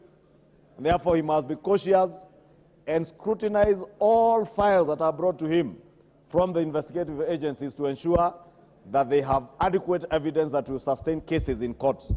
And Honorable Speaker, in conclusion, let me ask the incoming DPP, if approved by this House this afternoon, to work not to secure convictions, but to work to secure and guarantee justice to the people of Kenya, so that every Kenyan who is prosecuted before our courts, be it for criminal or civil cases, Honorable Speaker, if convicted, they will also feel that indeed justice has been served, because they will know they were guilty and they were convicted out of their guilt. And those who are prosecuted unfairly, and they are not guilty, Honorable Speaker, that they will feel that they have justice have been served if they are not prosecuted and convicted. And that is one to ask the incoming DPP, if approved, Mr. Renson Mulele, to work towards securing justice and not convictions, so that, Honorable Speaker, years after he has served in this office, we will be able to proudly refer to his time in office, as we can proudly speak to the performance of DPP Nurdin Haji. Because Nurdin Haji is one of the DPPs who served under one of the most strenuous regimes. DPP Haji served under a regime that wanted to use his office to prosecute political cases, and he was firm. He ensured that justice is served, and he ensured the functional integrity and independence of the office of the DPP. And therefore, Renson has shoes to fit into of DPP Nurdin Haji. And Honorable Speaker, he must also work as Nurdin Haji worked to ensure, as much as we had a rogue DCI then, DCI Amin is not like DCI, former DCI Kinoti.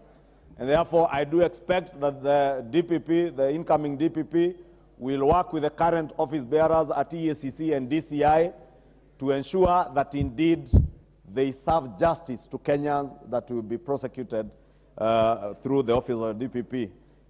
And with those many remarks, Honorable Speaker, I beg to support and congratulate Mr. Renson Mulele, should he be approved, and do hope and urge members to approve this gentleman who, following the vetting, at least the committee has said in their report that his integrity is beyond reproach.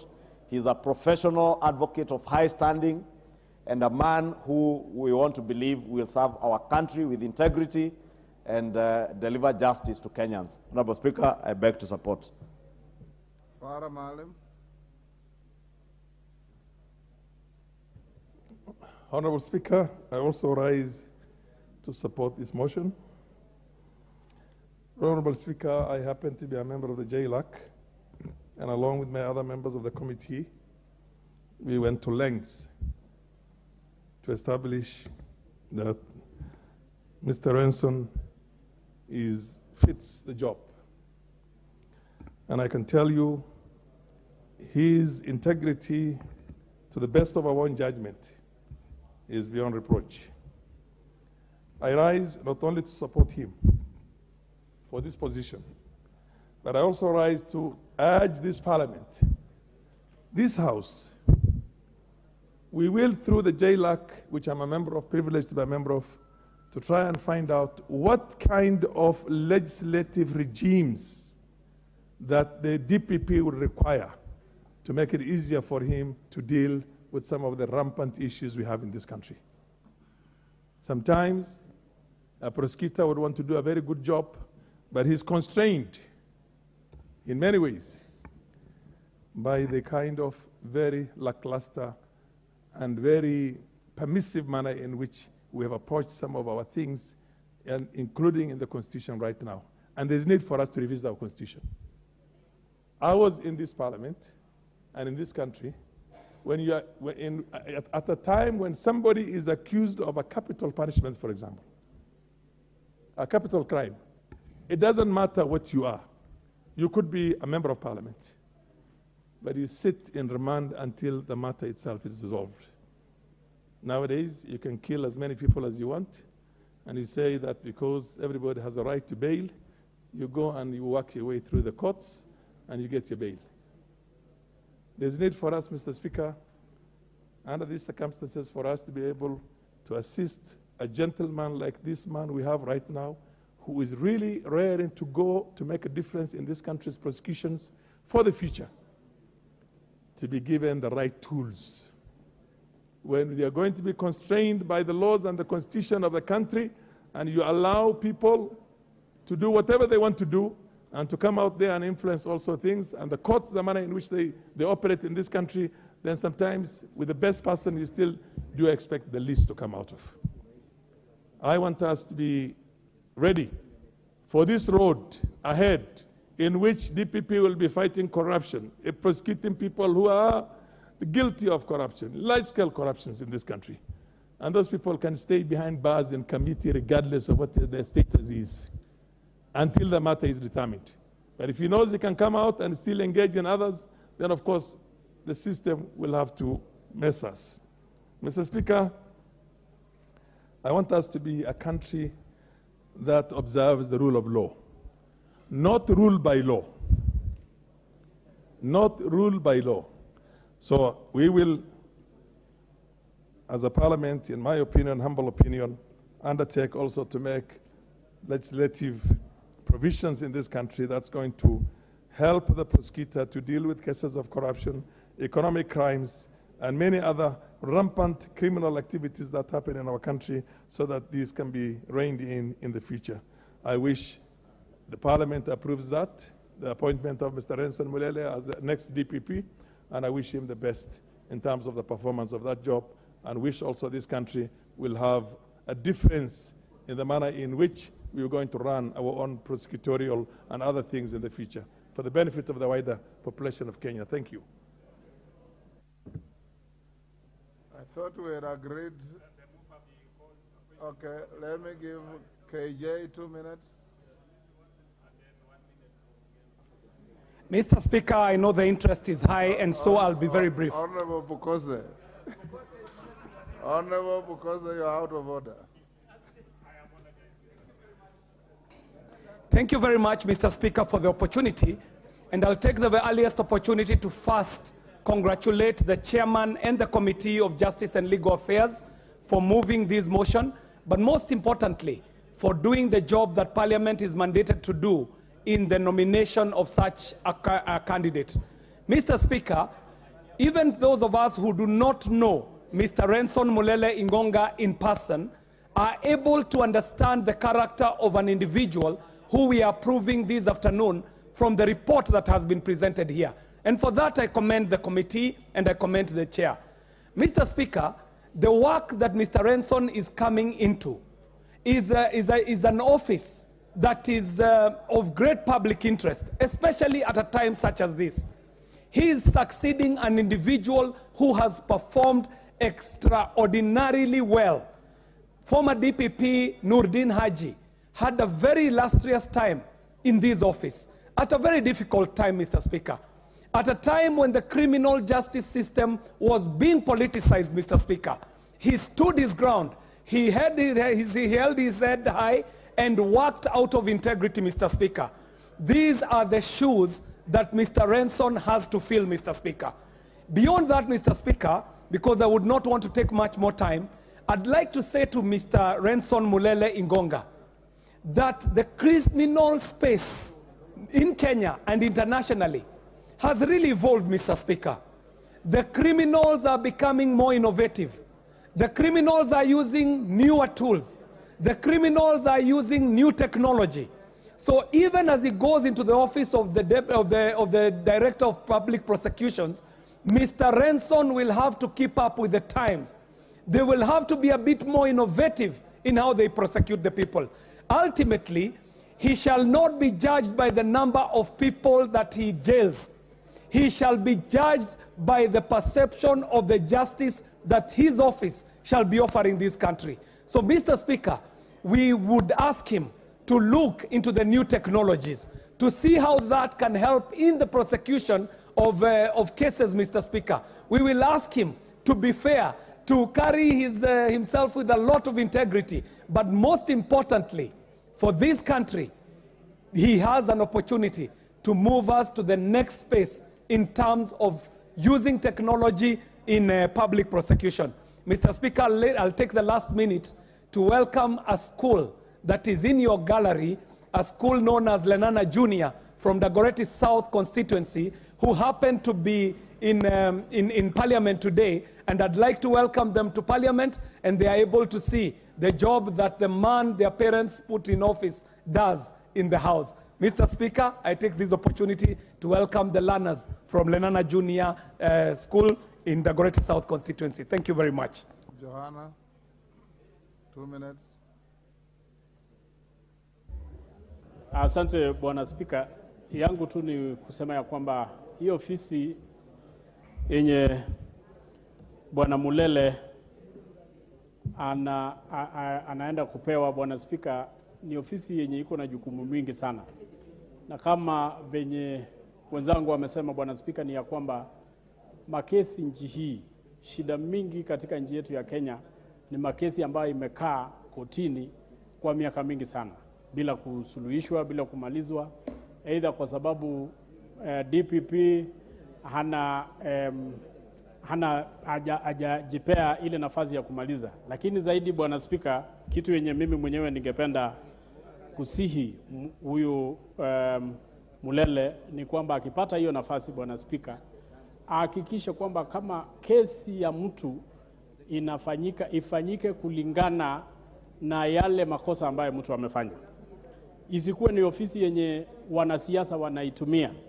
Isikuwe ni ofisi yenye state pia inaweza kuitumia kuangamiza watu ambao hawana makosa. Bwana Spika, watu wengi Kenya hii saa hii wako na makesi kotini bila sababu, yenye ikifunguliwa, ukiona venye imefunguliwa mashtaka, Bwana Spika, hizo makeses haistahili kuwa kwa hizo makotini, ingekuwa imemalizwa. Kwa hivyo nasihi Bwana Mulele akipata hiyo nafasi ahakikishe kwamba hizo makeses yenye haina umuhimu yoyote aimalize, aikamilishe, ndio nchi yetu iendelee vizuri. Asante Bwana Spika.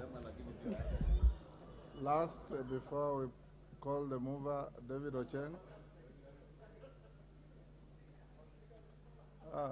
Thank you so much, Mr. Speaker. I want to support the nomination of Mr. Renson Mulele Igonga as our next DPP, Mr. Speaker. Mr. Speaker, in the country today, you would think that crime pays. Because, Mr. Speaker, we've got a level where anything goes in our criminal justice system, Mr. Speaker. Our criminal justice system has so many leaks, so many cracks. You can never know, even where the facts are very clear of a case, you can never know how a case will go. Even where someone has done something that is so clear to the public that this must be punished, they are never punished, Mr. Speaker. And so I want to ask Mr. Renson Mulele that when confirmed, his job is not only to fight corruption, no. For corruption, you have the EACC. His job is to ensure that the criminal justice system of the country works for everyone equally, works for everyone fairly. Mr. Speaker, in the villages where we come from, Mr. Speaker, the prosecutors and the investigators in the villages, they are always colluding with criminals, and you don't get anything happening down there, Mr. Speaker. A case can be so clear, but tomorrow you are told that the investigator has been given money to mess up the case. If not, that's not the case. The prosecutor has been given money to mess up a case, Mr. Speaker. So that at the end of the day, what gets to the courts, Mr. Speaker, is not what would get a conviction, Mr. Speaker. A prosecutor who cannot get a conviction, Mr. Speaker, will not deter crime. A prosecutor who cannot ensure that people who mess up with our laws are not punished will not deter crime, Mr. Speaker. And so we want to ask Mr. Renson Mulele that just like the person you are to succeed today, ensure that you have related to the law, trust the law only, don't look the other side and say, who is telling me what? The moment you start listening to other quarters, you will not be independent, you will not protect this country from marauding criminals. Mr. Speaker, I support this and wish Mr. Renson Mulele the best in his new appointment. Thank you. Beatrice Elachi. Thank you, Mr. Speaker. I also rise to congratulate Mr. Mulele, Mr. Speaker, but to also just inform him that now you enter into an institution that you have to be very clear on how you want to take the country. Mr. Speaker, you remember this is an institution that has been used so badly that every person will be used with the EACC and be taken to the DPP, and you find yourself either with a case or no case. And that we are saying it is for him now to streamline and to look at all the prosecutors that have been there. And if possible, to ensure now you start a new slate by sending some of the prosecutors who have been so much in Nairobi, Mr. Speaker, outside Nairobi also. But the other thing, Mr. Speaker, is to look at the different cases, especially cases of young people, where you have the youths who have so many cases that are just lying in courts, and you find that the DPP will never find the prosecutor, sorry, Mr. Speaker, will be in court and he's unable to get even witnesses, he's unable to even follow through the case. The case has no any substantive measure to move on, and therefore they levy into all these remands that we have, Mr. Speaker, and you wonder when will their cases end. So I'm hoping as he comes in also, he has to look at cases that can be ended, case to end, and also the cases that don't have any substantive issue to be, and young people also to be released now from these cases, Mr. Speaker. Lastly, Mr. Speaker, there's also another issue that is very interesting, that today you find that there's a case in court, and it is the prosecutor who will be asking now the parents, especially issues of land. And we are hoping now we can end these issues of land, and especially issues of widows who are now wondering what to do next with their cases in court. With those few remarks, I wish him well, and I hope he'll cooperate with other institutions to see that Kenya, within the justice system, is working and working better. Thank you, Mr. Speaker. Yeah, Songole, if you can be brief. Yeah, Mr. Speaker, I will be very brief. I don't know the nominee personally, but the description given by the mover creates an impression of a person who is qualified to get this job. Therefore, I don't oppose. But, Mr. Speaker, just 2 points. The first one is that when the policemen were prosecutors, you could go to court and find that the prosecutor is the first person to be there. Today, and I say this as a practicing advocate, you go to court, the magistrate is waiting for the prosecutor to arrive.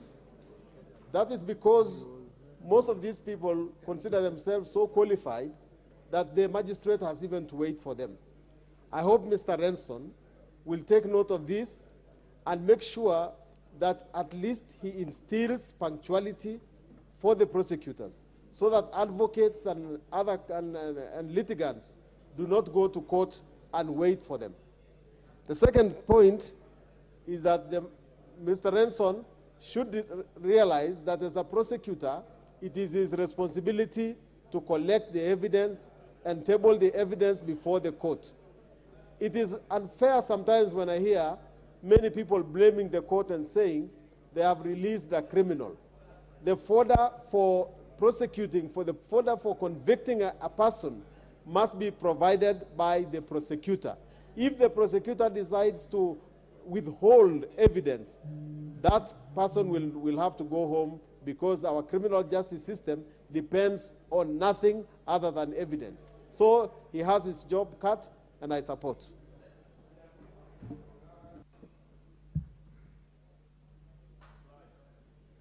Thank you very much, Mr. Speaker. In reply, I wish to thank everyone, all the members who have made their contributions in support of the report and the proposed nomination. I also thank the committee for the work they did, including the secretariat that, Mr. Speaker, you gave to us through the clerk. The work was well done, and I believe this is the reason why we have received the overwhelming support. Mr. Renson must be listening from somewhere. He has heard and received all the accolades. But I must also inform him that most of us here are potential candidates to visit him in different ways, of a cup of tea, but most likely as suspects to be tried for possibly many serious offenses. Please do not listen to what they have said. Just do your work without considering who is who, and ensure that the law is actually followed to the letter, even for some of us. With those remarks, I move to reply. Thank you, Murugara. Honorable members, I now put the question. Order. Order, Bowen. I now put the question, which is that, taking into consideration the findings of the Departmental Committee on Justice and Legal Affairs in its report on the vetting of a nominee for approval as the Director of Public Prosecutions, laid on the table of the House on Thursday, 14th September 2023, and pursuant to Article 157(2) of the Constitution and Section 8(1) of the Public Appointments Parliamentary Approval Act 2011, this House approves the appointment of Mr. Ruben Mulele Ingonga, Renson Mulele Ingonga, OGW, as the Director of Public Prosecutions. As members of that opinion say aye. Aye. If those of the contrary opinion say nay, the ayes have it. Next, Order 11. Order number 11, special motion, consideration of nominees for appointment to the National Government Constituencies Development Fund Board. Musa Sirma, you can also prosecute as efficiently as Murugara. We will make good progress. Thank you, Mr. Speaker. I beg to move that... Order, Musa Sirma. Musa, indulge me for a minute. Yes. Take your seat. Allow me to acknowledge in the public gallery Gasheraka Secondary School from Tharaka Nithi. On behalf of myself and the House, we welcome the students and their teachers to the House of Parliament. Musa Sirma, proceed. Mr. Give him the mic. Thank you. Mr. Speaker, I beg to move that taking into consideration the findings of the Select Committee of the National Government Constituency Development Fund and its report on the vetting of nominees for appointment as members of the National Government Constituency Development Fund Board laid on the table of this House on the 14th of September 2023 and pursuant to Section 15(1)(e) of the National Government Constituency Development Fund Act 2015 and Section 8(1) of the Public Appointments Parliamentary Approval Act 2011, this House approves the appointment of the following persons as members of the National Constituency Development Fund. 1. Honorable Olago Oluoch, CBS. Honorable Janet Teya. Senator Matsitsa Naomi Shionga. Mr. Speaker, as the members were sent to you by the Minister for Treasury, you forwarded the same names and committed the Committee of National Government Constituency Development Fund to do the vetting. Mr. Speaker, we've gone through all the required provisions in terms of advertising on anybody who had issues with the three names. And Mr. Speaker, when the time that was on the 5th, which the time which lapsed for or ended for provision of the petitions, we had no memorandum against the three. And therefore, Mr. Speaker, we went ahead and vetted the three members. And Mr. Speaker, having known and by all members, the Honorable Olago Oluoch, who is a lawyer and a three-term member of the National Assembly, with all his credentials, Mr. Speaker, the committee agreed that he was fit, and also providing the necessary documentation of the EACC and DCI and all other required documents, Mr. Speaker, we came to the conclusion to approve.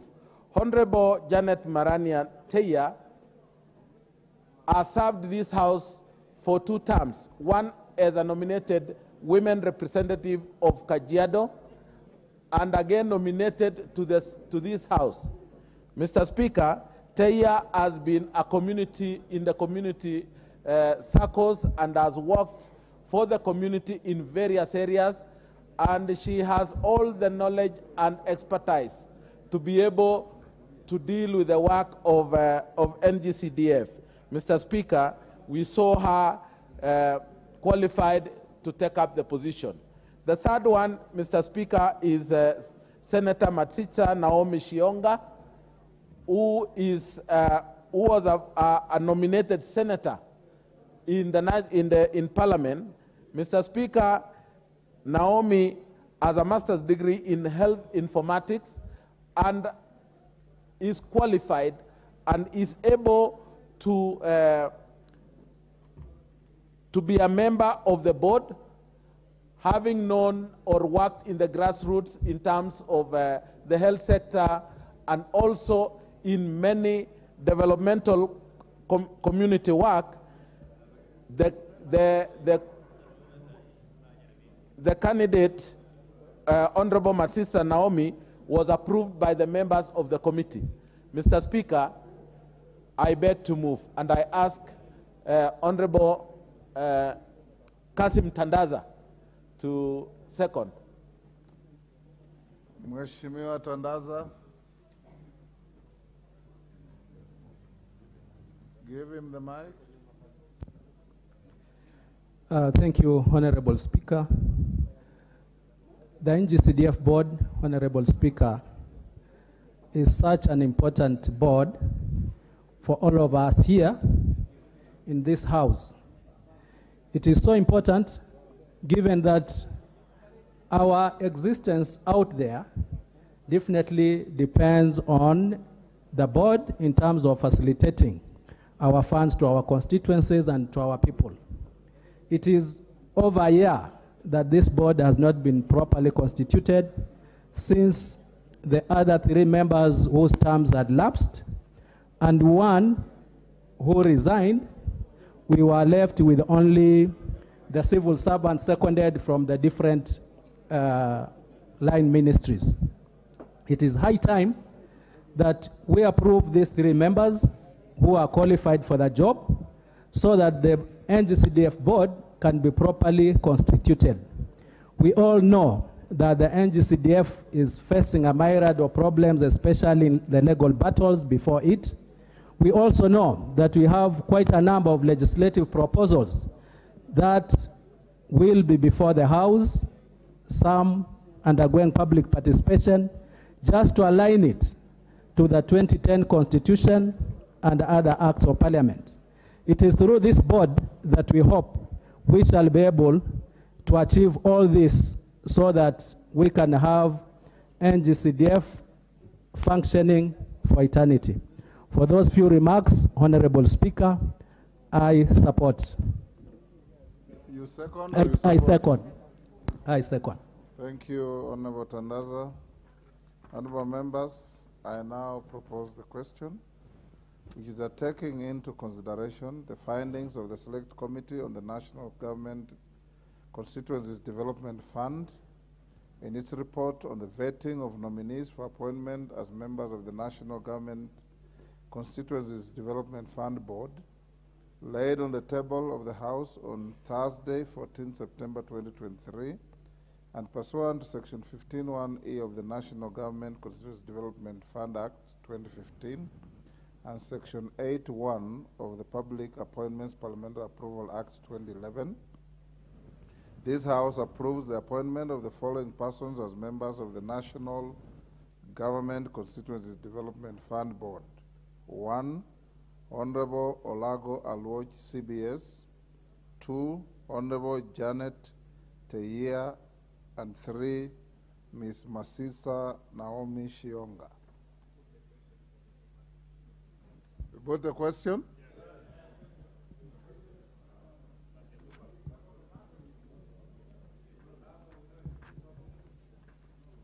There having been no debate, Honorable Pukose, there's nothing for the mover to reply. So we can only put the question. Honorable members, I'll put the question to order number 11, which is that, taking into consideration the findings of the Select Committee on the National Government Constituencies Development Fund, in its report on the vetting of nominees for appointment as members of the National Government Constituencies Development Fund Board, laid on the table of the House on Thursday, 14 September 2023, and pursuant to Section 15(1)A of the National Government Constituencies Development Fund Act 2015 and Section 8(1) of the Public Appointments Parliamentary Approval Act 2011, this House approves the appointment of the following persons as members of the National Government Constituencies Development Fund Board. 1. Honorable Olago Alwoch, CBS. 2. Honorable Janet Teyea. And 3. Ms. Masisa Naomi Shionga. As members of that opinion say aye. Will those of the contrary opinion say nay? The ayes have it. Honorable members, as I had directed earlier, we'll skip order number 12 and go to order number 13. We'll come back to order number 12 thereafter. Order number 13, motion, consideration of the memorandum by the National Treasury and Economic Planning on action plans to revive and commercialize state-owned sugar companies. Thank you, Honorable Speaker. Mr. Speaker, I beg to move that this House adopts the report of the Joint Committee of Finance and National Planning and that of Agriculture and Livestock on Treasury Memorandum on action plans to revive and commercialize state-owned sugar companies. Mr. Speaker, the leader of the majority party, the Honorable Kimani Ichung'wah, tabled the Treasury Memorandum on action plans to revive and commercialize state-owned sugar companies on the 22nd of August 2023. The Speaker of the National Assembly directed that this memorandum be referred to the departmental committees on finance and national planning and that of agriculture and livestock for consideration and reporting back to the House within 2 weeks. Honorable Speaker, the National Assembly is requested to consider and approve, as per the Treasury memo, 1. Rate of loans owed to the public sugar companies to GOK and Kenya Sugar Board or Commodity Fund amounting to Kenya shilling 65,778,448,646 as at 30th of June 2023 and any other accrued interest as at the date of approval. And 2. To write off taxes, penalties and interests as approved by Parliament amounting to Kenya shillings 50,144,801,608 as of 30th June 2023, and any additional interest and penalties that would have accrued since then. And 3, the vacation of the privatization model approved by Parliament in 2015. And lastly, Honorable Speaker, that the leasing model of 5 public sugar companies and these public sugar mills, and these are Zoia Sugar Company, Chemlil Sugar Company, Miwani Sugar Company, that is in receivership, Mohoroni Sugar Company in receivership, and South Nyanza Sugar Company. Honorable Speaker, the sugar industry plays a very significant role in supporting the economy and livelihoods of more than 8 million Kenyans.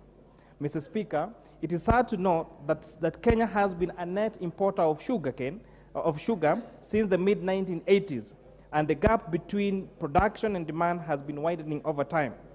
Kenya's annual consumption in 2002 stood at 1.1 million metric tons against a production of only 790 million metric tons, leading to an importation of 320 million metric tons worth Kenya shillings 28 billion. Annual production importers has shown an annex in the report that we tabled in the morning. Mr. Speaker, the objective of the memoranda is to create a competitive sugar sector with the ability to withstand the withdrawal of commercial safeguards, with a focus on the modernization of sugar milling plants, which will improve production and operation efficiency, enhance cane development in both nucleus estate and smallholder farms, in addition to improving cane sucrose content to between 13 and 14%. Honorable Speaker, the memoranda proposes a leasing model that will bring on board private capital, expertise, and modernization of sugar mills for efficient commercial operations, leasing the nucleus estates and factory land to private investors. Honorable Speaker, when considering the memoranda, the Joint Committee held meetings with stakeholders, most of whom will be affected by the proposals in the memoranda. The stakeholders, including members of county assemblies, members of parliament, sugarcane farmers, outgoing institutions, management of state-owned sugar companies, the National Treasury, Kenya Revenue Authority, among others. The meetings were held in Kisumu County last week from Tuesday, the 5th of September to 7th of September 2023.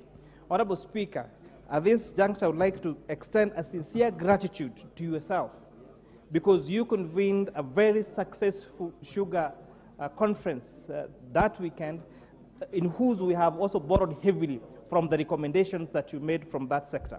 We also applaud the members of parliament from the sugar growing areas that came in person and submitted both their oral and written memoranda about the revival of this sector. This shows the villa in which the members of parliament across this sugar belt region hold this sector and are willing to do their best to protect the interests of sugarcane farmers. Most importantly, we saw a bipartisan approach where members of parliament across the political divide had one united stand that they want to revitalize the sugar sector, they want the sugar mills to go back to business, they want sugarcane farming to become a profitable business again across the sugar belt areas, Honorable Speaker. During the stakeholders' engagement, the Joint Committee noted the following, that all the public milling companies were on their knees and the situation has been made worse by the lack of sugarcane in the country, which has led to temporary closure of the companies. The factories, plants, and machinery has not undergone annual maintenance for years due to lack of finances. And this has, of course, greatly impacted the efficiency of these factories. Public mills are also choking with huge debts. Numerous court cases have halted the operations of these mills. However, after the visit of His Excellency the President, some progress has been made. But we still have ongoing court cases for Miwani Sugar Company, which we are hoping that those in court will still follow the quote-unquote mambo ni matatu and ensure that cases are withdrawn and Miwani Sugar Company gets to be listed and operationalized. Honorable Speaker, the committee observed that while management of state-owned sugar companies supported zoning, farmers were opposed to it because they felt that the practice would tie them to sugar companies that may fail to pay them after the cane has been delivered, and again affecting the competitiveness and the pricing of their sugar cane. The farmers, however, supported the introduction of 5 catchment areas, which will be Rift Valley, that will comprise Kericho, Nandi, and Uasin Gishu counties, Upper Western Region, that will comprise Bungoma and Trans Nzoia counties, Lower Western Region, that will comprise Busia, Kakamega, Siaya, and Vihiga counties, Southern Region, that will include Homa Bay, Kisumu, Migori, and Narok counties, and the Coastal Region, that will have Kwale, Lamu, and Tana River counties. Honorable Speaker, all the stakeholders supported the proposal to write off debts and taxes owed to GUK, Sugar Kenya Sugar Board, Commodity Fund, and KRA by the sugar companies. They added that the sources of the funds for payment of farmers' arrears and salary arrears of the staff that have been working in these sugar mills had not been captured in the leasing model and in this memorandum by National Treasury. Honorable Speaker, we were treated to as employees that came crying that their schools, their students have been sent home for school fees because they had gone without pay, some even for 52 months. Mr. Speaker, the stakeholders noted that it was imperative for public participation to be done during the leasing process. This experience in the industry will enrich the process and make members of the public more receptive to the process. The farmers were categorical that the lessee should not be a company that has already invested in the sugar industry in Kenya to encourage competition in the authority.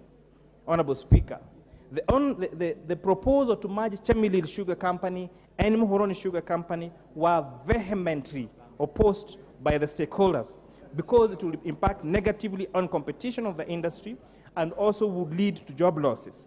They averred that besides the nuclear estates, the two companies had contracted farmers who supplied them with sugarcane, and their acreage was therefore more than what they provided in the memorandum. Honorable Speaker, they disagreed with National Treasury is thinking that a sugar mill needed to have 29,800 hectares of nucleus estate land to be operational. They noted that although Chemelil and Mohoroni sugar companies have less actually than that, for many years in the 90s, they were actually profitable. And therefore, the requirement that this be matched were vehemently rejected. The committees were implored by the stakeholders to expedite the consideration of the sugar bill, something that I'm very happy that, Honorable Speaker, you have considered and the House Business Committee has considered as an important business later this afternoon. Honorable Speaker, the Joint Committee observed that the memoranda is silent. I have covered that. Honorable Speaker, cane poaching also became a great interest in this particular inquiry, because companies were, private sugar mills especially, were coming from far and wide, poaching, doing cane poaching, and disregarding the existing contracts that those farmers would have with other companies. For instance, Honorable Speaker, Sony Sugar company highlighted that they had lost 4 billion shillings to cane poaching. This practice is perpetuated by unscrupulous millers, has led to harvesting of young cane, temporary closure of sugar mills, and subsequent sugar shortage in the country. It has also impacted greatly negatively on cane development by millers because of the fear of losing the investment.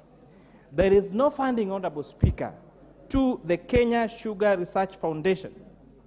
Honorable Speaker, the MD of Kenya Sugar Research Foundation demonstrated to us that they have research and they have cane varieties for all the areas that can grow sugar. In addition, they have a cane variety that can mature in less than 12 months. But the sugar mills around these areas keep giving these cane farmers cane seeds that take 24 months, 36 months, and there is no way any subsistent sugarcane farmer would wait for a whole 24 months for the cane to mature before they get the return on the investment. And therefore, Honorable Speaker, one of the recommendations you're making is more budgetary allocation to Kenya Sugar Research Foundation so that they can continue to develop cane that has less maturity period and for the uptake of this by the farmers. All the 5 public sugar mills, Honorable Speaker, are faced with these financial difficulties, and of course, in the absence of a good legislative, regulatory environment, their operations have greatly been hindered. Honorable Speaker, the joint committees therefore recommends the following: that this House grants approval for the leasing model for the 5 state-owned sugar companies within the provisions of the Public-Private Partnership Act number 14 of 2021.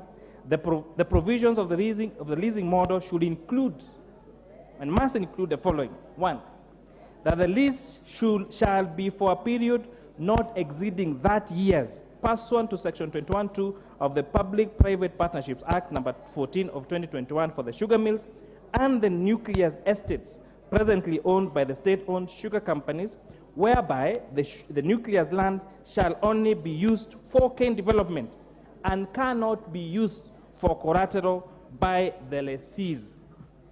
Honorable Speaker, the farmers told us expressly that that land is their ancestral land, and there was no way they would give up their ancestral land to anybody. And therefore, at the end of the lease, that ancestral land has to revert back to the communities because it is their birthright, it is their ancestral land. At the expiry of the lease period, the land will revert to the original owners.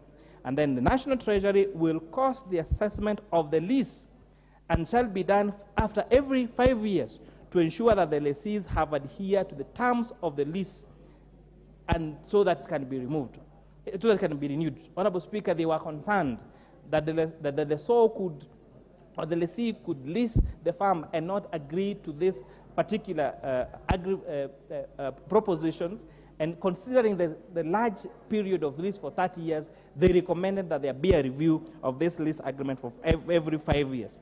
The lessee, Honorable Speaker, shall modernize the sugar mills by installing new machines and technologies to revive the companies, improve the financial well-being of the farmers, create employment, both directly and indirectly, and increase government revenue. The lessees shall specify the CSR activities that they will set up in the local community as a requirement for the award of the lessee. They remembered with nostalgia how those sugar mills provided health services, schools around the areas, academies, some even had golf courses, had very well-maintained roads, and they want to know whether the lessee will carry out those CSR activities so that they can have what they used to have, and even much better. The fate of the workers, Honorable Speaker, currently working in the mills was also a great point of consideration. And the lessee, so the workers, the lessee, the lease must contain a clause that will facilitate the fate of the current workers in these sugar factories. The leasing process shall be clearly outlined and shall include stakeholders' engagement. That this exercise should be carried out with public participation and making sure that there is involvement of the farmers. Honorable Speaker, this joint committee also recommends that this House vacates the privatization model that was approved by the National Assembly in 2015. The model that was approved in National Assembly in 2015 as proposed by then Cabinet Secretary or Minister for Finance, Honorable now be vacated so that we adopt this new model. That this House, Honorable Speaker, approves the Cabinet's decision to write off the total taxes amounting to 16 billion shillings, 378,998,407, comprising 9,926,209,019 shillings of principal tax and 231,917,718 as interest, and Kenya shillings 6,221,571,670 as penalties owed by the 5 state-owned sugar companies. Honorable Speaker, that this House approves the Cabinet's decision to write off loans that are owed to GOK to the sugar companies through the Kenya Sugar Board and the Commodities Fund, amounting to a total of 65 billion shillings, 778,448,646. That, Honorable Speaker, within 90 days of this House's resolution to adopt this report, the National Treasury shall cause payment of Kenya shilling, like 100 shillings per farmer. Despite the number of farmers you enlist, Honorable Speaker, it is not possible for these institutions to support themselves by mere use of the membership fee, and therefore it is important for us to consider supporting the outgrown institutions so that they can support the production and productivity that is needed in order to support this particular sector. Honorable Speaker, the issue of zoning came up, supported by a few and opposed by others. As the joint committee, we want to make a decision on this particular issue. And we stuck to the cane supply contract, and we decided that the penalties must be made punitive for those who enter into cane supply contract. Because the cane supply contract will allow millers to engage farmers at very close reach. They will allow the millers to look for money, especially for money set aside, especially in the the sugar development levy that is set aside for cane development. They can access that money or guarantee farmers to access that money, and this money can be used to improve on the cane development, which will improve the production and productivity. In that particular arrangement, the miller who supports the farmers or the cane growers to improve on the production and productivity should be allowed to harvest their cane. And, Honourable Speaker, with those few remarks, I beg to second. Thank you, Honourable Mutunga. Honourable members, I now propose the question, which is that this House adopts the joint report of the Departmental Committee on Finance and National Planning and the Departmental Committee on Agriculture and Livestock on its consideration of the memorandum by the National Treasury and Economic Planning on action plans to revive and commercialize state-owned sugar companies, laid on the table of the House on Thursday, 14 September 2023. Justice Kemei.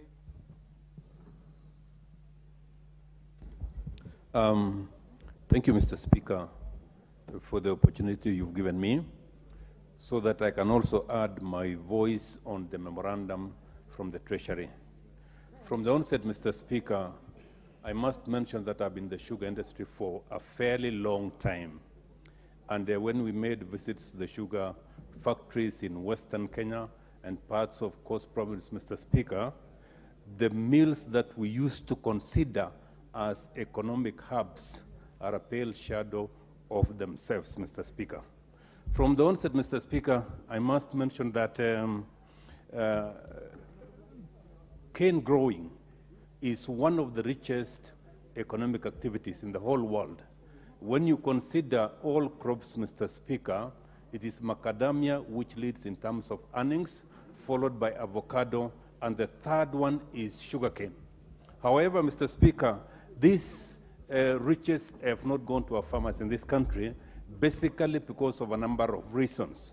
Reason number one, Mr. Speaker, is that the processing facilities in the mills that we have in this country has not been good. The efficiency levels are very low, and therefore the conversion ratio of cane to sugar has been extremely low.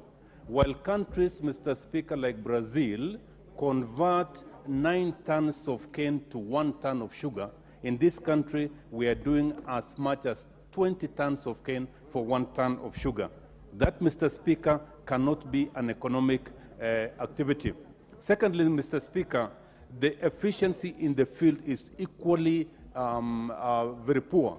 The cane that we grow ends up in the mills after 3 or 4, 5 days. The sucrose content in that cane has gone down. And, Mr. Speaker, we do not expect the mills to be able to process the cane and lead to better recoveries.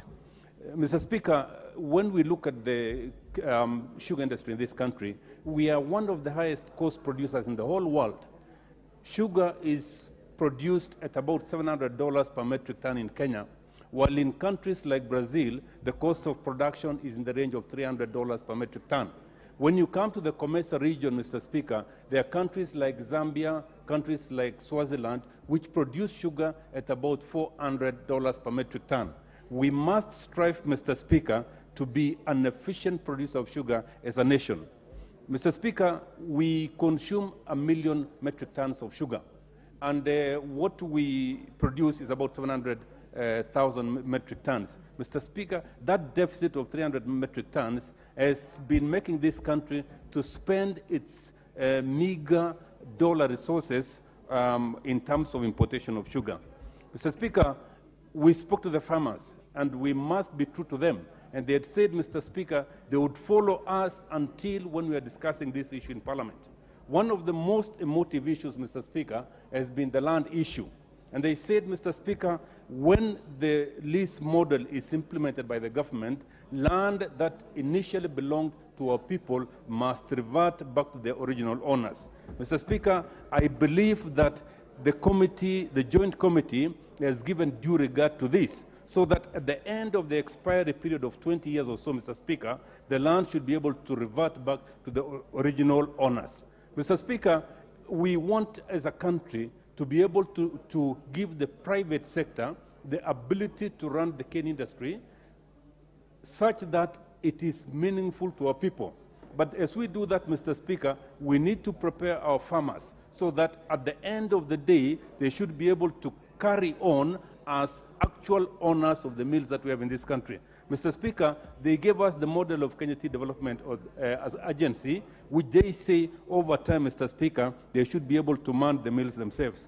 And finally, Mr. Speaker, we've been sitting on knowledge from our research institution, the Kenya Research Institute. That institute has developed varieties with a very high sucrose content, with a very high pollen cane, Mr. Speaker, that we should be able to get our farmers to grow them. And finally, Mr. Speaker, in terms of sharing the proceeds between the farm and the mills, the formula that is provided by Kenya Research Institute is the best way in which we'll make our farmers adopt better sucrose content cane and earn a better living out of them. With those few remarks, Mr. Speaker, I support the memorandum. Thank you. Thank you. Honorable members, I want to give you direction as follows. I would want to guide the House that we go to the Committee of the Whole at order number 12 by 5:30. So I want us to agree on limiting contribution time. Can we do 3 minutes? 3 minutes, that of course I'll give, if the minority and majority leaders want to speak, I'll give them 5. Pardon? 15? I won't give you 15. The majority and minority leaders, if they wish to speak, I'll give them 5. The rest of the members, you can compress your issues into 3 minutes each, so that we can have as many as we can.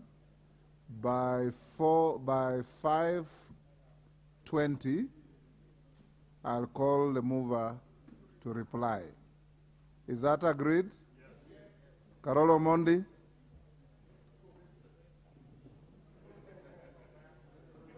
Thank you very much, Honorable Speaker. Honorable members, if you make your points, my professor used to tell me, if you can't make your point in the first 2 minutes, you are unlikely to make any point in 1 hour. I agree absolutely, Honorable Speaker. I rise to support the report, but I would like to draw the attention of the Chair and the other members, as well as the House, about Miwani land, the 10,000 acres of Miwani land, Miwani sugar. I think there's been a lot of problems over that land. Somebody claims to have bought it in an auction on December 27th, 2007, just the eve of the elections of that year, claims to have bought it in an auction that never took place. He has never produced any evidence that he paid for the land. His claims over that land were dismissed by the High Court of Kenya and the Court of Appeal before the Supreme Court was established, reverting that land to the community of Miwani. I would like to propose that this report includes a paragraph on that land inviting the Auditor General to do a forensic report, audit of the ownership of that land, and submit to this House a report on the status of ownership of that land, so that we can protect the community around that land. I'm very sure that Honorable Koyo and Honorable Nabina Bwera are very well versed, and Mr. Speaker, I'm sure they could add something to this. Thank you very much, Honorable Speaker.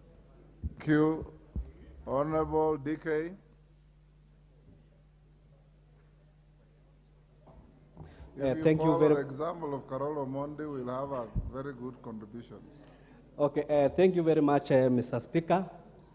I want to support the action plan that has been tabled by the Joint Committee of Agriculture, Finance and National Planning. It is important that the sugar sector has been having a lot of problems. And for the better part of our Agriculture Committee, we have taken a lot of time to look at the problem that is affecting the sugar sector. And one of the problems that is affecting the sugar sector is the debt that is currently affecting the public companies. One of it is Mumias, we have Nzoia, we have Miwani, that is only the land that is remaining, we have Moroni, we have Chemelil. They have a lot of problems. And this action plan will assist the government to fix the problem once and for all. When we were doing the stakeholder engagement recently in Kisumu, the important fact that came out is that sugarcane farmers don't want their companies to be privatized, but they are of the view that they can be leased to strategic partners in a duration that is not 99 years. They actually said that they can only be leased for about 20 years. And in that lease, it should come out very clearly that one of it is that the strategic partner should use the company and the nucleus farms for sugarcane production. At no time should they start growing beans, potatoes in those farms. It was also clear that the strategic partner should come with new machines. We have seen cases whereby there is maintenance and over 700 million is used for that maintenance. But they say for us, for the sugar companies to be able to be productive, let the strategic partner come with new machines. They also of the view that the issue of zoning should not be brought into focus because it undermines productivity and it undermines competition. Thank you very much. Minority Leader. Thank you very much, Mr. Speaker, and I want to support this report for the simple reason that it is high time we rescued the sugar sector. This has been a problem that our farmers have faced for now too long. Mr. Speaker, I heard the Honorable Justice Kemei say that sugar is one of the most lucrative crops, sugarcane, in the world. And I agree with him, Mr. Speaker. And the question one would want to ask is how comes that it's only in Kenya where sugarcane growing has become a loss-making venture year in, year out. We know of countries, including our neighbors here, like Sudan, even Uganda, where sugarcane farming has remained as lucrative as you may want to take it. Mr. Speaker, so this is a good move. It's a good move, even though there are some gray areas that need to be ironed out. One of them is the matter of Mumias Sugar Factory. And my colleagues here agree with me fully. My colleagues from Western Kenya agree with me that unless and until you address the matter of Mumias Sugar Factory, which previously was accounting for about 60% of sugar production in the country, you will not have done justice to our farmers in Western Kenya. My own farmers from Ugunja sell their cane to Mumias Factory. And that's why I'm speaking from a position of authority. Mr. Speaker, we need to be told why Mumias is excluded from this program. Why? Is it because it is a private company? Even if it were, the public still has substantial shares in that factory.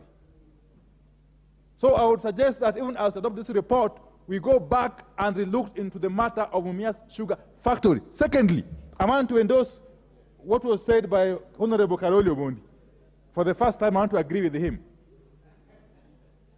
We differ substantially, on other issues out there. But on this one, I agree with him.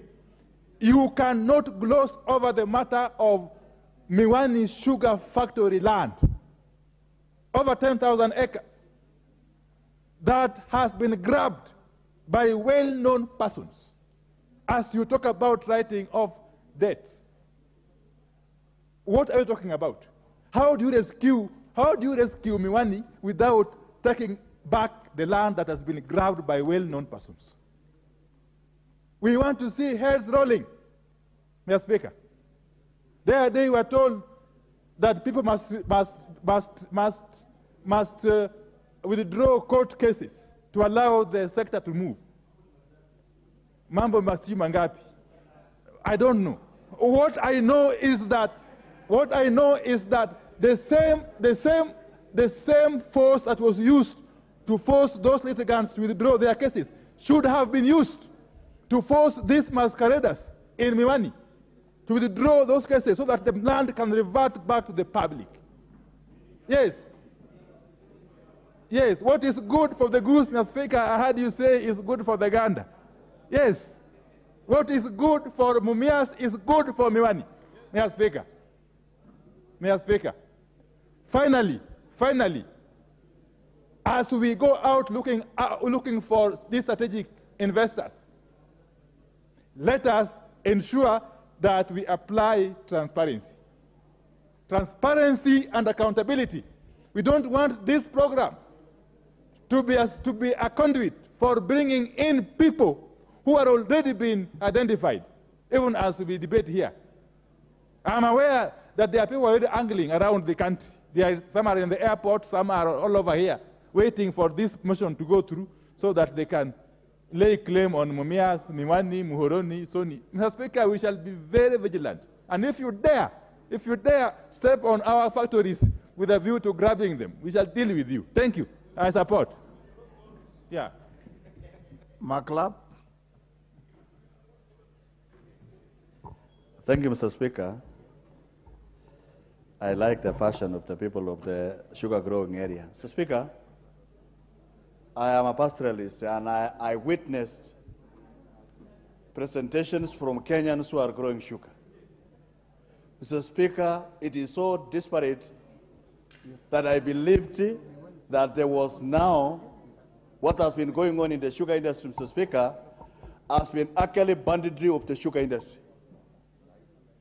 It is true that the objective of the National Treasury and this government, Mr. Speaker, is to make sugar growing a profitable venture for the people of Kenya.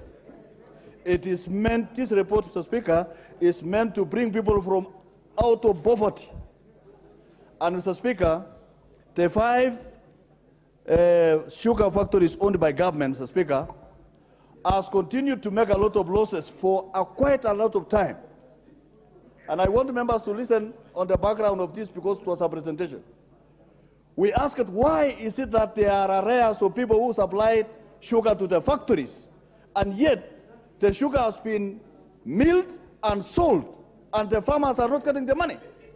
The Speaker was shocked by the answers. The Speaker was shocked by the answers because the farmers have brought the sugar has been sold, and the farmers do not have their money. And the answer we were given was shocking, Mr. Speaker, that the people who are living in the growing sugar areas must know that the 5 sugar factories has been captured, and they go and look for brokers and cartels to bring money in advance to the factory in the name of helping them pay their problems, and then they sell the sugar to them at a cheap price. So when they sell the sugar at a cheap price, they are unable to pay the farmers who brought the sugar. That is how the farmers in this Western Kenya have actually suffered for a long time because of capture of the state-owned factories. Mr. Speaker, this committee, Mr. Speaker, I want to thank them because, Mr. Speaker, even when Treasury gave us penalties, arrears, principal interest of 50 billion, when we called upon KRA to bring their data, Mr. Speaker, the tax collector of Kenya, KRA, brought a figure of 16 billion. Mr. Speaker, the committee led by my vice chair, my vice chairman, Mr. Kimari Kuria and Dr. Kitonga, actually, we actually overruled and removed 50 billion that the National Treasury had brought forward as a writing off. The real figure, we used the tax collector, the KRA of 16 billion. You can imagine the difference, Mr. Speaker? Mr. Speaker, this is why we realized that, again, there was no safety net of employees of the sugar factories, Mr. Speaker. And we propose, therefore, that in the write-off is to pay the employees so that whoever is going to lease these lands, Mr. Speaker, will start from a clean slate, will not be unorganized, will be able to run a clean business that will be able to bring money to the farmers. Mr. Speaker, the end product is the Wanjigu, the people in the lower cadre should actually benefit from the sugar growing area, Mr. Speaker. They should be able to make money out of this particular business, Mr. Speaker. And to ensure that the land is not lost, we brought this lease program, Mr. Speaker. We say the lease program need to be understood by the farmers in those areas, Mr. Speaker, so that the land will actually be referred to the people living in those particular areas after the expiry of the lease, Mr. Speaker, which is a good thing other than privatization, Mr. Speaker, because the whole thing they have taken the land. Mr. Speaker, the last thing that I want, and I want a minute, Mr. Speaker, is actually there is need for research for growing of sugar. I realize most of the sugar in those areas, Mr. Speaker, I went around, are more like napier grass. Onyango Koyo. Thank you very much, Honorable Speaker. Honorable Speaker, I stand here as the biggest beneficiary of this reform. Try and now take 2 minutes each so that this interest the report that was here will be best cured by the intended or the impending sugar bill that has been tabled by Honorable Wanangwe. I want to talk about the case of Miwani Sugar Company because that is my ancestral land. Honorable Speaker, as Honorable Karoli said here, Miwani Sugar Company was the oldest company, and the land in which the raw materials grown were donated by the locals whom I represent in Parliament. Sometimes in 2008, somebody purportedly bought this land in an auction, and serious investigation was mounted as and when PLO Lumumba was the head of EACC. It came out from the report that there was never an auction, there was never lands bought, there was never money paid. Up to now, you cannot be shown that so many millions were paid from this point to this point in a bank or via this check, but we continue to hear that the land is being transferred to the hands of some locals. I am pleading that now in law, you are a serious lawyer, Honorable Speaker, there's a word called precedent. Now that as President has been said, in dealing with the case of Mumias, I suggest that if the same bill, the government should move and deal with the case of Miwani faster than Mumias, because this one is stark fraudulence. There's no proof that land was bought, and this case had been handled up to the court of appeal by Justice Mwera, when court of appeal was the apex court. We are wondering how an environmental land court came here to review and reverse what the court of appeal gave, the judgment that it gave in 2008. We are appealing that the best way to cure this ill is for the government to use the same style that was done with Mumias. On behalf of my constituents, I appeal that that be done immediately, and that I appeal with my members, colleagues, that when this sugar bill is tabled here, when we are going for the third. Emmanuel Wangwe. Thank you, Honorable Speaker. Honorable Speaker, I rise to support this report by the committee, the joint committees. And Honorable Speaker, mine will be that the National Treasury need to be aware that even themselves, they are the originators of corruption. And Honorable Speaker, how does it happen? I want to thank the committee, Honorable Speaker, because it picked up an issue which was very fundamental. When you look at the wording of the report, the memorandum, Honorable Speaker, it talks of the mills being disposed of as a scrap within the provisions of the law on public procurement and disposal rules. Honorable Speaker, where on earth are you going to recommend already a scrap? National Treasury, Honorable Speaker, was inviting corruption in this case, and I would wish, Honorable Speaker, that the joint committee should have recommended proper reprimand of the Treasury officials.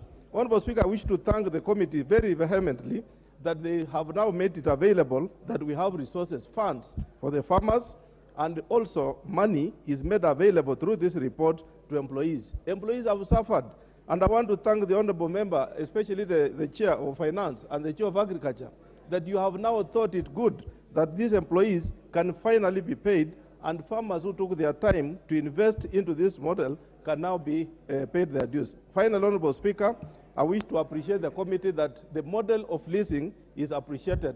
The kind of leasing, Honorable Speaker, rather than the issue of privatization, is an issue which is welcome. However, Honorable Speaker, allow me to express my disappointment that Mumias is not in this report. However much we say that Mumias is private, Honorable Speaker, Miwani is 49% government and 51% private, Honorable Speaker. The CR12 indicates so. Why is it that Miwani Sugar can get its way into this report, Honorable Speaker, and Mumias, which has 20%?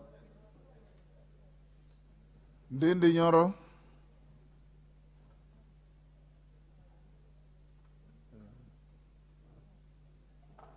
Thank you very much, Mr. Speaker. And I rise to support this memoranda from the National Treasury. Honorable Speaker, it is the right time that we think about reforming our sugar mills and the sugar sector generally, Honorable Speaker, because looking even at the data of our country, we need to do much more in terms of spurring production of sugar within the country. Number one, so that we look inwards in terms of our supply chains, but also, Mr. Speaker, it will go a long way into bridging the gap between our exports and imports. Mr. Speaker, any effort we put towards more production of sugar, like any other agriculture, the other side of it, doing import substitution. And generally, Mr. Speaker, this is very good for our economy. But holistically, the issue of having a lean government, Honorable Speaker, is an issue that we must keep on checking at the House. Honorable Speaker, I say so because the government must do the least in terms of the commercial sector, because the government should be doing what the government should be doing. That is enabling other industries, Honorable Speaker, and also checking on them, Honorable Speaker. Therefore, I am one of the ardent supporters of the fact that we need to reduce all the government-related, government-owned entities from the current, which is over 500, Honorable Speaker. We leave only that which the government should do. The government should be lean, because when we have a small government, we have big people, Honorable Speaker, figuratively speaking. We must go beyond sugar, what we are doing in terms of leasing. We must go into the commercial sector. There is no reason, for example, the government of Kenya should be owning a bank. And even in those banks the government owns, in a sector that is making supernormal profits, the government... Peter Salasia. Okay. Mr. Speaker, thank you. I have the following observation. Last time when we had the committee meeting as a finance and agriculture, we had a very interactive session with the stakeholders. And I can support 100. I want to thank the memorandum that came from the Treasury. And I can tell you that the leasing model, because you realize that most of these companies, like even the Mumias that is being talked here, what really made it to undergo the situation where it is right now is because of the poor privatization model that was used. So I stand to support 100% the model that we have used, because we have realized that this company, these state-owned factories, sugar factories, they cannot compete with the private sectors, because they don't have the capacity to have the new machine and also do diversification, value addition, and other factors that are encompassed in. I also want to thank the committee and for the MOCO, which has been so pertinent in contributing the production of cans. And I want to support the zoning for this matter, because there's no any way that you can allow somebody to travel miles and miles of kilometers just to travel, to transport cans from there. There is also other extra cost that will also come in. And these things will also come back to the farmer. So I want to ask the members to support zoning, so that because of the little land that is available to us, the millers can focus there and develop cans so that we can increase the productivity. Meanwhile, I want to thank the president for the maneno matatu is in the Bible, whereby they say that whoever does not respect the God and mfalme wa nchi, maneno ni matatu, amrishwe, afanye nini. So those cases in Miwani, we're also asking the president. Yes, David Ocheng.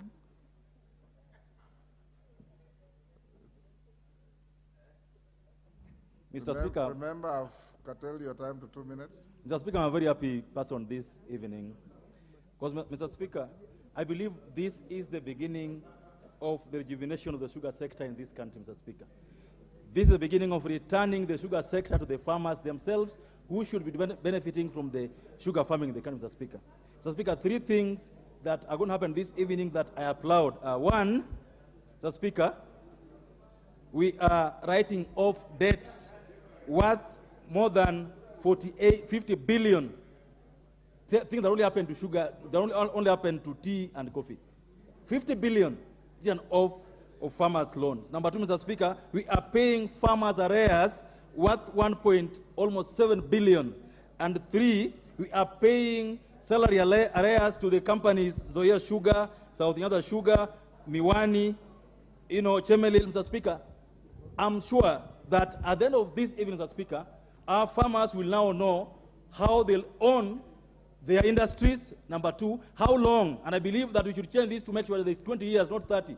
That is almost a lifetime now, Mr. Speaker. Mr. Speaker, I want to ask those who will be charged with running these sugar industries to do so with utmost good faith, trust, and ensure that farmers are able to benefit, so that our people can also be part of this country's economic rejuvenation. Thank you. Naika.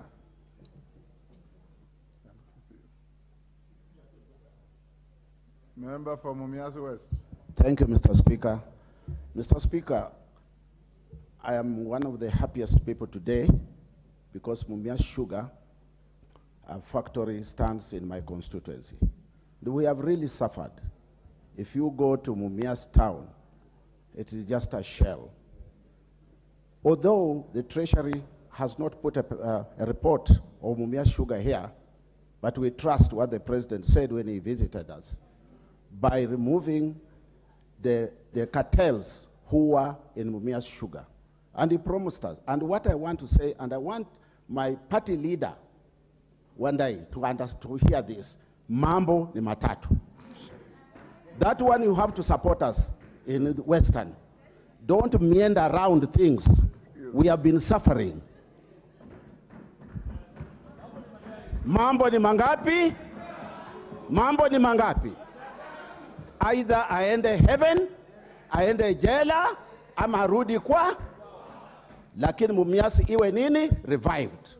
Hiyo ndio kitu mimi nataka kuongea hapa, Mr. Speaker, and we are one of the happiest. But this bill, this report, ingizwe Mumias Sugar na dates ziwe written off. There is a point of order from Mr. Speaker, I want to interrupt my good friend, the Honorable Naika, and my good neighbor for that matter. I heard him calling for my attention that I should listen carefully. Yes. And yet I haven't heard what was meant to be directed to me to act upon. No, I don't know. So order. Honorable Wandai, you are just being cheeky. You heard him. Go on. Yes. You heard him loud and clear. He's supporting us halfway. This is what we don't want. That is the difference between us, Nyanza, and Western. We are telling them openly. Hatutaki kuficha hii mambo. Mumias Sugar must be revived. We have suffered enough. Thank you, Mr. Speaker. Member for Kandui. Okay, I'll give you. Member for Kandui. Thank you, Honorable Speaker, for the... You have 2 minutes. Thank you, Honorable Speaker, for the opportunity. 3 things. I support wholeheartedly the government's efforts to write off the debts. And I just pray that this time round, let us have a clear balance sheet, because these debts were written off in 2012, but they have still been appearing in the books. I wholeheartedly support the payment of farmers and employees of Nzoia Sugar, people who have failed to send their children to school because of non-payment. We cannot have a sector that is not controlled, Honorable Speaker. I therefore support the establishment of the 5 catchment areas and for the development of regulations to guide the conduct of the sugar sector. We are having chaos in the sugar sector because of poaching, absence of regulations. And equally, I support the funds to be put towards supporting the Kenya Sugar Research Institute to enable us to be able to develop new early maturing canes to be able to pay our farmers. But in respect to leasing, Honorable Speaker, I want to be very, very clear that this leasing must be done above board. I have looked at the recommendation. I'm seeing the leasing is going to be done for 30 years. 30 years is too long a period of time. 2, I have looked at the recommendation, the nucleus and the land that are it is being recommended that the lands go back to their original owners. I don't think we need to return back to the original because people were displaced. These lands were taken over by government. So we need to develop a system where farmers consistently begin taking over this particular industry so that they can be able to run it. Any recommendation that is pro-farmer to empower the farmer to run this particular industry is ultimately welcome. But we must do away with the sugar barons and the sugar economic bandits who have brought the confusion in this particular sector by importing sugar and doing cane poaching. As Honorable Naika says, mambo ni matatu. We must bring this sector to its senses. Thank you, Honorable Speaker. Because I'll give you. Yes. Thank you, Honorable Speaker. Honorable Speaker, I want to support this report, memorandum by the National Treasury and Economic Planning on action plans to revive and commercialize state-owned sugar companies. Honorable Speaker, for a long time, state-owned sugar companies have actually been mismanaged. They've suffered from looting and corruption. And I think the position the President has taken is, I think, is supported by everybody on this house, including my friend Obio Ndai and his team. And I think this is the way to go as a country, that when something is good and is being done that is helping Kenyans, all of us must appreciate it and must give it our full support. And not just this one alone, but many other programs which we've seen the president put in place to make this country go in the right direction. We've seen the production efforts being put in the production, especially bringing down the cost of living. And I think, to me, that is something that is laudable and is something that is in the right direction. And I think our country now is taking the right trajectory, and we should be able to support. With those few remarks, Honorable Speaker, I support the memorandum. Thank you, Honorable Ukose. Nabii Nabwera.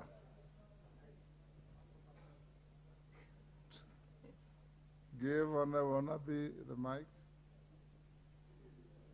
You are giving the wrong location.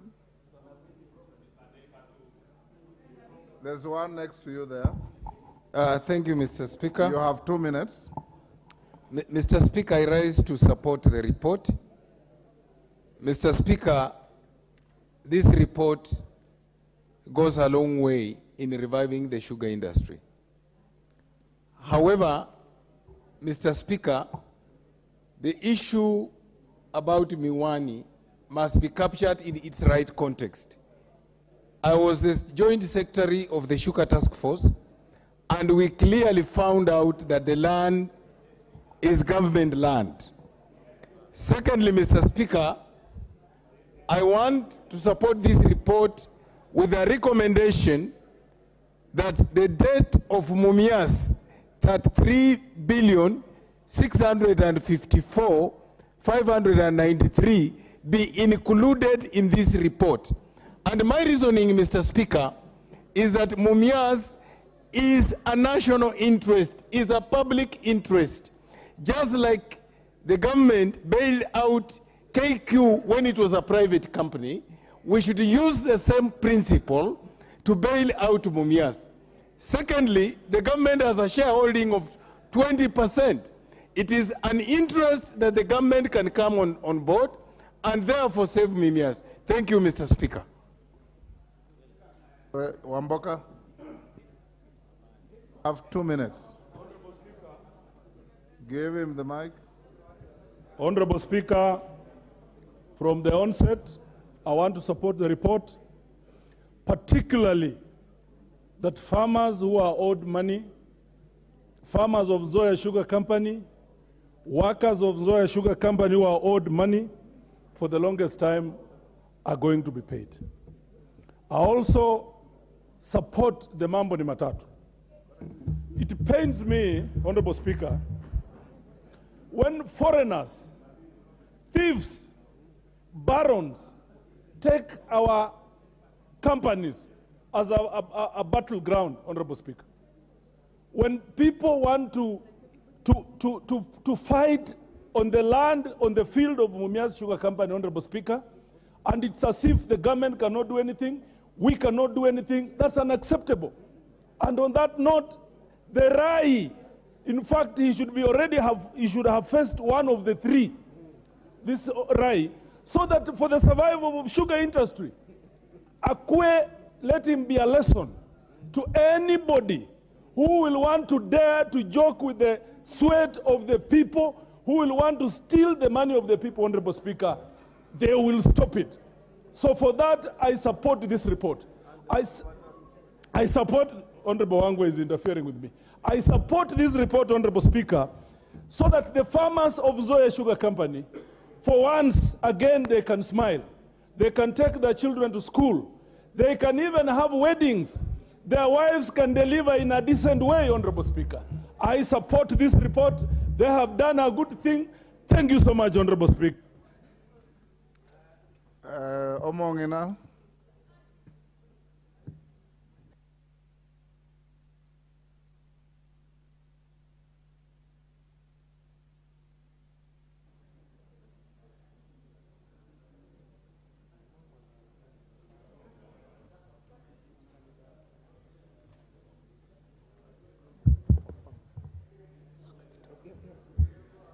Honorable Speaker, thank you for giving me this opportunity.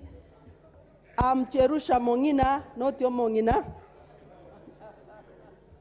From the onset, I support the report of this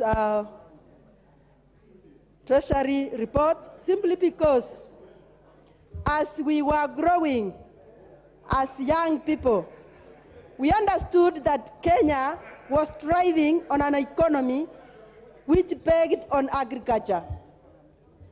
And in school, we were told that agriculture is the backbone of the economy of Kenya.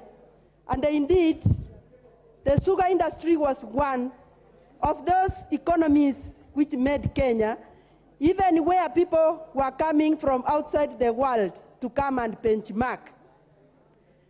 Countries which have grown benchmarked from Kenya, and it was because of industries like the sugar industries. Now that the report has come and it is going to make sure that the debts which have been there for so long, that the people who had worked so hard, who were not being paid, are going to be paid. I support this report, and I'm one of those who are supporting the three major issues which the president talked about. And indeed, our president is going to fix this country if we go by what he has been proposing. So I want to support and say that the sugar is going to be revived, and most of our people are going to be rich because of the revival of the sugar industry. Thank you, Mr. Speaker. I support. A minute each. Malulu Njendi, 1 minute.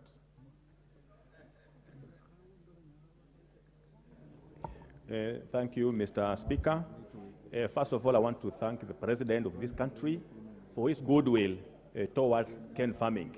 It's actually his initiative that we are where we are, and therefore I support this report fully, that debts have to be repaid by the government. However, Mr. Speaker, I want to ask Treasury of the government. We have the persons who have caused farmers to suffer. I'm aware of some persons who actually borrowed money from Mumias, over 200 million, 500 million, and these people are walking around in the country. Mr. Speaker, as we write off the debts, the persons who have stolen this money must be actually brought to book. Thank you, Mr. Speaker. Kagombe, 1 minute. Thank you, Mr. Speaker. I stand to support this report. And Mr. Speaker, one of the things that we found in these sugar areas is the issue of governance. When there is poor governance, the sugar industry will continue suffering. And I think that the privatization model that we've taken is not enough. These industries, these millers must revert to the farmers, actual farmers, like the tea farmers have taken over the tea factories, and guide them. And I would like to persuade Honorable Salasia here that the zoning that they want to introduce is going to kill the industry, because you're going to have a farmer who wants to take his cane to a certain factory and cannot get the proceeds, and they are going to suffer. Therefore, what we got from the people on the ground is that they want it to be liberalized so that we are able to fetch better markets and so that we kill this monopoly that has been happening. Thank you, Mr. Speaker.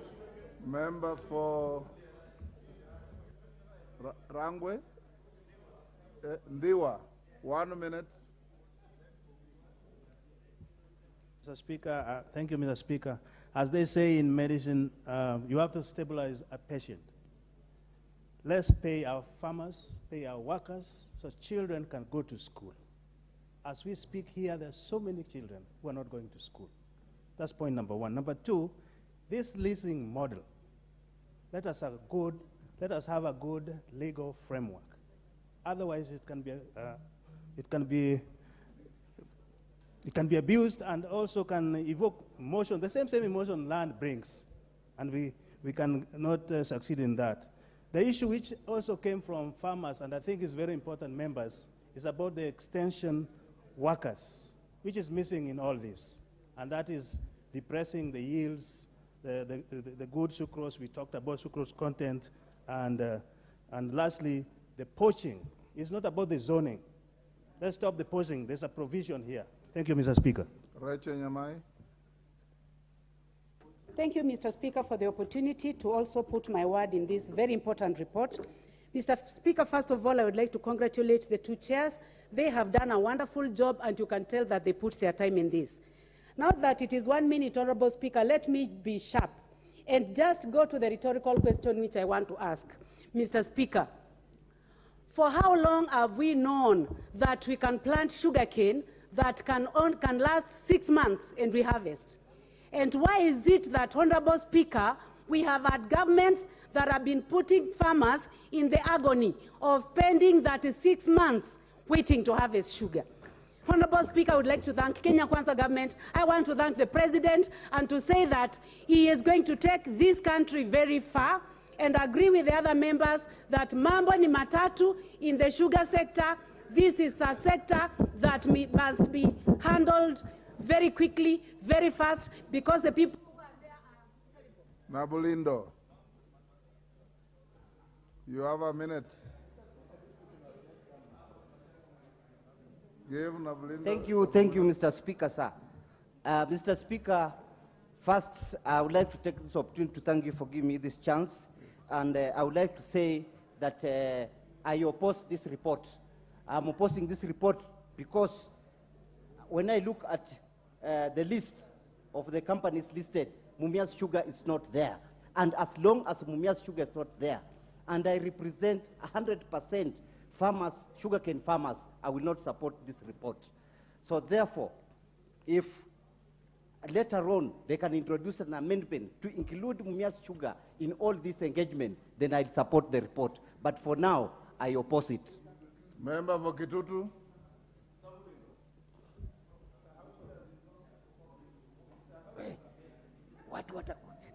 Take your seat, Nabulindo. Give Kitutu. Thank you, Mr. Speaker. I want to support this report. You have a minute. I want to support this report on the sugar because in Nyanza region, sugar sector is our coffee, is our tea, and it's our gold. So this report, I want to support it fully because there are cartels who have been in this sector who have managed to make sure that our farmers are not paid well. And I want to support it because our farmers from now henceforth, they are going to get their dues and they are going to make sure that their kids go to school well and they get back their money.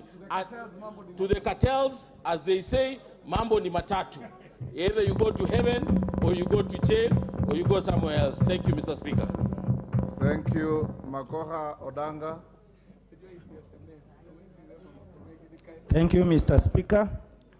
Mr. Speaker, I support this report. You have a minute.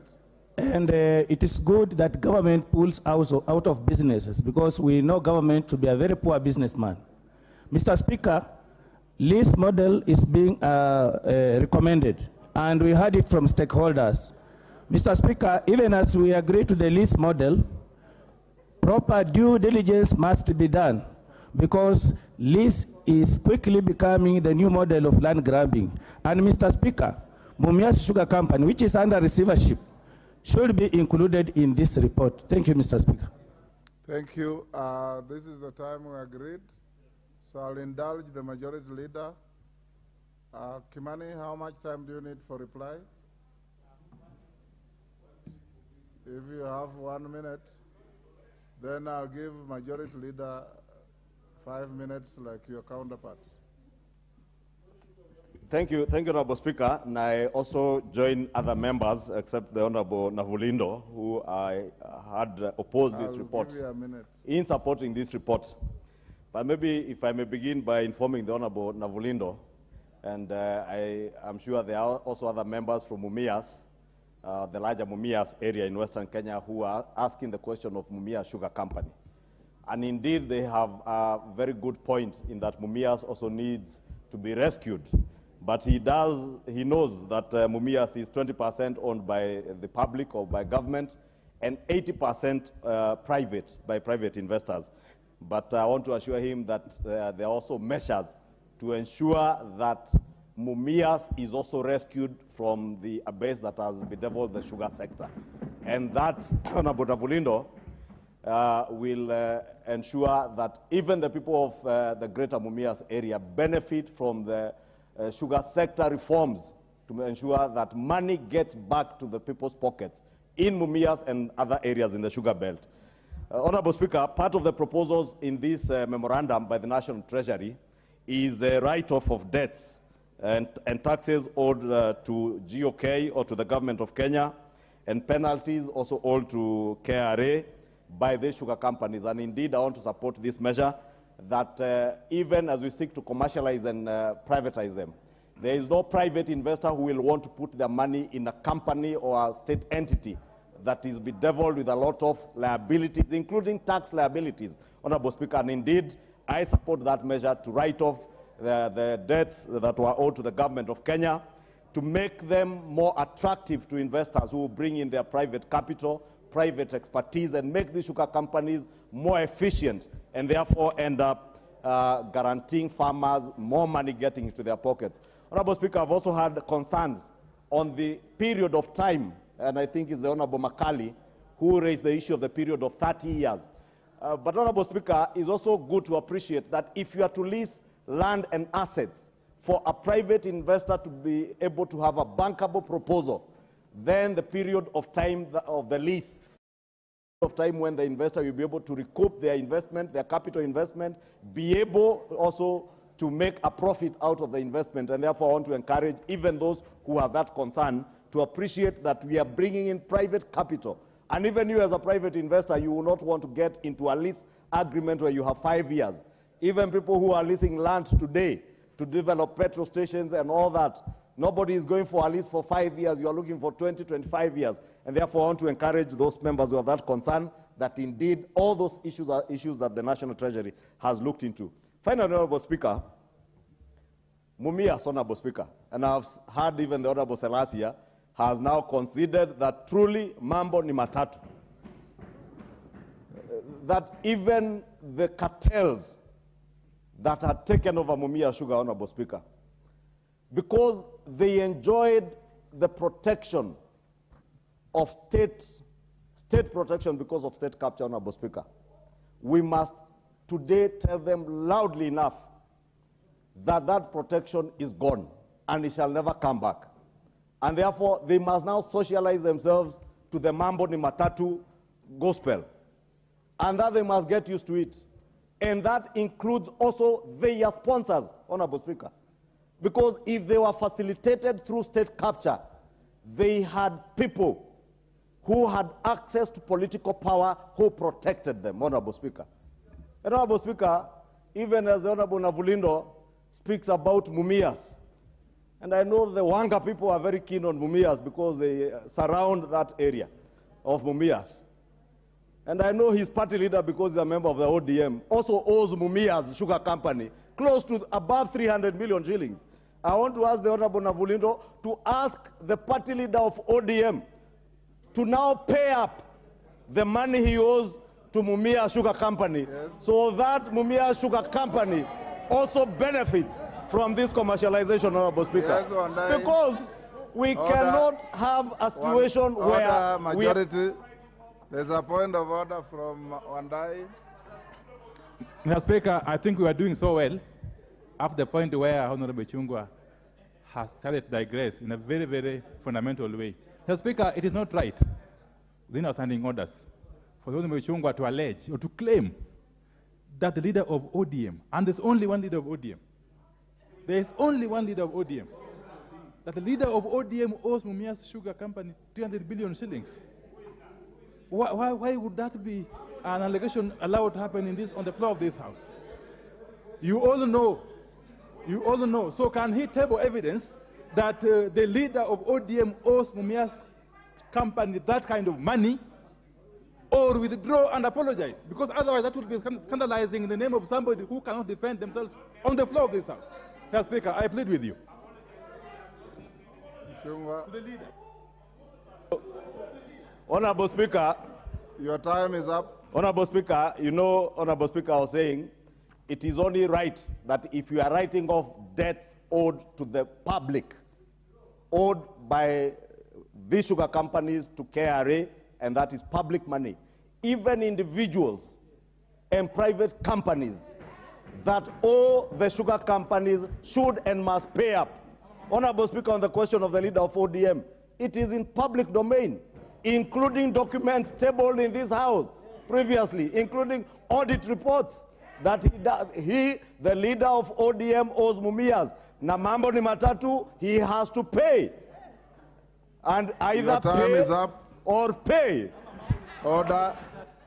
I'll indulge the Honorable Nyamita 1 minute from the Sony zone. Thank you, Mr. Speaker. I rise to support this particular report. Mr. Speaker, I think this is the true and most relevant attempt at truly bringing the cost of living down. Because when you waive the debts and pay farmers and pay employees their money, then it means that money is going to go into circulation. Previous attempts to revive sectors, Mr. Speaker, we have only seen the tea, coffee, and other sectors, including Mira, getting this sort of treatment. That this time, the sugar industry has been considered, this is a really great move. Mr. Speaker, in Sony Sugar, 860 million for farmers, about 1.1 billion for salaries arrears is going to be a big boost. All we want is that before the private sector takes the reins, we want that proper public participation. Kimani, Chairman, Honorable Kimani, you Honorable, wanted 2 minutes. I'm giving you the 2 minutes. Honorable Speaker, I really want to thank the members for this And very I robust. want you to also give the House an assurance on 2 things, Mumias and Miwani land.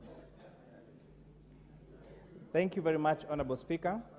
I want to thank the robust conversation that you've had this afternoon. There is a true spirit of debate. If you check the document the National Treasury gave these 2 joint committees and what we presented to this House, we have really enriched this report and made fundamental implications and commitments. And on the 2 matters, Honorable Speaker, that have been quite elusive, on the issue of the 30 years lease, I want to indicate or to give the assurance to this member that the lease model actually proposes that the lease will be reviewed after every 5 years. So even if it's a 30-year contract, there will be a review of 5 years to make sure that it is in adherence to the interests of the farmers. Second, Honorable Speaker, the issue of Mumias Sugar Company was something that came out during public participation, was something that came from the sugar conference that we also borrowed a lot of recommendations from, and we have actually asked National Treasury within 60 days, they must bring recommendations that I will table in the floor of this House of how to help Mumias Sugar Company go back to profitability, go back to support the economy of the Wanga people. On the issue of the 10,000 acres owed in Miwani Sugar Company, we only faced 1 legal hurdle because the matter is actively in court, and therefore the doctrine of sub judice and our standing order number, I think is 89, would have barred us from making resolutions with something actively in court. However, having said that, we are going to indulge the company. We are going to go back to Western and make sure that within 60 days we'll bring a report on the solution for Miwani Sugar Limited. So I want to give the commitment of the Departmental Committee of Finance and Agriculture, Finance and National Planning, and with concurrence with my co-chair, the Committee of Agriculture and Livestock Development, that will come back with this House with a solution for those 2 additional companies. And with that, I beg to reply, Honorable Speaker. Thank you. Chairman of committees, you should always prosecute your cases with such clarity. And the clarity that Murugara exhibited this afternoon. Honorable members, I now put the question, which is that this House adopts the joint report of the Departmental Committee on Finance and National Planning and the Departmental Committee on Agriculture and Livestock on its consideration of the memorandum by the National Treasury and Economic Planning on Action Plan to revive and commercialize state-owned sugar companies, laid on the table of the House on Thursday, 14 September 2023. As members of that opinion say aye. Will those of the contrary opinion say nay? The ayes have it. Yes, Wandai, on the same matter? Certainly not. Mr. Speaker, I just want you to indulge me. Understanding order number 1. I know we are in a hurry to go to the next order. Mr. Speaker, you know, under, I think, Article 209 of the Constitution, the Auditor General is under an obligation to undertake audits every financial year on ministries, state departments, and indeed government entities. Mr. Speaker, it has been confirmed now clearly that Miwani Sugar Factory is a public entity owned by the government, or the public for that matter. And yet, for the last 10 or more years, the Auditor General has not undertaken any single audit of that factory. I want to urge you, Mr. Speaker, that you use your chair, use your authority to direct the Auditor General to bring a report to this House as to why she has not been able to audit Miwani Sugar Factory for more than 10 years now. Under what law has she been operating for her to fail to undertake such a primary responsibility under the Constitution, Mr. Speaker? Kindly direct the Leader of Majority to compel the Auditor General to bring to this House a report, and very expeditiously, even as to continue with these reforms. Yes. Your own member, Wangwe, is gesturing that he seized of the matter in his committee. So what you are saying may not be accurate.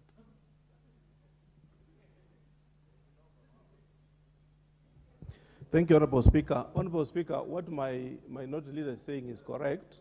And indeed, this house, my committee, PIC on Social Service, Admin and Agriculture, has invited the Auditor General next week on Monday on the same issue to tell the committee as to why she has not been able to audit Miwani Sugar. Yet, Honorable Speaker, it is deemed to be a public company.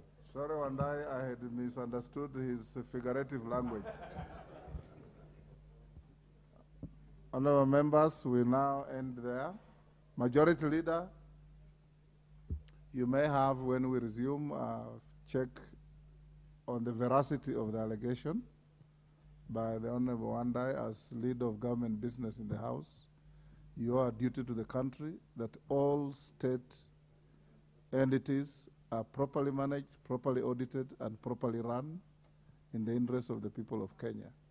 So if Miwani is government-owned, as it's alleged, check your facts, check with the Treasury, check with the Auditor General, and you may, at an appropriate time, bring a statement to the House.